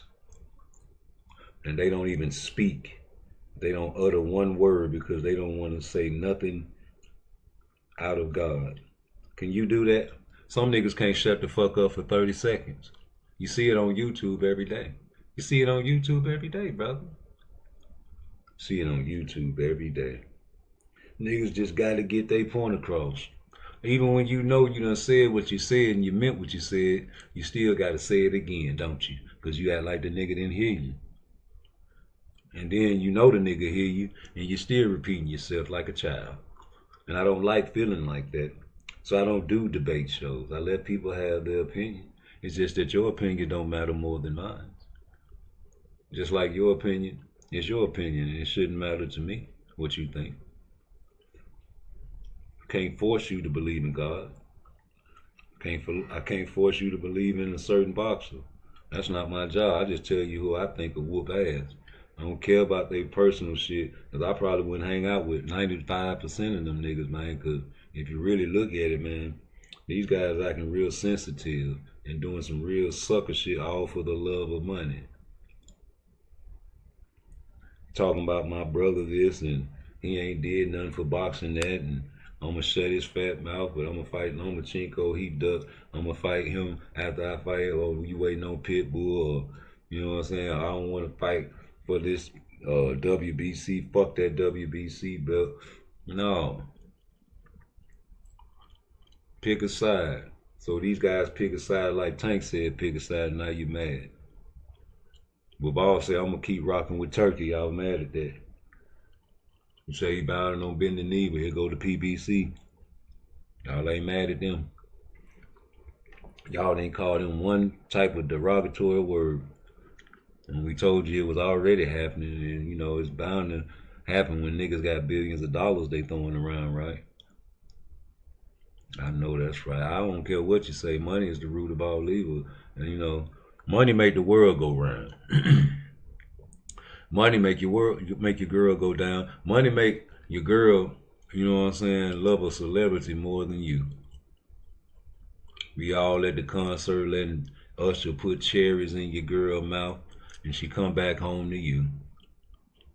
Nigga all at the concert getting pictures of Chris Brown grabbing your girl ass, and she come back home to you and laugh.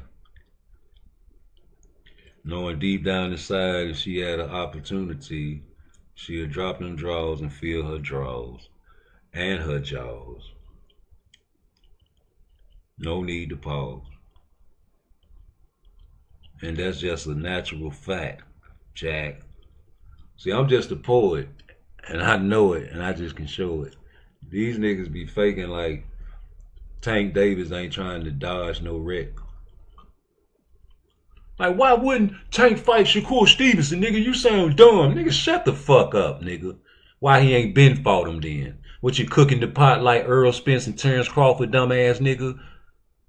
But you gonna, the fight ain't right, and he looking for opponents, and he going to the Olympics, and he coming back calling Edwin De Los Santos, and they ain't called him back. Oh, now he got blood clot. He ain't gonna be ready. But the trainer say he'll be ready. Nigga putting out the fight. Nigga, you ain't ready, nigga. Lamont Roach was ready December the 14th for you. You let him live and made, and now it was January, and you still ain't ready, huh? I bet you Edwin De Los Santos was healed up by then, because the trainer said that shit way back in 24, and he was ready. He said he should come to Baltimore, just like he did Shakur when he came to Jersey. I remember that. It was on Mill City Boxing. But you went way down in the jungle deep. Where's my homie? Way down in the jungle deep. There go my homie. DMB, DMB, DMB, DMB, nigga. You want him to get my little homeboy? Hey, what it do? You want to make it do what it do? Oh, hell yeah, nigga. Down here wrecking in the gym right now. Oh, that nigga ain't nothing. I'm gonna knock him out. I'm gonna knock him out. One punch. That's all it's gonna take. Why? Everybody gonna pick the round. I'm gonna pick my own round. I go YouTube to YouTube trying to talk about what round you think Tank gonna knock Lamont Roach out in.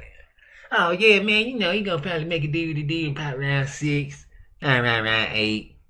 You know, all you good boxing talk ass niggas was trying to be all down the middle and be like, well, you know, it could go all the way, but I got, you know, Tank going ahead and pulling it off in the championship round. Need a cup of coffee. Hey, baby. You want a cup of coffee, baby? Okay, baby. Yeah, you niggas need a cup of coffee. Y'all said y'all was gonna stump Lamont Roach like a roach and pull out some raid. Y'all was gonna desecrate that nigga to the fullest if he would have lost. So many Tank highlight packages off of one punch knockouts. You understand me?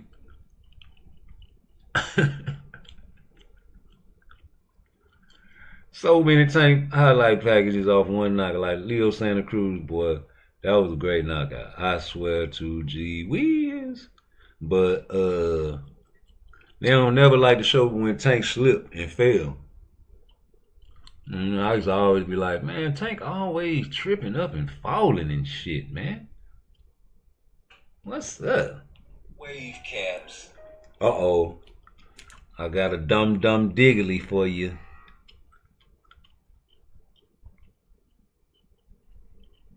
I got a dumb diggler.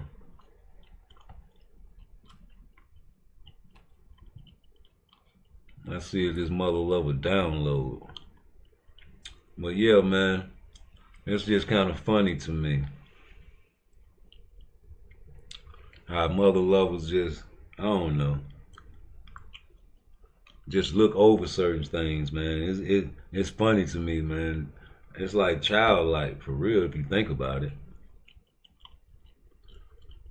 Like, not my baby. Like a mother that know her son ain't shit and just make all kind of excuses. And you better not you better not touch your son. Yeah, man, the type of mothers that'll take their son to the football game and be in the crowd, and then their son get flipped in the mid-air and hit with a great tackle, and she try to run on the field and fight the cheer. And the coach has got to pull her back and say, baby, that's part of the game. That's how they treat Tank, man. That's terrible, right? That's what I feel like. I could be wrong. I guess I'm a Will Smith ass nigga, huh? You know what I'm saying? Take a toast for me. I come out the gutter, you can go as my mother. That nigga Will Smith went in on that shit. He say he looking for a rapper to feature on this track, man. Some of you niggas need to go over there. You know what I'm saying? I'll manage you, nigga. I got a record label I'm finna put out called In The Way Records, nigga. We finna get in the way of all you niggas. On this bullshit. I told my dog, I said, man, I'm gonna start a record label called In the Way Records. In the Way Records, yeah, nigga. Recruit a whole bunch of niggas that think they can rap. And do a reality series, nigga, with these niggas. I'm trying to figure out something, man. There's a lot of talent out here people don't even know they got. Sometimes you gotta record people like Bill Haney without being known to get a great episode. You know, I do that to my baby mama sometimes. She don't even, if you try to tell her to read a script, she like, hey. And you record that bitch without no motherfucking, not knowing, motherfucker, pussy ass nigga, country ass bitch. That shit be funny as hell, man. So, I don't know what to tell you. I got a great one, little doozy coming up. It just depends on how long this mother level. But, you know, the tough guys are extinct, if you ask me.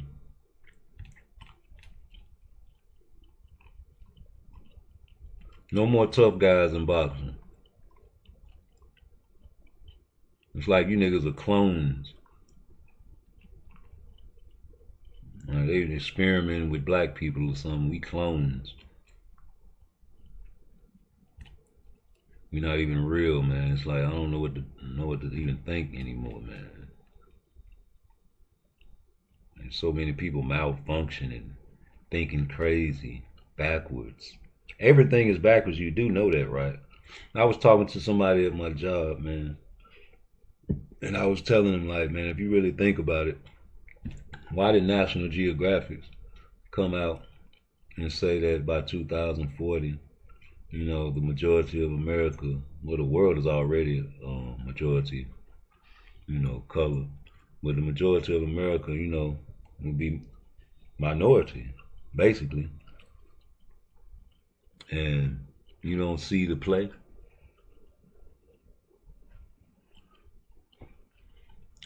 And then when Bill Clinton said what he said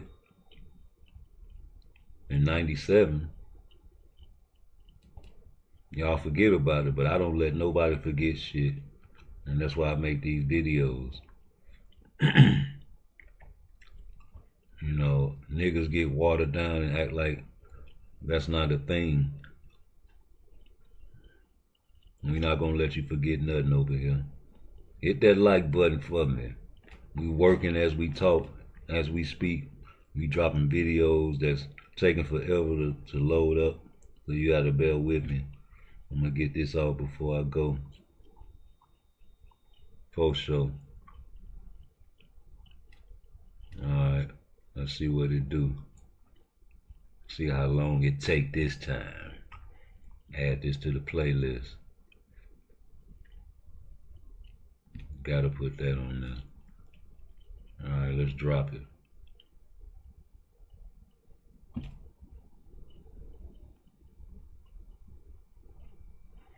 No more tough guys in boxing, man.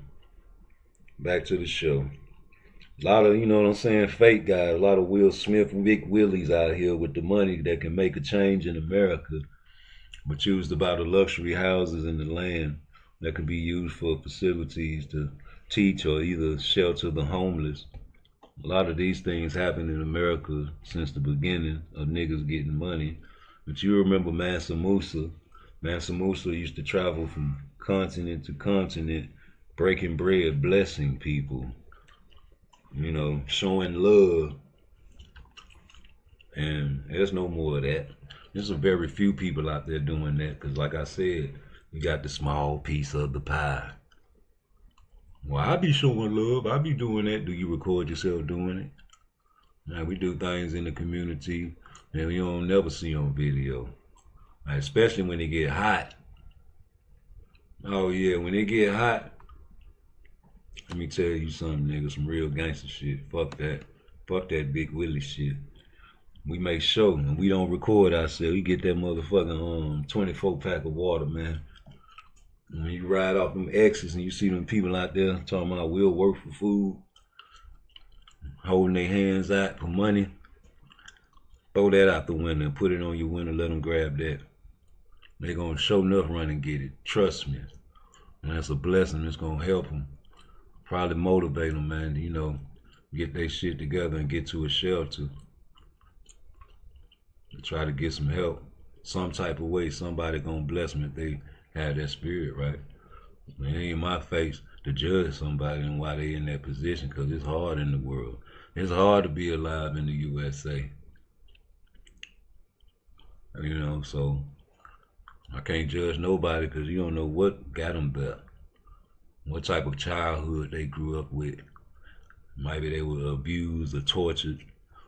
Grew up with a drug-infested household and they became drug-infested by their mothers or raped, or R-word, excuse me. Ruined. There's a lot of emotional men out here now. Niggas can't take a joke no more. You know what I'm saying? You can't get a decent conversation without people inviting themselves to their dick, like asking for addresses and shit. And that's terrible.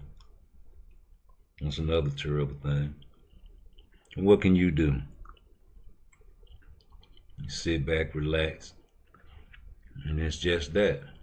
And let all that bullshit fly right by you and bob and weave now. Because it'll hit you hard if you constantly take shit in and don't defend yourself as a man. And that's part of being a man, defending yourself.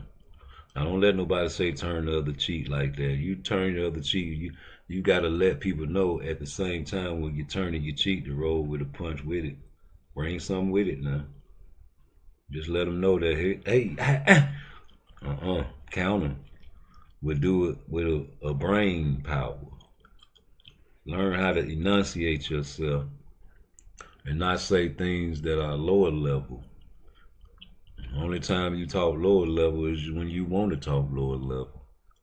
And you want to use a curse word or two. If you can't control yourself for more than 30 seconds and make a couple of sentences without saying damn fucking shit and motherfuck, try saying mother lover. I try all the time, you know, sometimes I get excited and I expose my true ghetto-ness. And at the same time, you know, you got to try to help me in the chat. And like bleep, and put a bleep face on there for me. Because I'm really trying to tighten up my backstroke. Tighten up on your backstroke. Tighten up on your backstroke. Y'all don't want me to tighten up. Y'all don't want Shakur hands to heal up. Y'all don't want that man to get right. Y'all want him to fight a couple more fights, maybe 3 or 4 more fights before he even think about fighting Tank Davis. Then by then, maybe the end of 26, maybe. Y'all trying to age the man hands out. That's terrible. That's what I would think, you know. Nowhere in the world, man, you can tell me that's not what's happening. Where's this? I'm trying to find something, y'all. Forgive me. You know, I'll be on some bullshit while I'm talking to y'all. Is this it? Maybe.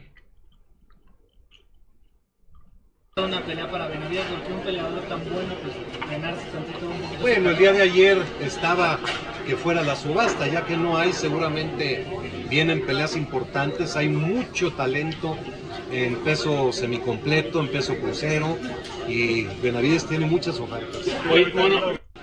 Benavides le habían hecho una oferta de $8 millones, buenísima, más considerando que en la pelea anterior ganó 2.7. Contra Beterjev en la segunda ganó menos de 3, Benavides le ofrecía 8 y decidió dejar el título. Pues deseamos suerte.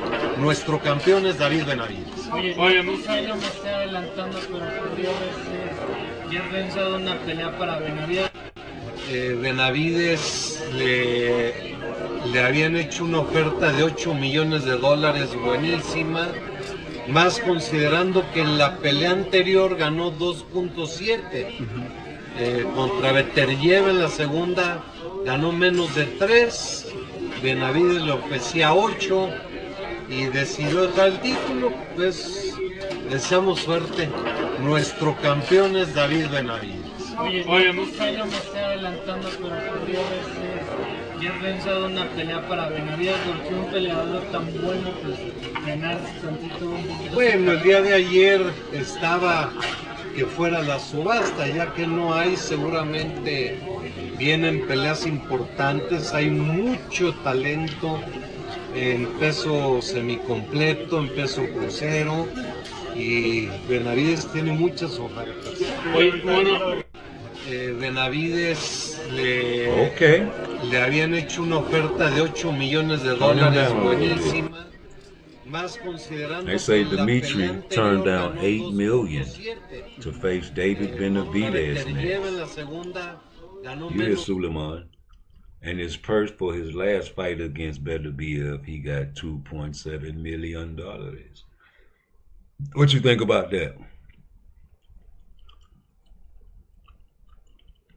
Boy, you know what I think? I think if you go against Turkey, your ass gonna be in trouble.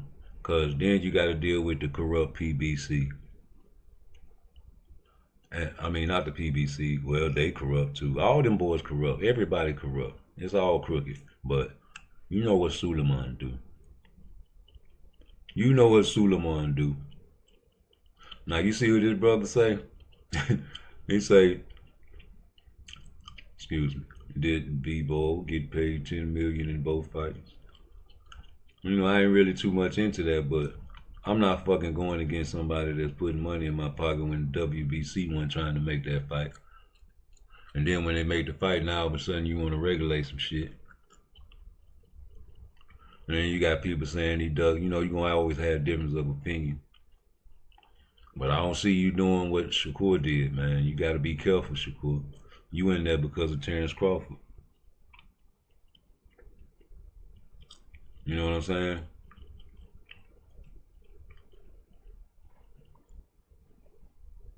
I already had Bivol winning against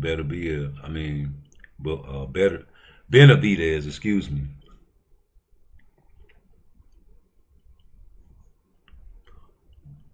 And people thought I was tripping, but I just don't see Bivol standing there for David Benavidez to use that machine gun and peel that guard down like he did David Morrell.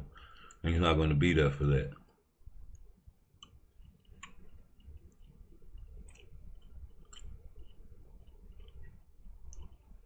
So you see people want to go against what Turkey wants to happen when that's their boss. So fight fans want Turkey to do what they want them to do, but he has the bag. So he wants to see a trilogy. That's his bag. If Tank loses to Lamont Roach, ain't y'all gonna want to see a trilogy? That's the bag. You know, that's the bag, G. I'm sorry. You know, I gotta get out of here soon, so let me play this video. I think it just dropped. Excuse me. Excuse me while I light my spliff. Everybody talking about that interview, though. Nigga say Tank too small. Tank, boy, you better take this fight serious, man. People saying, you know what I'm saying, you washed up, man. I'm gonna leave y'all with this video. Y'all check this shit out and send me what you think. I hope it play good. Hashtag no wave caps, no do-rags. Michael Jordan, PARTTWICE. Get that razor and shave that head. It's springtime, G. Had to do my consultation. Let's talk about my hair transplant. I got my hair done 2 days ago. As you can see, it's healing up now. And no, I did not go to Turkey to get my hair done. For anyone that's gonna ask, no, I did not go to Turkey to get my hair done. I got my hair done in Wembley, to be exact, Kenton, Harrow, the same place where Heady won and Chunks got theirs done. Arrived at the hair clinic about 8:30. I went in, had to do my consultation. They're asking me questions like if I'm diabetic, if I'm on any medicines, if I have any diseases and all of that. Obviously, I don't have none of that. Then after I sign off the form, the waiver, I go and see the doctor. The doctor comes and talks to me, and we design what I need and everything. We talk about everything I need. As you can see, it was my middle, it was my crown and my donor area. And obviously, like, my hairline was actually alright, to be honest. It was literally just mainly like my crown and my donor area. Now, I could have put my hairline forward. I know everyone's like, oh, you should have put your hairline forward. However, if I did put my hairline forward, it would have meant that they would have had to take more grafts. So a graft is 2 hairs. So I got 4,000 grafts done. So that means 8,000 hairs that's been implanted into my head. So I would have had to take more grafts from the top of my head to bring it down to like lower my hairline, which would have made my hair less dense at the top, and I don't want that. After that, we then go into the surgery room and they cut all your hair off. I can't lie, I was so gassed because I wanted to see what I look like bald. I've never seen myself bald. I've always had hair, you know what I'm saying? Even if it's short or long, my hair used to be like down here. Can't lie, no homo, I actually looked, you know what I'm saying, good bald, you know what I'm saying? Cut it all off, and then yeah, that's when they start to inject you with anesthesia. I can't lie, I thought they was gonna give me just one injection. Yo, they were just injecting me. And as it was like injecting, I could just feel my head just swelling. Like it was just like a balloon just going like that. I could feel it. And then after a while, I just stopped feeling it. And they injected me in my hairline. And then that's it. That's when they started doing the surgery. The surgery, I probably started about like 9:15. And then I fell asleep because I was so tired. I only had like 2 hours sleep. I was so tired. I finished at 1:45, had lunch, you know what I'm saying, I only had apples, 2 apples and an apple juice, and that's it. We continued at 1:05 and I finished at 1:15. After that, they just give you a bunch of medication that you have to take before, obviously, as you can see, the swelling on my head. Yeah, that's it. They just go through everything of what you can do and what you can't do, and that was it really. Easy, man, easy. But guys, if you want any tips or any advice, just follow me, message me, and I got you, man. Like, I'm not one of these guys that are like, oh, hair transplant, and don't share the thing. Like, I will share the thing with you. I will talk to you about everything. You know what I'm saying? If you have any like doubts, anything, just shout me, okay? It's your boy K Flex. Have a good day, man. Peace out. The howl of a dire wolf hasn't been heard on planet Earth for more than 10,000 years. That's because the species is extinct, or was. Colossal Biosciences is a Dallas-based company that's using genetic engineering to de-extinct long-gone species. And this is the first time Colossal's dire wolf pups, who are now 6 months old, have been seen by the public. Hey Ben, it's Jeff Kluger from Time Magazine. A pleasure to meet you. Yeah. Tell me a little bit about what the goal is for de-extincting and rewilding ultimately. Why are you doing this work? It became abundantly clear that we need new tools and technologies for conservation. And so we thought this was a really cool way that we could create value, create impact, inspire people, and then also hopefully thoughtfully rewild some of these species, which apparently will also have ecological benefits to these different potential ecosystems. To try and do that, Colossal needed to understand dire wolves at a genetic level. The company has documented the process from the beginning and shared this footage with Time for a cover story.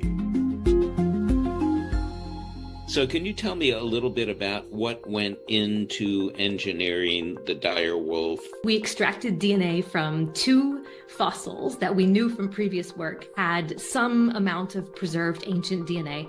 One was a 13,000-year-old bone, and the other was a 72,000-year-old bone, an inner ear bone. We were able to generate 2 genomes, 2 direwolf genome sequences from that, which we then compared to all the other wolves for which there's already been data generated.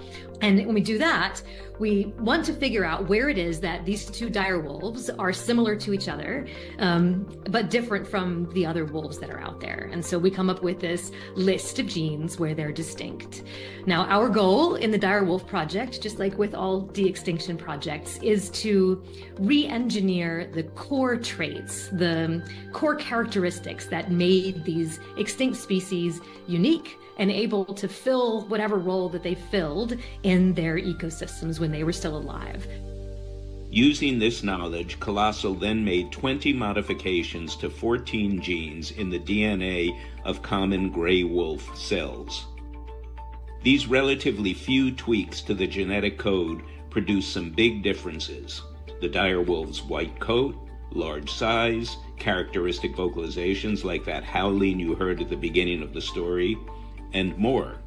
That DNA was transferred to denucleated egg cells, meaning cells without their own genetic material, and then developed into embryos and were then implanted in the wombs of surrogate mothers, who were hound mixed dogs. We didn't know how big these embryos would grow and wanted to make sure that the surrogate was healthy. So we picked large dogs. Romulus and Remus, named after the Roman mythological twin brothers who were raised by a wolf, were born on October 1st, 2024. And in January, they were joined by a younger sister that the Colossal team named Khaleesi. Each wolf is on track to grow to as large as 6 feet long and 150 pounds. Colossal isn't planning to reintroduce them to the wild. Instead, the 3 dire wolves will live out their lives on a fenced 2,000-acre preserve. Colossal does not want to disclose this location in order to protect the animals. I think these are the luckiest animals ever. They will live their entire life on this protected ecological reserve where they have all sorts of space and they have natural denning environment and they have an inclement weather hut that they can go and hide out in if they need to. They have 24-hour veterinary care. Dire wolves aren't the only species on Colossal's de-extinction agenda. An American company says it has genetically engineered mice so that they have developed some traits like mammoths. A small but potentially important step in a quest to eventually bring back the prehistoric woolly mammoth. They hope to de-extinct the woolly mammoth as early as 2028. Responsibilities of such a possibility, and why I asked this commission to issue this report. For 3 months, the Commission has rigorously explored the scientific, moral, and spiritual dimensions of human cloning. It has talked to leading scientists and religious leaders, to philosophers and families, to patient advocates, and to the general public. From many opinions and beliefs, as Dr. Shapiro said, one unanimous conclusion has emerged. Attempting to clone a human being is unacceptably dangerous to the child and morally unacceptable to our society.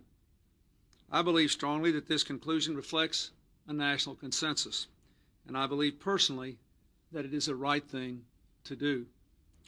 Today, I am sending legislation to the Congress that prohibits anyone in either public or private sectors from using these techniques to create a child. Until the day I sign the legislation into law, the ban on federal funding I declared in March will remain in effect. And once again, I call upon the private sector to refrain voluntarily from using this technology to attempt to clone a human being. I want to make clear that there is nothing inherently immoral or wrong with these new techniques used for proper purposes. In fact, they hold the promise of revolutionary new medical treatments and life-saving cures to diseases like cystic fibrosis, diabetes, and cancer, to better crops and stronger livestock. This legislation, therefore, will not prohibit the use of these techniques to clone DNA in cells, and it will not ban the cloning of animals. What the legislation will do is to reaffirm our most cherished belief about the miracle of human life and the God-given individuality each person possesses. It will ensure that we do not fall prey to the temptation to replicate ourselves at the expense of those beliefs and the lives of innocent children we would produce. Finally, the legislation will ensure that we continue the national dialogue we began 3 months ago, and will provide the nation and the Congress another opportunity to take a look at this issue in 5 years. To make sure that all our voices are heard as we explore human cloning, the legislation specifically requires the National Bioethics Advisory Commission to continue its study and report back in 4.5 years. At that time, we will decide how to proceed based on what has been accomplished and agreed upon and debated and discovered in the intervening period. Banning human cloning reflects our humanity. It is the right thing to do. Creating a child through this new method calls into question our most fundamental beliefs. It has the potential to threaten the sacred family bonds at the very core of our ideals and our society.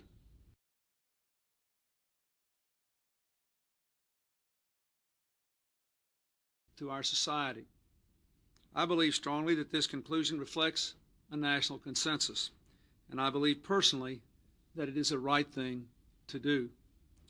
Today, I am sending legislation to the Congress that prohibits anyone in either public or private sectors from using these techniques to create a child.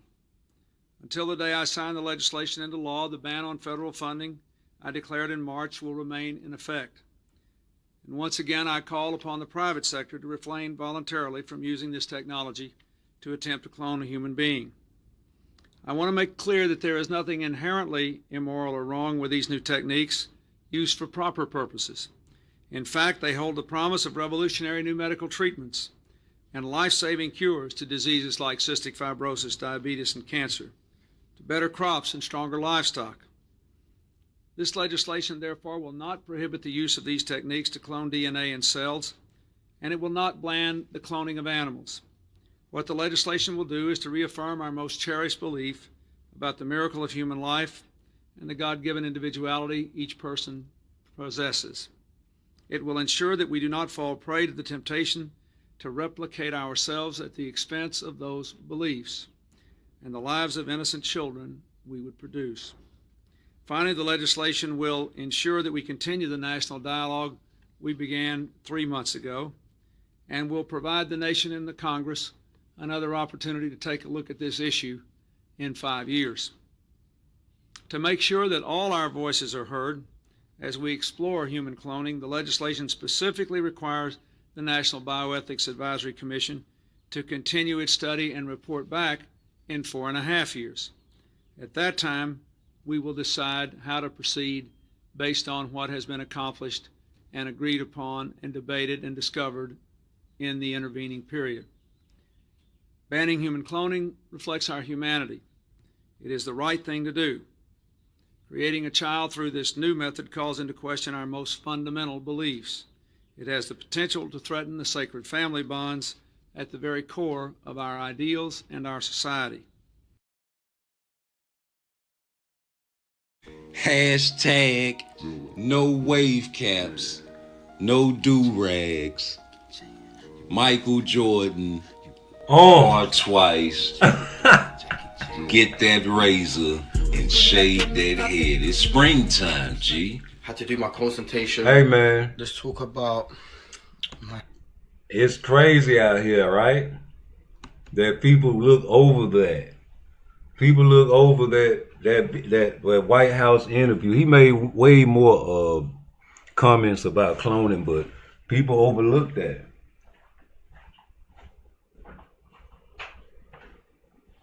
When you talking about a motherfucker got a country behind them, you know niggas ain't got no country behind them.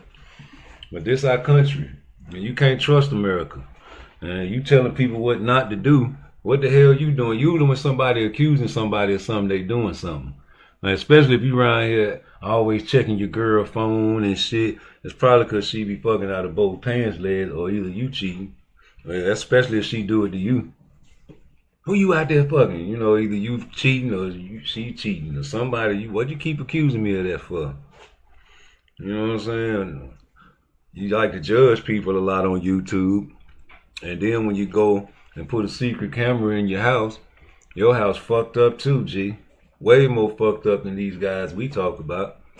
You know, life be happening. Life be lifing, G. And people try to hide and put a mask on, man, and do cosmetic surgery, and and try to change their image, but when all boils down to it, boy, You can't hide what God did to you, man. That's wrong. That's like the Beijing King. You seen Jay Prince with all that Beijing on, man. Let it go. Boom, boom, boom, boom, boom, boom, boom, boom, boom. Better let that mother loving Beijing go. Boom, boom, boom, boom, boom, boom, boom. You see, I let mine shine. I tried it when I first got out the Fed, because, you know, I do the performances, man. But when I do it now, man, I just cut it real low, get it nice trimmed up, put the Gucci's on, man, and step out like the man that I am, G. We ain't hiding nothing that God do to us.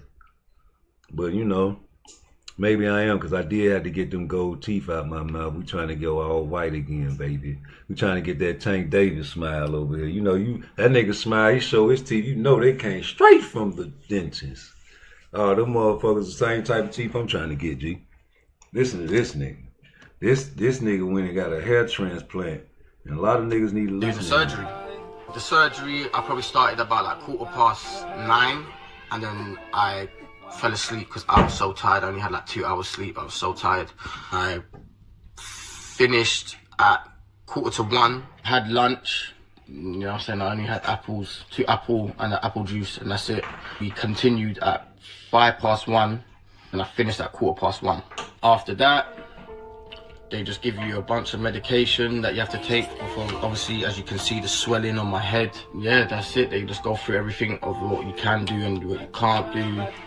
And that was it, really. Easy, man, easy. But guys, if you want any tips or any advice, just follow me, message me, and I got you, man. Like, I'm not one of these guys that are like, oh, hair transplant, and don't share the thing. Like, I will share the thing with you. I will talk to you about everything. You know what I'm saying? If you have any like doubts, anything, just shout me, okay? It's your boy K Flex. Have a good day, man. Peace out. The howl of a dire wolf hasn't been heard on planet Earth for more than 10,000 years. That's because the species is extinct, or was. Colossal Biosciences is a Dallas-based company that's using genetic engineering to First of all, y'all bringing back prehistoric animals, and I didn't believe it at first. You know, I like to research before I put shit out there.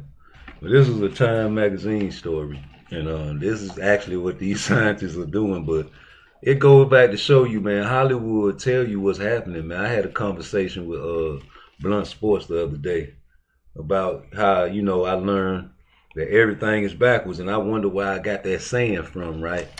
And it was my cousin Shamika telling me, because she was like, what you say?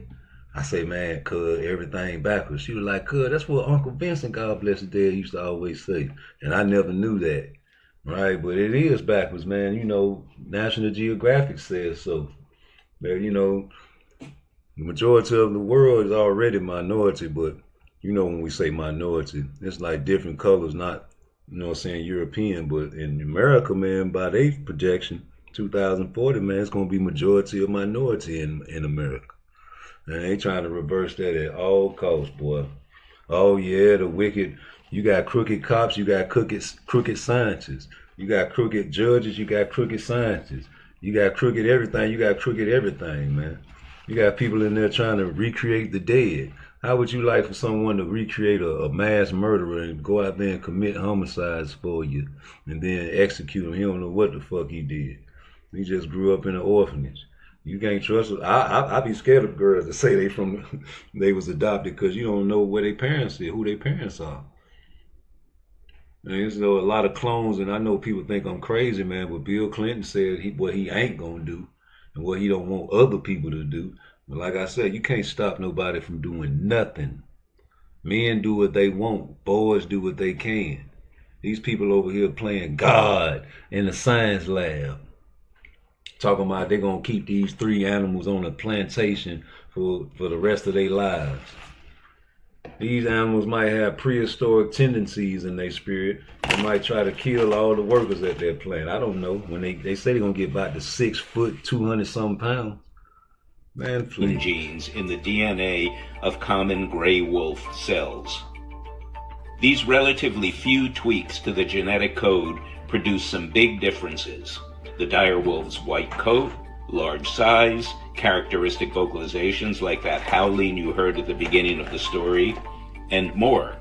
That DNA was transferred to denucleated egg cells, meaning cells without their own genetic material, and then developed into embryos and were then implanted in the wombs of surrogate mothers, who were hound mixed dogs.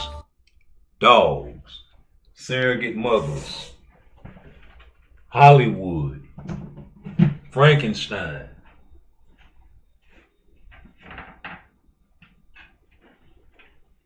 It's alive, it's alive, it's alive. Remember that? Remember Frankenstein? You know, they've been doing this before they could even capture it on film, bro. You understand me? They've been doing this before they can capture this on film. Putting it right in your face. Letting you know that Indiana Jones and the Lost Ark is something they've been trying to do. Letting you know that Star Wars is something that's going to happen in the future. It's going to have to find somewhere else to inhabit. Eternal life is something they have been trying to do since the longest time. And they putting it right in y'all face, man. I'm trying to tell you something, man. Hit that like button for me. Hit that, man, run that shit, G. We didn't know how big Man, this is a prehistoric animal they done brought back to life. embryos would grow, and wanted to make sure that the surrogate was healthy. So we picked large dogs. Who else they gonna Romulus bring and back? Remus, named after the Roman George mythological Washington. twin brothers who were raised by a wolf, were born on October 1st, 2024. And in January, they were joined by a younger sister that the Colossal team named Khaleesi. Each wolf is on track to grow to as large as 6 feet long and 150 pounds. Colossal isn't planning to reintroduce them to the wild. Instead, the 3 dire wolves will live out their lives on a fenced 2,000-acre preserve. Yeah. Colossal does not want to disclose this location in order to protect the animals. I think these are the luckiest animals ever. They will live their Yeah, entire they life think- on this protected ecological reserve where they have all sorts of space, and they have natural denning environment, and they have a inclement weather hut that they can go and hide out Yeah, in they if they think- need to. They have 24-hour veterinary care. Dire wolves aren't the only species on Colossal's de-extinction agenda. An American company says it has genetically engineered mice so that they have developed some traits like mammoths. A small but potentially important step in a quest to eventually bring back the prehistoric woolly mammoth. They hope to de-extinct the woolly mammoth as early as 2028. Get the fuck out of here. Responsibilities of such a possibility. 2028, man. Ain't no telling what's gonna happen in 2030. God forbid if you around here 2040. You know, each decade it get worse and worse, but who's to say they not doing this already? You know, you got mad scientists, people that fighting wars. You need crash dummies out here. You know, people to shoot at Trump. Excuse me. You know, you gotta have people that'll shoot at important people and go out there and crash out and fly into a building or something. You know what I'm talking about? But y'all don't believe in that type of shit. And these niggas sitting here telling you what they doing. They bringing back prehistoric animals, and people thought it was fake.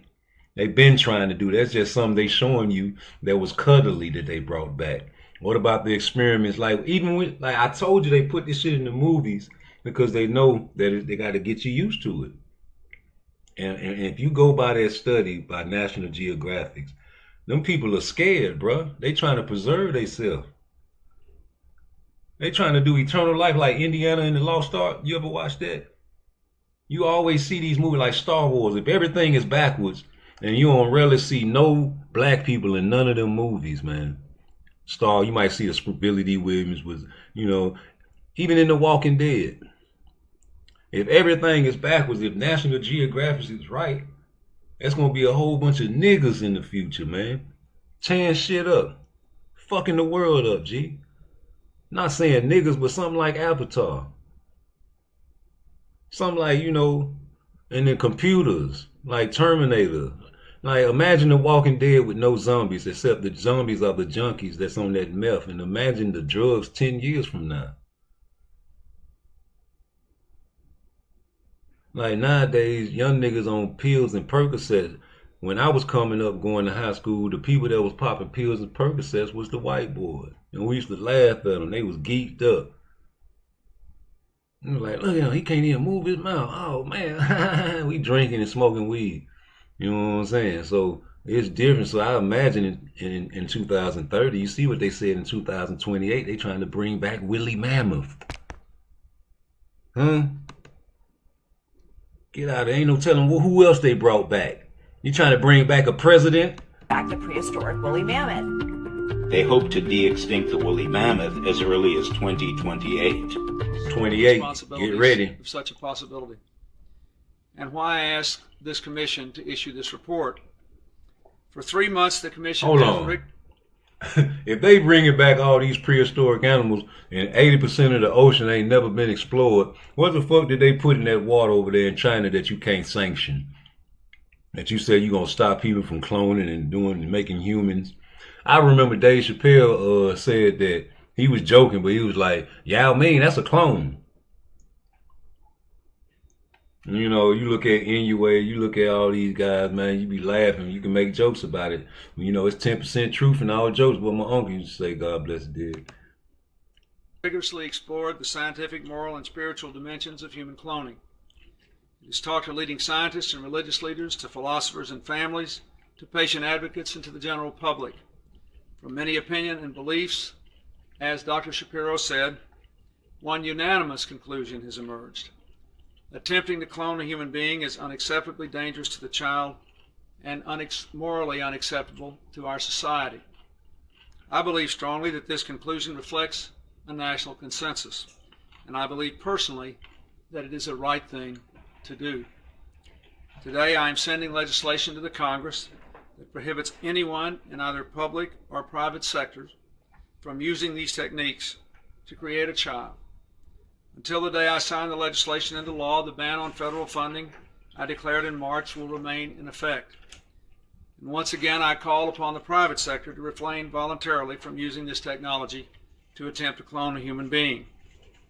I want to make clear that there is nothing inherently immoral or wrong with these new techniques used for proper purposes.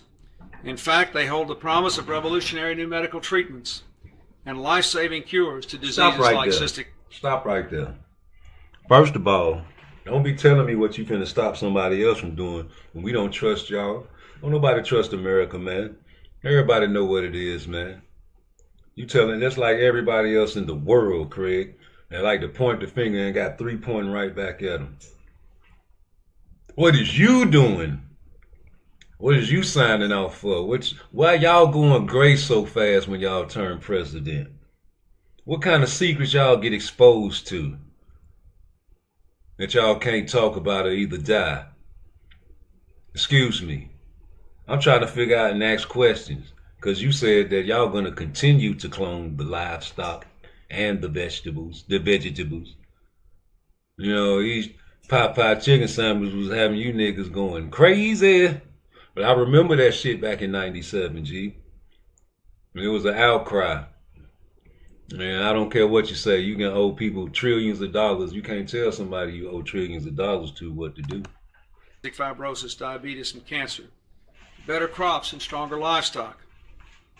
This legislation, therefore, will not prohibit the use of these techniques to clone DNA in cells, and it will not ban the cloning of animals.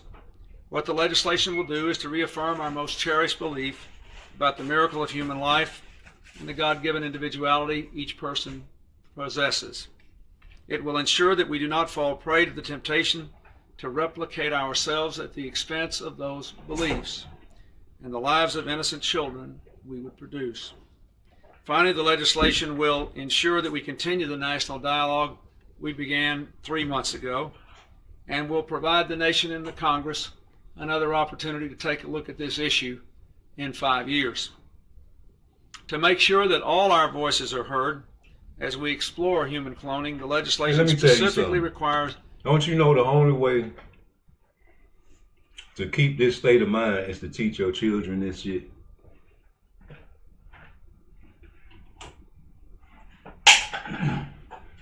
And if you teach your children to believe in God and you take them to church every Sunday, they might go up and be a Christian, but you might be a real strict parent and you whoop your kids every day when they wrong. And they grow up and they don't whoop their kids. but they still take them to church. You know what I'm saying? Every Sunday and blah, blah, blah. But then when them kids grow up, they were like, I ain't want to go to church every Sunday, but I believe in God. So I ain't going to take my kids to church every Sunday, and I ain't going to whoop my kids.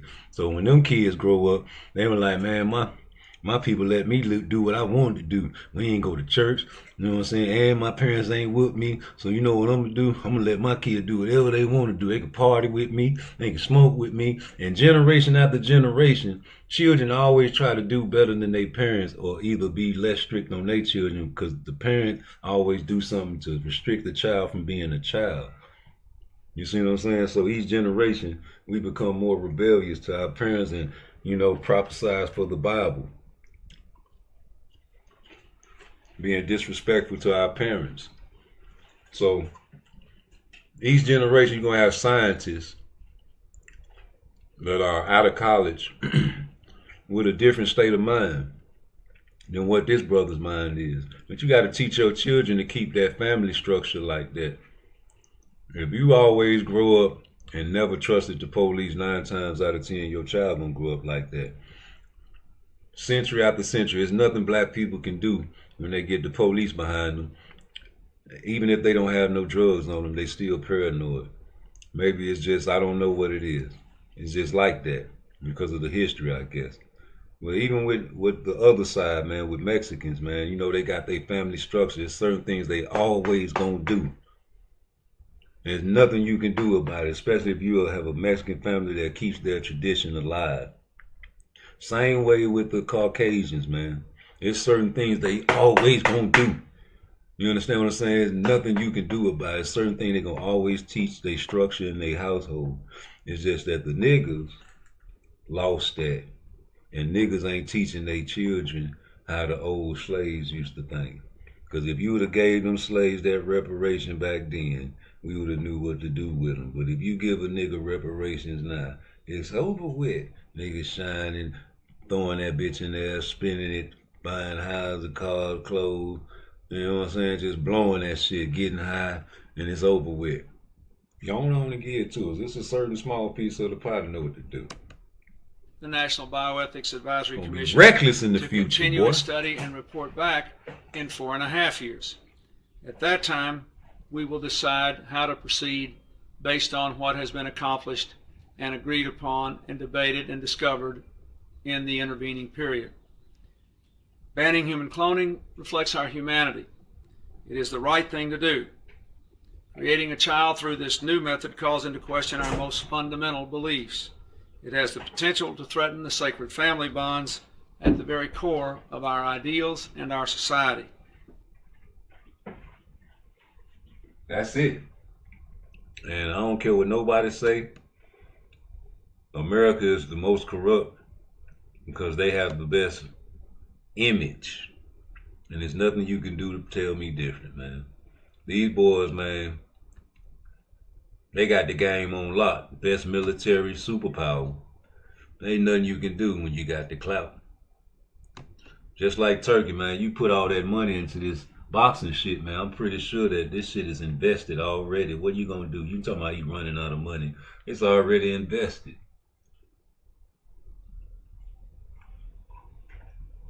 You spend your last dollar on your re-up.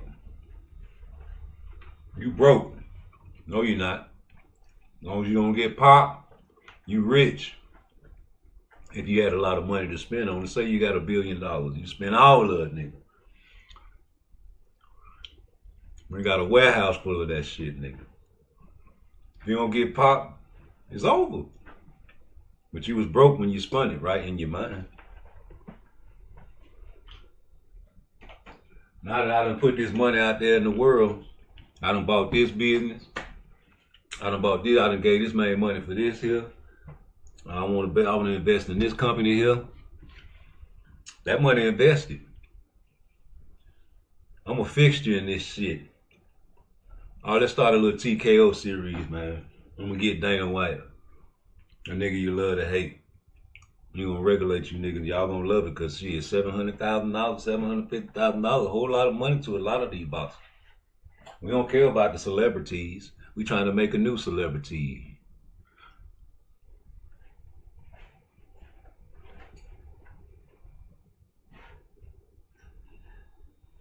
We need somebody with a new attitude out here towards boxing. Somebody that want to be a champion.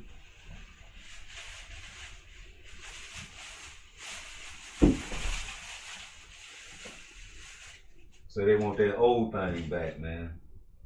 They want the old school type of guys back. They want some Ezra Charles type of guys that want the money but also want to be the best.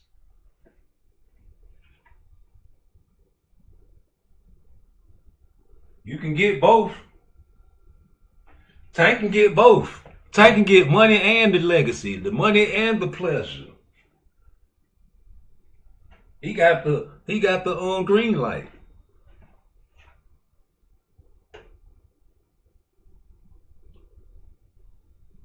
He had the green light. You gave it to Frank Martin.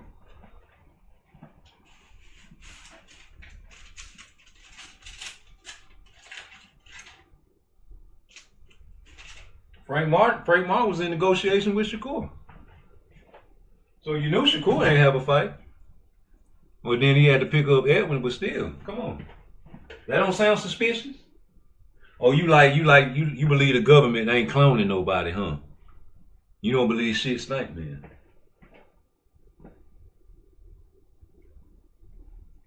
All of a sudden, at the end of the day, you want a little more, Who was talking to you, boy?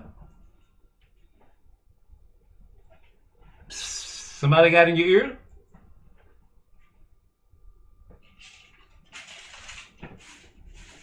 Yeah, I think somebody got in Frank Martin's ear and told him not to fight no Shakur. I think somebody got in Frank Martin's ear and be like, hey man, we got something over here on the Tank side of the game. Shout out to Corey Hogan. I think Corey Hogan be sneak watching me, man, because I done heard this nigga. I suggested in his chat one time, because his fucking chat be moving too fast.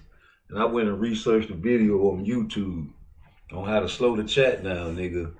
And I posted that shit in his comment section and told him to subscribe to Rude Exposure. All of a sudden, I go watch the 5150 show. The chat done slowed down on your boy.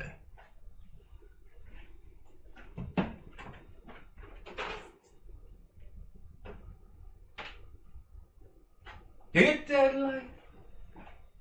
Yeah, the chat done slowed down on your boy and some more shit. That's cool. You know, you the homie.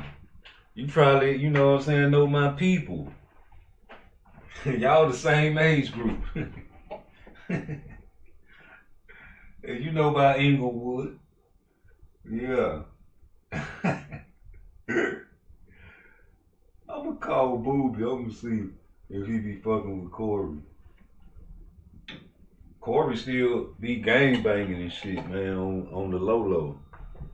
You see him on 5150 with that head broke off to the right. That nigga be set tripping like a motherfucker. I used to go to my cousin's house and had to keep my hat straight. Make sure my shit was straight neutral. Cause you know where my daddy lived at, we was setting it off to the left. And they was setting it off to the right. You know, we understood the politics. That's why I didn't want to hear that interview when Ward was talking about DC and Baltimore politics. I didn't want to hear about that shit. I already know him.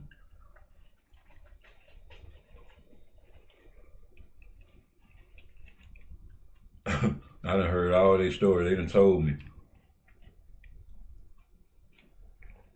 I know all their legends. I know all their gangster stories and all that shit. It's the same in every city. They say, Tank a street, nigga. Stop it.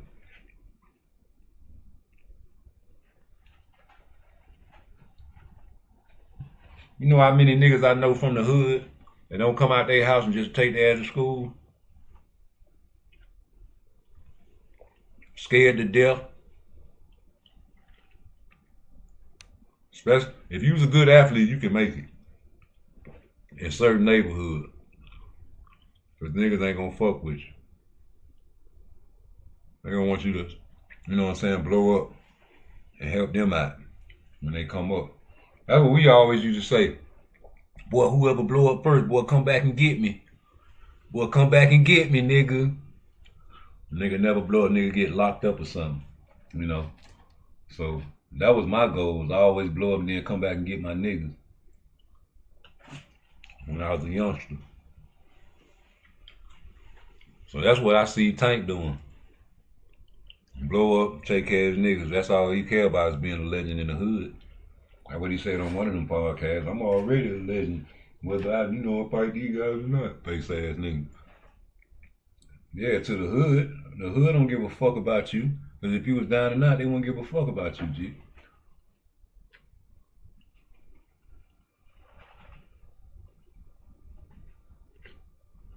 You niggas give a fuck about people when they go through real shit and it's viral.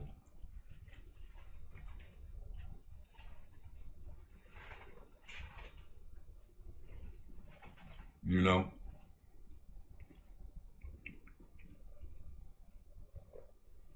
Oh, perfect example. The nigga with the dreads that got locked up for having his kids at McDonald's. Y'all niggas was ready to start GoFundMe for this nigga and some more shit. First of all, whether he was doing a good thing or not, nigga, ain't nobody never finna leave their kids at a McDonald's. That's a dumb nigga right there. You know how many fights happen at McDonald's? How many niggas get robbed at McDonald's, nigga? How many shootings happen at McDonald's, dumbass nigga? How many weirdos come get Big Macs and McFlurries at McDonald's food? And you got children there that can't defend themselves? I'm about a job interview, nigga. Like I said to Willie D, because he read my little chat. And I was like, shit, nigga. Ain't no excuse. I'll never leave my little booby. Nigga, I got hashtag saving booby. Ain't nobody started no motherfucking GoFundMe for that. And it's a real man trying to be a real father to his child.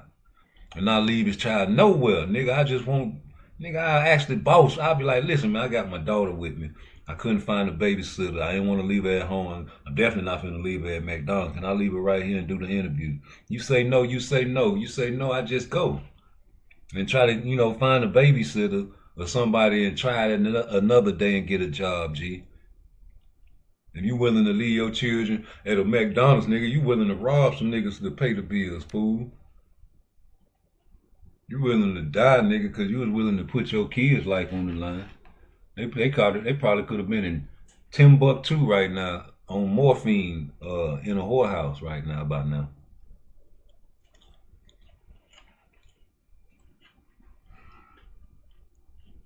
I don't trust nothing. Not one single solitary thing. Not even Shakur. You niggas over there with Snack. I don't trust that. I just, you know what I'm saying, don't want you to get caught slipping, bro. Don't get caught slipping like Ryan Garcia. That go for Tank too. And you a little strong little nigga, man. And you was cool with Ryan Garcia popping dirty because you was all in his face kikiing and shit, making fun of Devin. Oh, y'all was cool with that because y'all say he just trolling, man. Man, come on, PARTTWICE. Y'all cool with trolls and some more shit. That's what type of niggas we got in 2025. You pussy niggas is cool with trolls. Ain't that a bitch? Weak ass boy. Don't nobody fuck with troll ass niggas out here.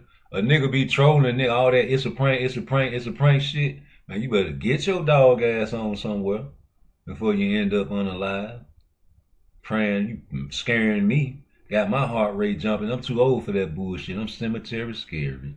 I'm too light to fight and too scared to win. Yep. And it's high. That's how y'all got it though. Especially when you're down there. I'm visiting my mother in the stand your ground state. I gotta be on all 4 pivots. Because I want to live and I love living. I love living fucking bitches getting high. Ain't that how the song go? Yeah, man, I'm finna get off this thing, man. But you know what it is, though. I gotta play my shit. This is a Tank song, though. Tank Davis got me wanting to sing this song to you. Nigga try to get me, but I don't give a fuck. Tank ain't gotta fight nobody. That's what y'all used to say. Tank ain't gotta fight nobody. Tank ain't gotta fight nobody. Tank ain't gotta fight Lamont Roach. Y'all want him to rematch Lamont Roach so bad. I wish Tank say fuck Lamont Roach. Just to bust your heart, man. Oh, that'll hurt you so bad. You went back on your, man, you ain't no Tank fan. You the main one talking about Tank ain't gotta never fight nobody. He fight who he want to fight. And now all of a sudden he got to fight Lamont Roach. No, the fuck he don't. That's a man. A man do what he want to do. And Lamont Roach ain't got to fight Tank, nigga. He a man. He can fight who the fuck he want to fight. But you heard Lamont Roach on the podcast with Ward. He say he think it's about to happen. And you kept saying think. And you kept squinching your face up, homie. So that shit ain't concrete, nigga. No, it ain't. That shit is not concrete. And it looking like that shit might be like the last time when he, you know what I'm saying, put that shit out to what? December, then it was January, then skip February, you fought in March, nigga. Is that gonna be one of the cases, man? I don't know, man, because the man say he think. And as a man think, you know, it's trending in the right direction, but Tank ain't got to fight nobody. Tank ain't got to do nothing he don't want to do, bro. Y'all niggas some fake Tank fans, nigga. Keep that same energy, G. That man don't have to fight nobody unless he can fight Jake Paul for me. I want to see what weight he go up. I want to see how big he get. I want to see if he can get big enough to fight Jake Paul. I kind of now you got to kind of want me to wish that Lamont Roach did lose, but we would have seen the true play, and we would have seen if you niggas would have capped to that shit just like you capped to everything else, man. But no, God didn't want that to happen. Everything happened for a reason, man. You know, booby trap them I said, but them I fire, them I trap, them I did. Yeah, that booby trap boy, he came over there and fought Booby. Or Boogaloo, that's what he had on his trunks. I think that's somebody that you know. Yeah, I got a uncle named Boogaloo. That's crazy. That's a common name. But yeah, he surprised y'all, man. Now y'all want a rematch. Tank ain't got to fight that nigga if he don't want to. Man, y'all hit the like button. I'm finna get up out this bitch, nigga. I don't give a fuck. Let's go. Run it up. I don't give a fuck. Run that shit, Lou. They got these niggas after me, but I don't give a fuck. They sent these bitches at me, but I did not want to fuck. I got these niggas on the run, but I don't really know if I should sell my gun, but I'm in love with OT4. They got these niggas after me, but I don't give a fuck. They got these niggas after me, but I don't give a fuck. They got these niggas after me, but I don't give a fuck. I got my 9mm Glock, I'm about to let it bust. I'm about to get some shit started, I'm retarded. I don't play with niggas' parties, so I do respect your side of town. I'm on my side of town, why you fucking with me now? You about to get that body rock, I'm about to pop, pop, pop. I do not understand why these niggas want to die. I love living, love fucking bitches getting high. So I'ma shoot first, bust first, think last. And I don't understand why you got a half glass. Fill your cup up, run it up to 50 G's. Go ahead, man, let them front you 20 keys. Go ahead, man, fuck about 20 bitches. Everybody know niggas kill just for riches. They got these niggas after me, but I don't give a fuck. They got these niggas after me, but I don't give a fuck. They got these niggas after me, but I don't give a fuck. They got these niggas after me, but I don't give a fuck. They got these niggas after me, but I don't give a fuck. They got these niggas after me, but I don't give a fuck. They got these niggas after me, but I don't give a fuck. They got these niggas after me, but I don't give a fuck. A million niggas wanna see me get this cornerstone. A million niggas want me murdered in this drug war. A million niggas wanna see me get the cornerstone. A million niggas want me murdered in this drug war. Get in line, I survive with my 45 just to stay alive, just to make it to the other side. Take my chance, do my dance with my 45 just to stay alive, just to make it to the other side. They got these niggas after me, but I don't give a fuck. They got these niggas after me, but I don't give a fuck. They got these niggas after me, but I don't give a fuck. They got these niggas after me, they got to.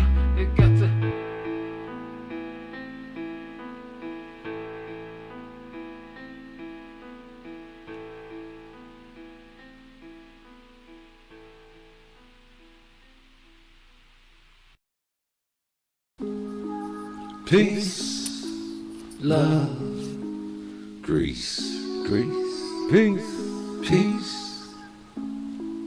love, no peace, Greece, no peace, peace, no peace, love, Soul Train, no peace, nigga, peace, love, no peace, Greece, no peace, Greece, no peace.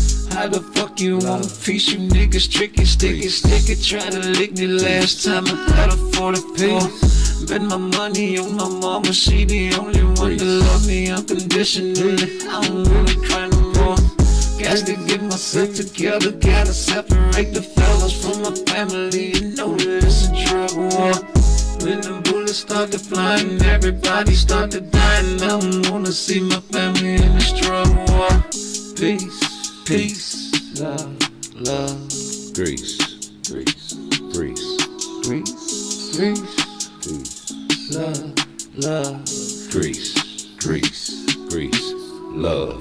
How you love me and you want to kill me? I'm no tenderoni, I'm no pony, I'm a real man. Yeah, I fucked your homie, I was lonely, I was hungry, and she bought a nigga food to eat and some drink, a sweet tea, please. Why you wanna kill me? I'm no tenderoni, I'm no phony, I'm a real man. Yeah, I fucked your homie, I was lonely, I was hungry, and she bought a nigga a little food to eat and some drink, a sweet tea, please.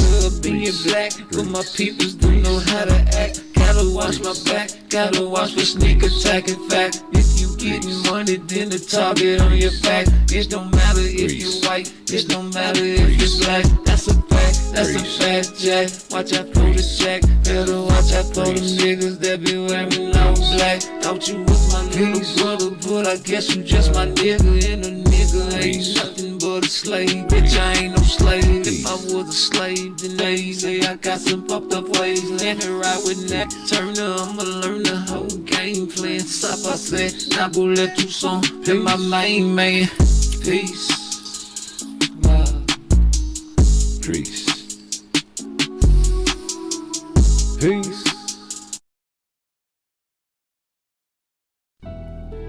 Yeah, it's me. It's always gonna be me. Part twice, never nice. It's for all the blasphemers and non-believers out there. This one for you, yeah. Burning them in hell. Please don't take my life away. The AK spray daily. Burning them in hell. Please don't take my breath away. And I'll pay you Friday. Burning them in hell. Please don't take my life away. And tell Rude no shot me. Burning them in hell. When I conversate with the wits in time, cause they say God made me. Burning them in hell. Burning them in hell. Burning them in hell. Burning them in hell. Purple haze on a beat. Burning them in hell. Please don't take my life away. The AK spray daily. Burning them in hell. Please don't take my breath away. And tell Rude no shot me. Burning them in hell. Please don't take my life away. And I'll pay you Friday. Burning them in hell. When I conversate, but I wait in time, cause they say God made me. Burning them in hell. Burning them in hell. Burning them in hell.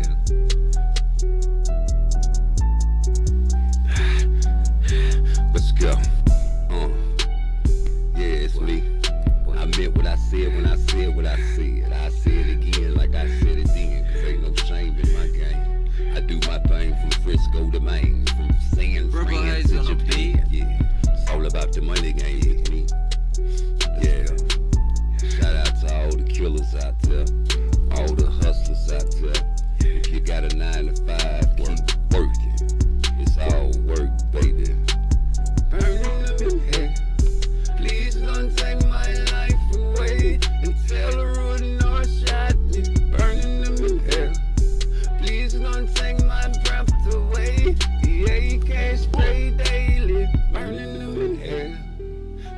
gonna take my life away, and I'll pay you Friday, burning them in hell.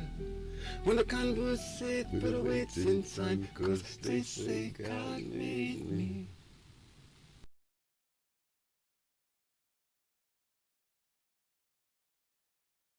You know. So if you Shakur Stevenson, bro, if you Devin Haney, do not make the mistake of trying to please people, bro. Do not make the mistake of trying. I'm gonna try to, you know, I'm gonna become more fan friendly, bro. I'm gonna go for the knockout. Nah, bro. You fight your fight. If your shit is hitting and not getting hit, you do that shit. Damn what everybody else say, bro. Because at the end of the day, if people rock with you, bro, they gonna rock with you. And if people hate on you, they gonna hate on you. Cause the same segment of people that's calling Shakur Stevenson and Devin Haney boring right now, bro, them same segment of people, if you try to become more exciting as a fighter, and you get your ass whooped, they ain't gonna be like, well, shit, I fuck with Shakur, man, he exciting, bro. Nah, they gonna be like, he got his ass whooped, he got knocked out, he got exposed. Cause you was trying to please their ass, bro.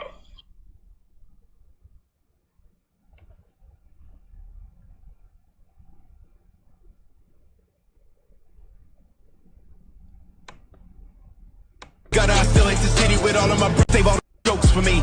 Cause it ain't a joke to me. I pull up with gang, they gon' turn around and make a toast to me. Straight out of Philly, I came out the gutter, isolate the city with all of my birthday all jokes for me.